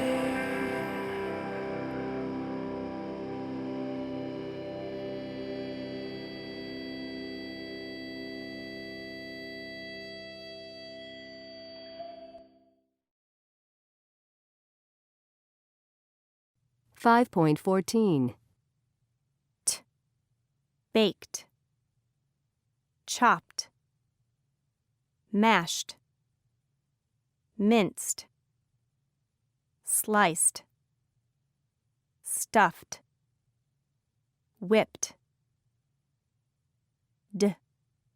boiled, grilled, peeled, scrambled, steamed, stir-fried, grated, melted, toasted. 5.15 Baked apples. Boiled eggs. Peeled oranges. Scrambled eggs. Sliced onions. Steamed asparagus. Stuffed eggplant. Toasted almonds. 5.16 Chopped tomatoes. Stir-fried tofu. Grilled tuna. 5.17 There was this girl who I had liked for a few months. She had no idea, of course. I was having lunch with her and another friend when the friend kept talking about what a great cook I was. I think he was trying to help me out. So I invited the two of them to come over for dinner, and I decided that this was my big chance. I planned to cook my best dish, seafood pasta. I can usually make that in an hour, but that day I was so nervous, and she kept insisting that she watch me cook that my hands kept shaking. I could feel my face turning red, and I couldn't focus on the cooking. They were getting hungry, and I just kept chopping onions, cleaning the squid, and peeling the shrimp because I couldn't look up and face her. And I also wanted things to be perfect. I imagined them enjoying the food and relishing each bite. It took me 3 hours to cook. Eesh. And by the time it was all done, they ate it in 15 minutes. They didn't seem to notice how much effort I had put into it. Have you had any awful, memorable disasters in the kitchen? One particular one when I was cooking for my mother-in-law for the first time. She was visiting from Italy, and so I wanted to make a classic Italian dish. I chose risotto. Mm-hmm. I was holding the salt shaker over the pot when the lid came off and it dumped into the risotto. Oh, boy. I took out as much of it as possible, but the water was already boiling and the salt quickly dissolved. I put more water in, kept taking water out, but it was too late. My mother-in-law arrived and she tasted it and almost choked. Oh. She suggested I throw in some peeled, uncooked potatoes to absorb the salt, which I did. Then I just kept adding in water. In the end, we had mushy porridge and had to pick out the potatoes. She was really nice about it, but I'm sure she's never had risotto cooked that way in her life. Oh, that's a shame. Andrew, have you had a bad cooking experience? Well, it didn't really involve cooking as such, but it was certainly a bad food preparing experience. Mm-hmm. I was cooking for my parents' 20th anniversary, and I was only in high school. My mom is always telling me how honey is good for me, and she puts honey on everything. My dad, on the other hand, loves meat. He loves a good steak. So I decided to put their two favorite things together. I went to the farmer's market and bought really nice ribeye steaks and fresh honey. I came home and I marinated the steaks in the honey for a few hours and put them in the oven. You would think it would be delicious, right? Mm-hmm. Well, it was the first time I realized that two things that can taste so good separately can taste so bad together. The steaks were too sweet, tough, and overcooked. Ooh. So, did your parents eat their dinner? Yes, but they put a lot of salt and pepper on it and ate it. 5.18. 1. I imagined them enjoying the food and relishing each bite. 2. The water was already boiling and the salt quickly dissolved. 3. I marinated the steaks in the honey for a few hours. 4. The steaks were too sweet, tough, and overcooked. 5.19. Part 1. Who taught you how to cook? It would probably be my parents when I was younger. It was always something that I was interested in from an early age, and I used to be in the kitchen quite a lot. How did you end up as a chef in London? One kind of afternoon when I was reading a foodie magazine in New Zealand, and it mentioned the Gordon Ramsay Scholarship. And we had to submit a menu, kind of a 3-course menu, and talk about the food, talk about what you'd done. So I thought, well, why not give that a go? So I submitted an entry and then got a phone call kind of 6 weeks later saying that I'd got into the semi-final, which was basically 12 people, 11 of them all chefs, so I kind of felt a bit like a fish out of water. But anyway, whilst I was there, I met Josh Emmett, who was the head chef at the Savoy Grill, which was run by Marcus. And at the end of it, he said, well, there's a job at the Savoy Grill if you want one. And it was just too good an opportunity to turn down. So it all kind of happened relatively quickly because I thought, well, I can't turn this opportunity down. I was kind of at a point in my career where I was looking for another job anyway. So I just thought, well, I'll do it. Top chefs have a reputation of being difficult. What's Marcus Waring like to work for? He's quite, I wouldn't want to work for any other chef of that high caliber, really. He's a person that's very, he's got a real eye for detail and a perfectionist. But he's also got a very good business sense, which is a great thing to learn from as well, because he oversees the whole operation. So in that sense, he's a great kind of mentor, I guess. If he gets upset with people, it's because of what's going on the plate or in the restaurant. There's no ego there at all. It's all about what goes out on the plate and what happened and how the guests are treated. He's very much a person that when people come to the restaurant, he wants them to have an amazing experience, no matter if they're kind of buying a £30 bottle of wine or a £3,000 bottle of wine. Is this restaurant into the new trends in cooking, using science in the kitchen and things like that? We're more, not traditional, but we use traditional techniques, classic techniques.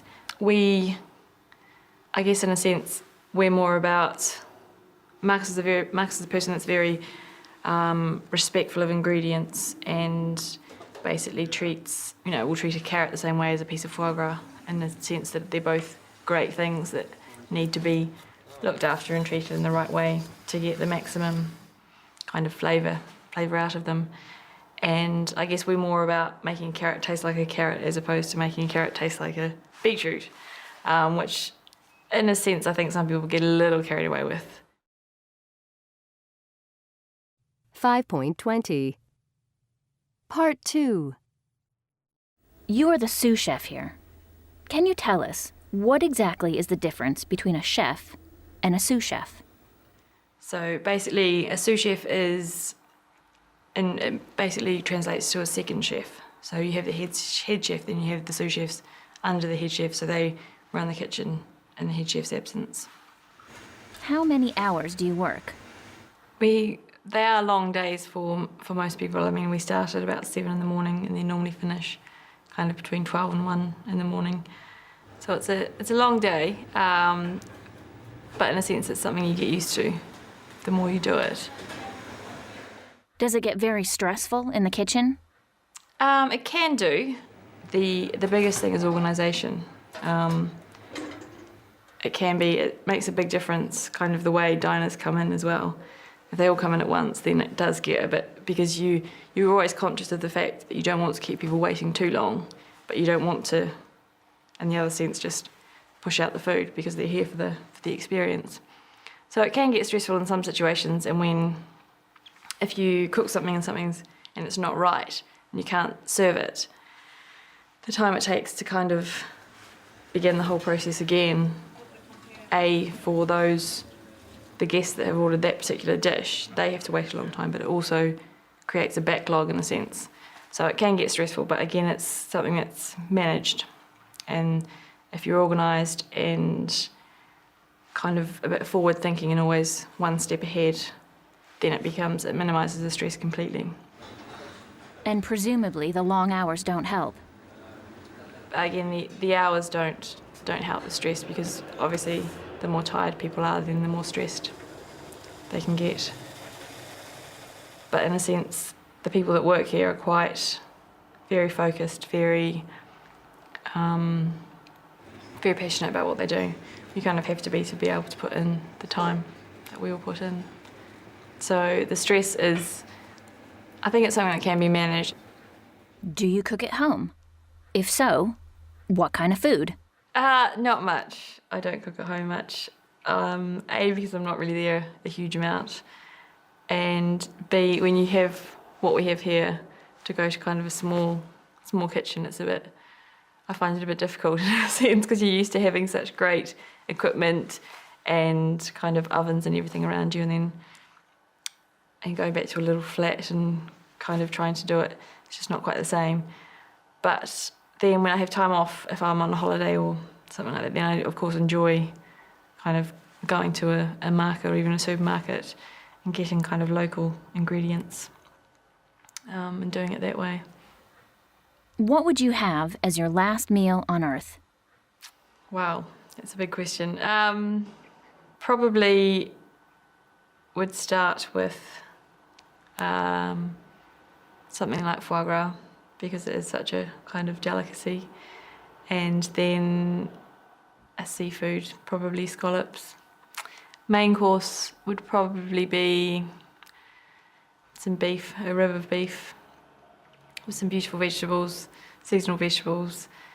Then I definitely have to have cheese, because I'm a big fan of cheese, especially the European cheeses are just, that's one thing that I really love about kind of the UK and Europe. And then probably to finish, probably a pear tartare. 5.21. 1. It would probably be my parents when I was younger. 2. It was more, so it was always something that I was interested in from an early age, and I used to be in the kitchen quite a lot. 3. He's quite, I mean, I wouldn't want to work for any other chef of that high caliber, really. 4. So in that sense, he's a great kind of mentor, I guess. 5. We, I guess in a sense, we're more about, Marcus is a person that's very respectful of ingredients and basically treats, will treat a carrot the same way as a piece of foie gras. 6. Basically, a sous chef is, and it basically translates to a second chef. 5.22. Do you think American cuisine is good? Do I think American cuisine is good? I have a hard time defining what American cuisine is. I guess hamburgers, hot dogs, fries.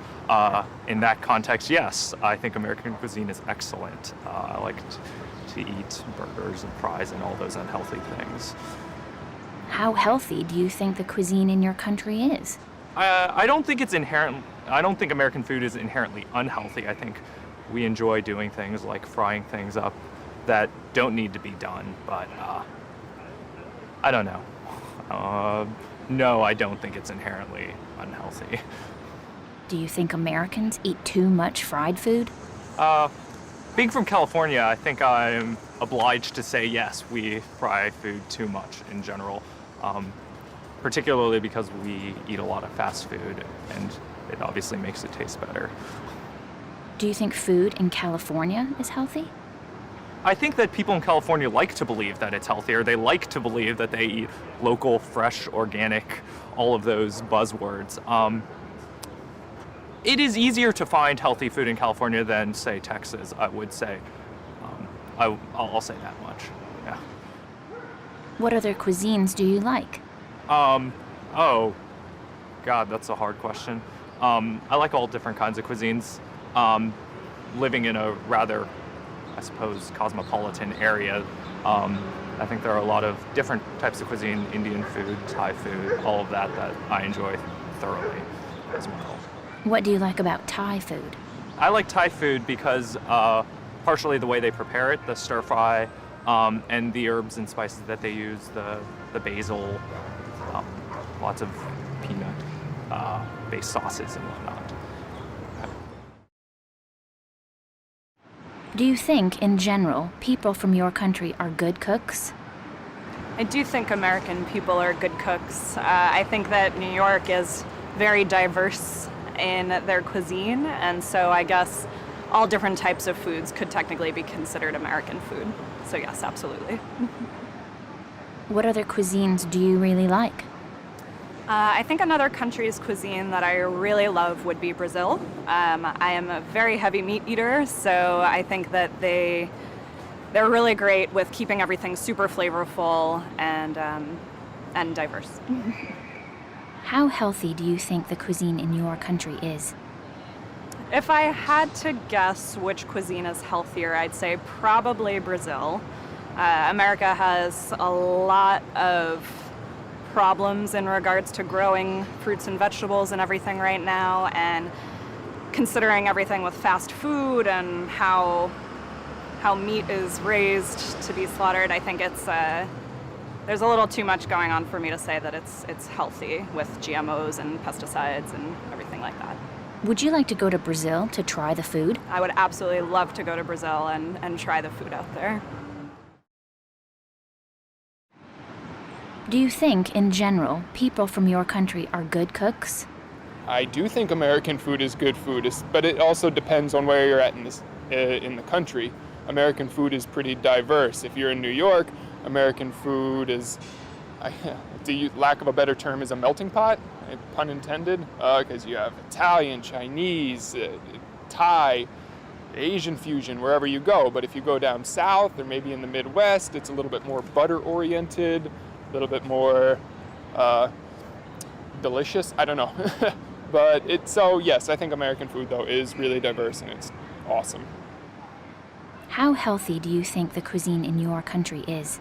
I do think American food is relatively healthy depending where you're at. I think Americans are given a little bit of a bad rap in terms of some people thinking that we're a little bit overweight, but depending again on where you're at in the country, in terms of the caloric count of the Bible Belt versus, downtown or Brooklyn, where it's more tapas restaurants that can be a little bit more healthier. And it just really depends. That's a pretty broad question. What other cuisines do you like? My favorite food culturally, I would say, would be Korean. I love Korean barbecue because you take like steak and different types of vegetables, but you don't wrap it in a tortilla. You wrap it in like a lettuce leaf, and you can grill it, and you can toss it in the stew, and it's delicious because I feel like I'm eating healthy, but in reality, I'm probably not. What do you like about Korean barbecue? I like Korean barbecue because you have a lot of choices. They bring out an entire buffet and just set it right on your table. So you get to basically choose 10 different types of meats or cheeses or vegetables, all that are diverse because they're not really found in the continental US too much, and they all have different types of tastes that are great, and then you can experiment with them, and they usually have some sort of grilling station right at the table as well, so you can cook it up yourself. You have a lot of control over the different types of combinations with Korean barbecue, which I really enjoy. 5.23. 1. I have a hard time defining what American cuisine is. 2. Living in a rather, I suppose, cosmopolitan area. 3. I am a very heavy meat eater. 4. If you're in New York, American food is, lack of a better term, is a melting pot. 5. You have Italian, Chinese, Thai, Asian fusion, wherever you go. 5.24. Renata. Why did you decide to come to Spain? Well, it's a bit complicated. It was a bit of a fluke, really. In fact, it was my husband who first came up with the idea of moving here. He's from Peru, and when I met him, he was studying catering in Poland, in Poznań, where I live. And he could sort of speak a bit of Polish, but not very well. So it would have been very difficult for him to get a job in Poland, not to mention the paperwork, which would have been very complicated too. At that time, when we got married, I'd just finished university, where I'd studied Spanish, and I'd got a job teaching Spanish in a school. So we thought about what we were going to do, because if we'd stayed in Poland, I would have to be the one that worked. So as I spoke Spanish, and of course he did too, we decided to try living in Spain. When was this? About 4 years ago. We came with nothing, with just a bit of money and 2 suitcases. And that was it. But bit by bit, we managed to find jobs and somewhere to live. We were very lucky. The guy who rented us our first flat was a chef, and he gave my husband a job. And I managed to get a job teaching Spanish to Polish immigrants here. What's the plus side for you about living in Spain? What I like best is that if you're prepared to work hard, you can get what you want. You can get a good standard of living quite easily. Then the weather is nice. It's not as cold as in Poland, though actually I really miss the snow. Here in Valencia, it never snows. Another good thing here is that you have the sea and mountains quite close by, which we didn't have in Poznań. What about the downside?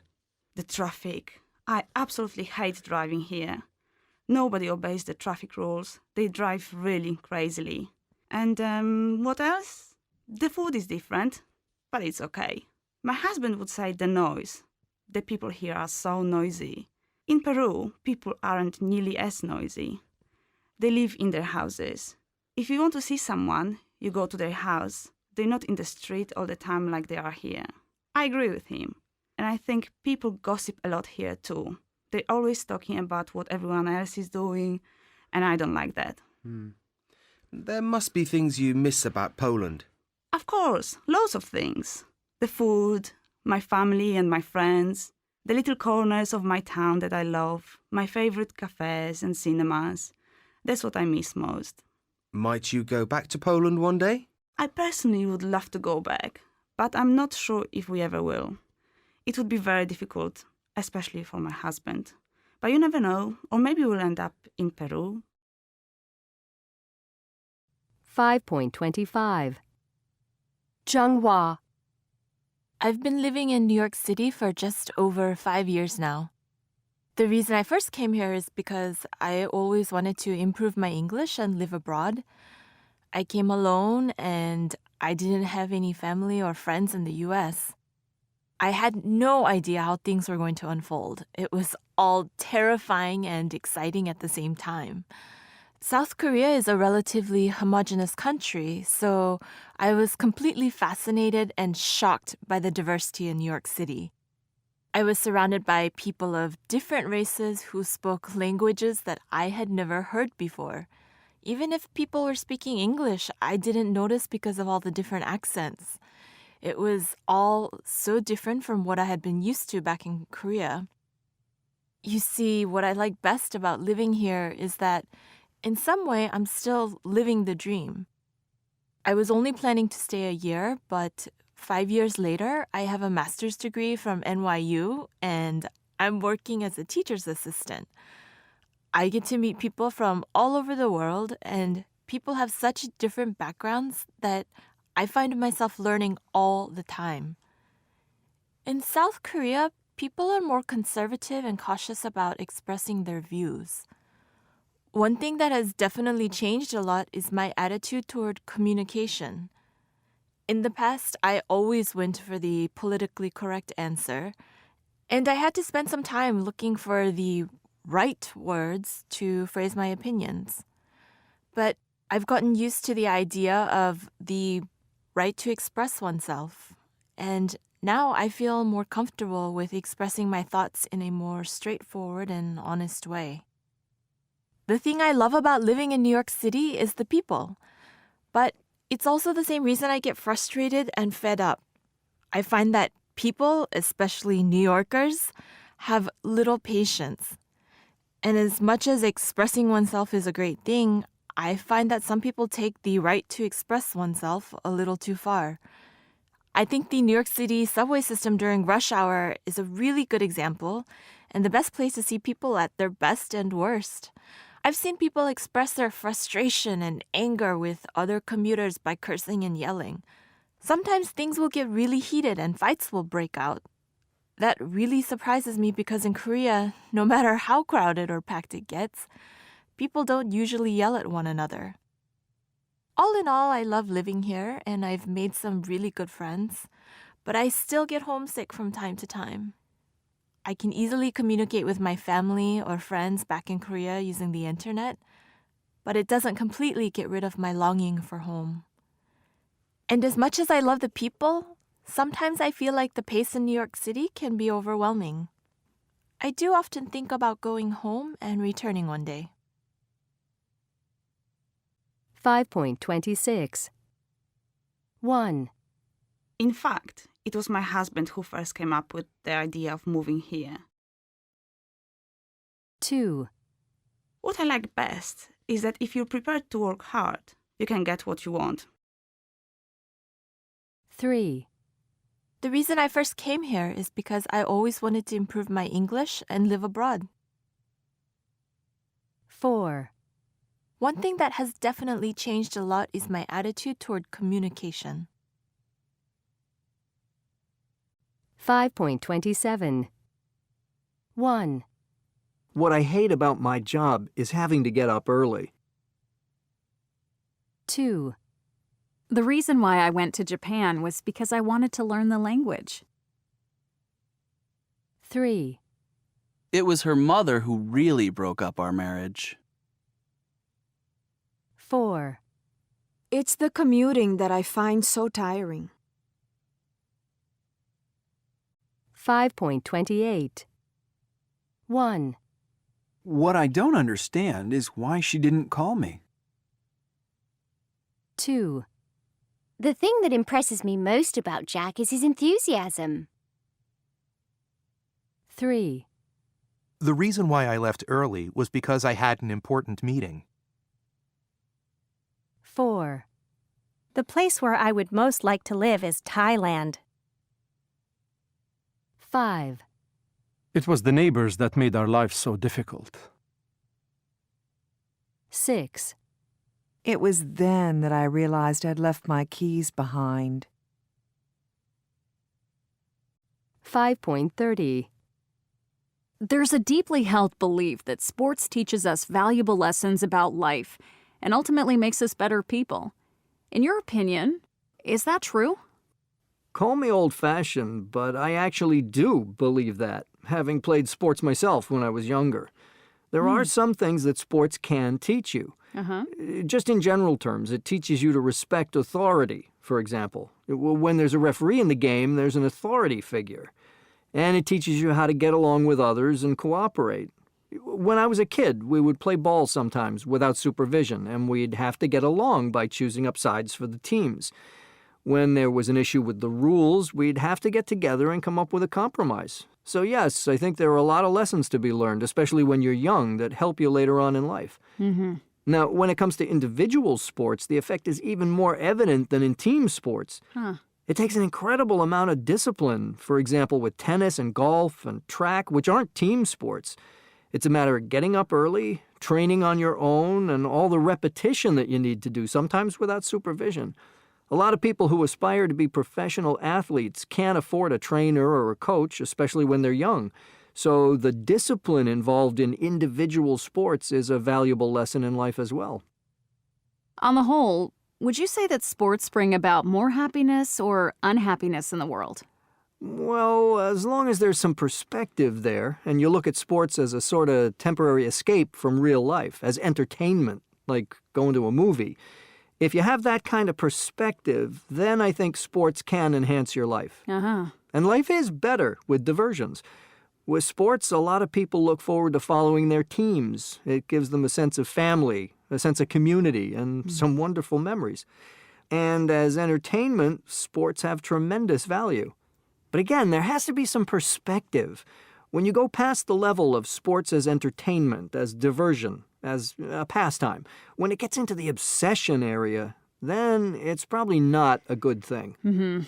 People who get too carried away by whether their team wins or loses are not in a healthy situation. As long as you can look at sports as a diversion, it's fine. Part of the secret of life, and this certainly applies to sports, is to do it in moderation. And being a sports fan is no different. But overall, I would say sports create a great deal of happiness. Do you think there's a sense that sports have replaced religion in modern society? That's a great question. Probably for a lot of people, it has. I'm thinking of some of these major sporting events that draw worldwide interest, like the World Cup, for instance. You see the passion of the fans, and I think that passion is wonderful, as long as it doesn't carry over into fanatical levels. Again, we get back to that obsession thing, and once you've crossed that line where sports are no longer just entertainment, diversion, and pastime, when it crosses the line, then yes, it can border on religion for a lot of people. Do you think there's any difference between using technology to gain an advantage, for example, high-tech swimsuits and doping? I mean, taking performance-enhancing drugs? Well, that's a profound question. I think if you're really honest about it, it's hard to see the difference. I mean, if you think about a sport like tennis or maybe golf, and you consider the advances in technology and the equipment, and if you go back to the 1930s and 1940s and think about the small wood tennis rackets and the wooden golf clubs, If those players had had today's equipment in their hands, it would have made a huge difference in their game, a bigger impact on their game than performance-enhancing drugs. The advances in technology have really done more to increase performance than drugs have. We're all quick to criticize, and there's a stigma attached to using drugs that doesn't exist with the equipment. But in a lot of ways, they're similar. I think equipment, technology, diet, and education, all those things have done more to enhance athletic prowess and performance than drugs. We expect athletes to be positive role models. Is there any reason why we should? Years ago, people looked up to athletes, and they were our heroes. But there's no reason why they should be role models. They're in the public eye more than others, but they're human like everyone else. All the money and adulation is difficult for these athletes to handle, paradoxically. Money and fame tend to bring down a lot of celebrities, like actors and rock stars, not just athletes. There's a lot of temptation and money involved that you don't see in other professions. Also, there's more pressure nowadays with the way the media has changed and with social media. Everyone is looking for a sensational story, and athletes are more prone to being caught in scandals than ever before. If it were up to me, parents and teachers, people like that, would be the real role models. Right. Do sports occupy a disproportionately high place in the media? And have we lost all sense of proportion when it comes to sports? There is a disproportionate amount of interest in sports. There's an insane amount of hype around some of these big events, like the Super Bowl and the World Cup. The media knows that there's a captive audience, and more is better. You know, the first Super Bowl didn't even sell out, yet in today's world it's considered the most important event you can imagine. So it just shows how perspectives have shifted. But the media reflects interest more than they create it. They're giving the public what they want. I'm not sure the media is totally to blame either. It's just a form of economics. 5.31. 1. It was a really close race, and they had to use a video replay to see who won.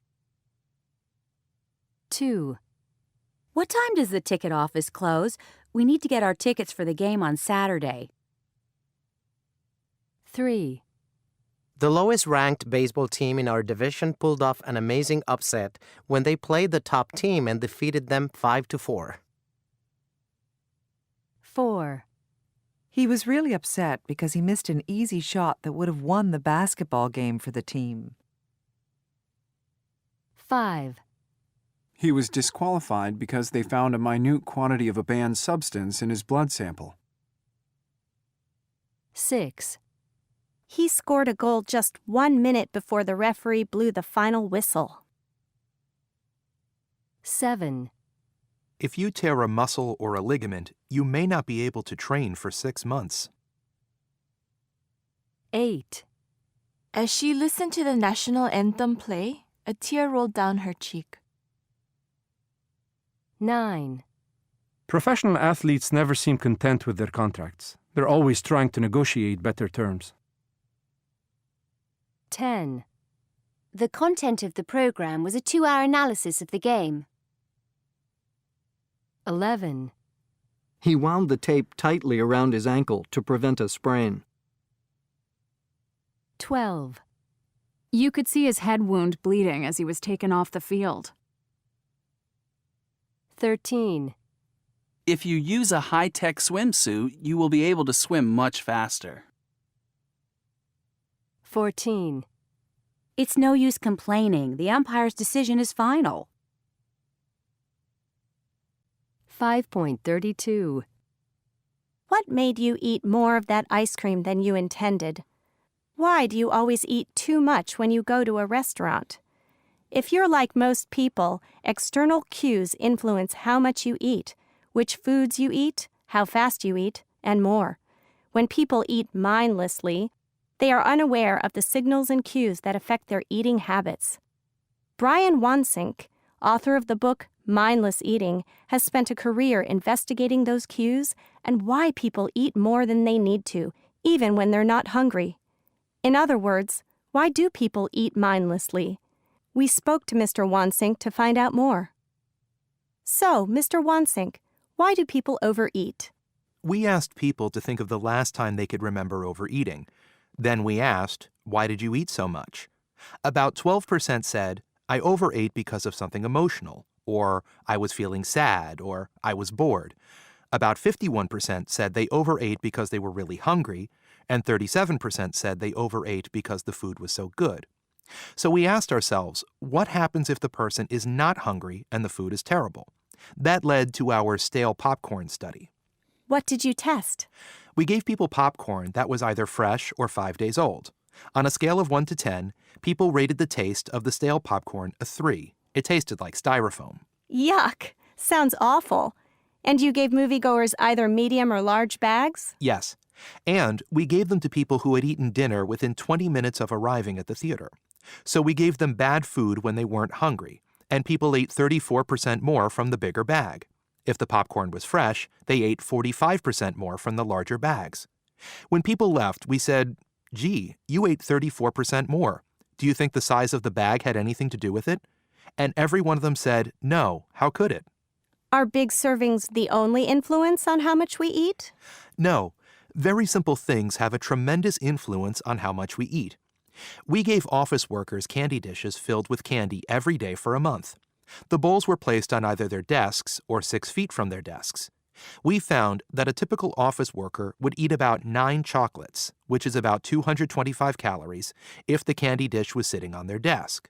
But if we moved the candy dish 6 feet away, they ate only 4 chocolates, or about 125 fewer calories a day.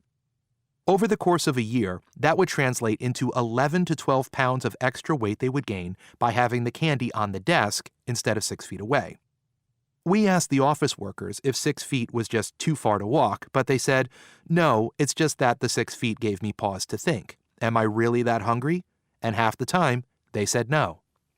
Weren't you also able to influence how quickly people ate? Yes. We had people eat lunch sitting across from somebody who was instructed to eat either 50% more slowly or 50% faster than the typical person would eat. We called it forks per minute. We found that when someone was paired with someone eating faster, they ended up eating significantly more calories than if they ate alone. And when they were paired with someone eating slower, they ate fewer calories. There's this mimicry effect. Can't people tell when they're full? Most people say, okay, all these little things around me might influence me a little bit, but I know when I'm full. I know when to stop. So we asked ourselves, what happens if your plate never empties? So we brought in these refillable bowls. People couldn't see that the bowls refilled as they ate? Right. And those who unknowingly ate out of the refillable soup bowl ate 73% more soup than others. When we asked them if they were full, they didn't rate themselves as more full than the other group. They'd say, how can I be full? I have half a bowl of soup left. They relied on external cues? Yes, they kept on eating. So is it possible to make yourself less mindless? That is, to think about what you're eating and therefore make better choices and not overeat? This whole idea that you can prevent mindless eating with the power of your mind is completely wrong. What we need to do is to set up our environment, whether at our home or work, so that we mindlessly eat less, rather than just continue to overeat. What changes should we make? The key is to simply rearrange or re-engineer our environment so we mindlessly eat less and enjoy it more. For example, if you eat more from a large container or plate, get a smaller one instead. If a nearby candy dish on your desk leads you to eat twice as many candies, and it does, move it 6 feet away. Small changes in your environment can make a big difference, even though you won't notice a big change in your diet.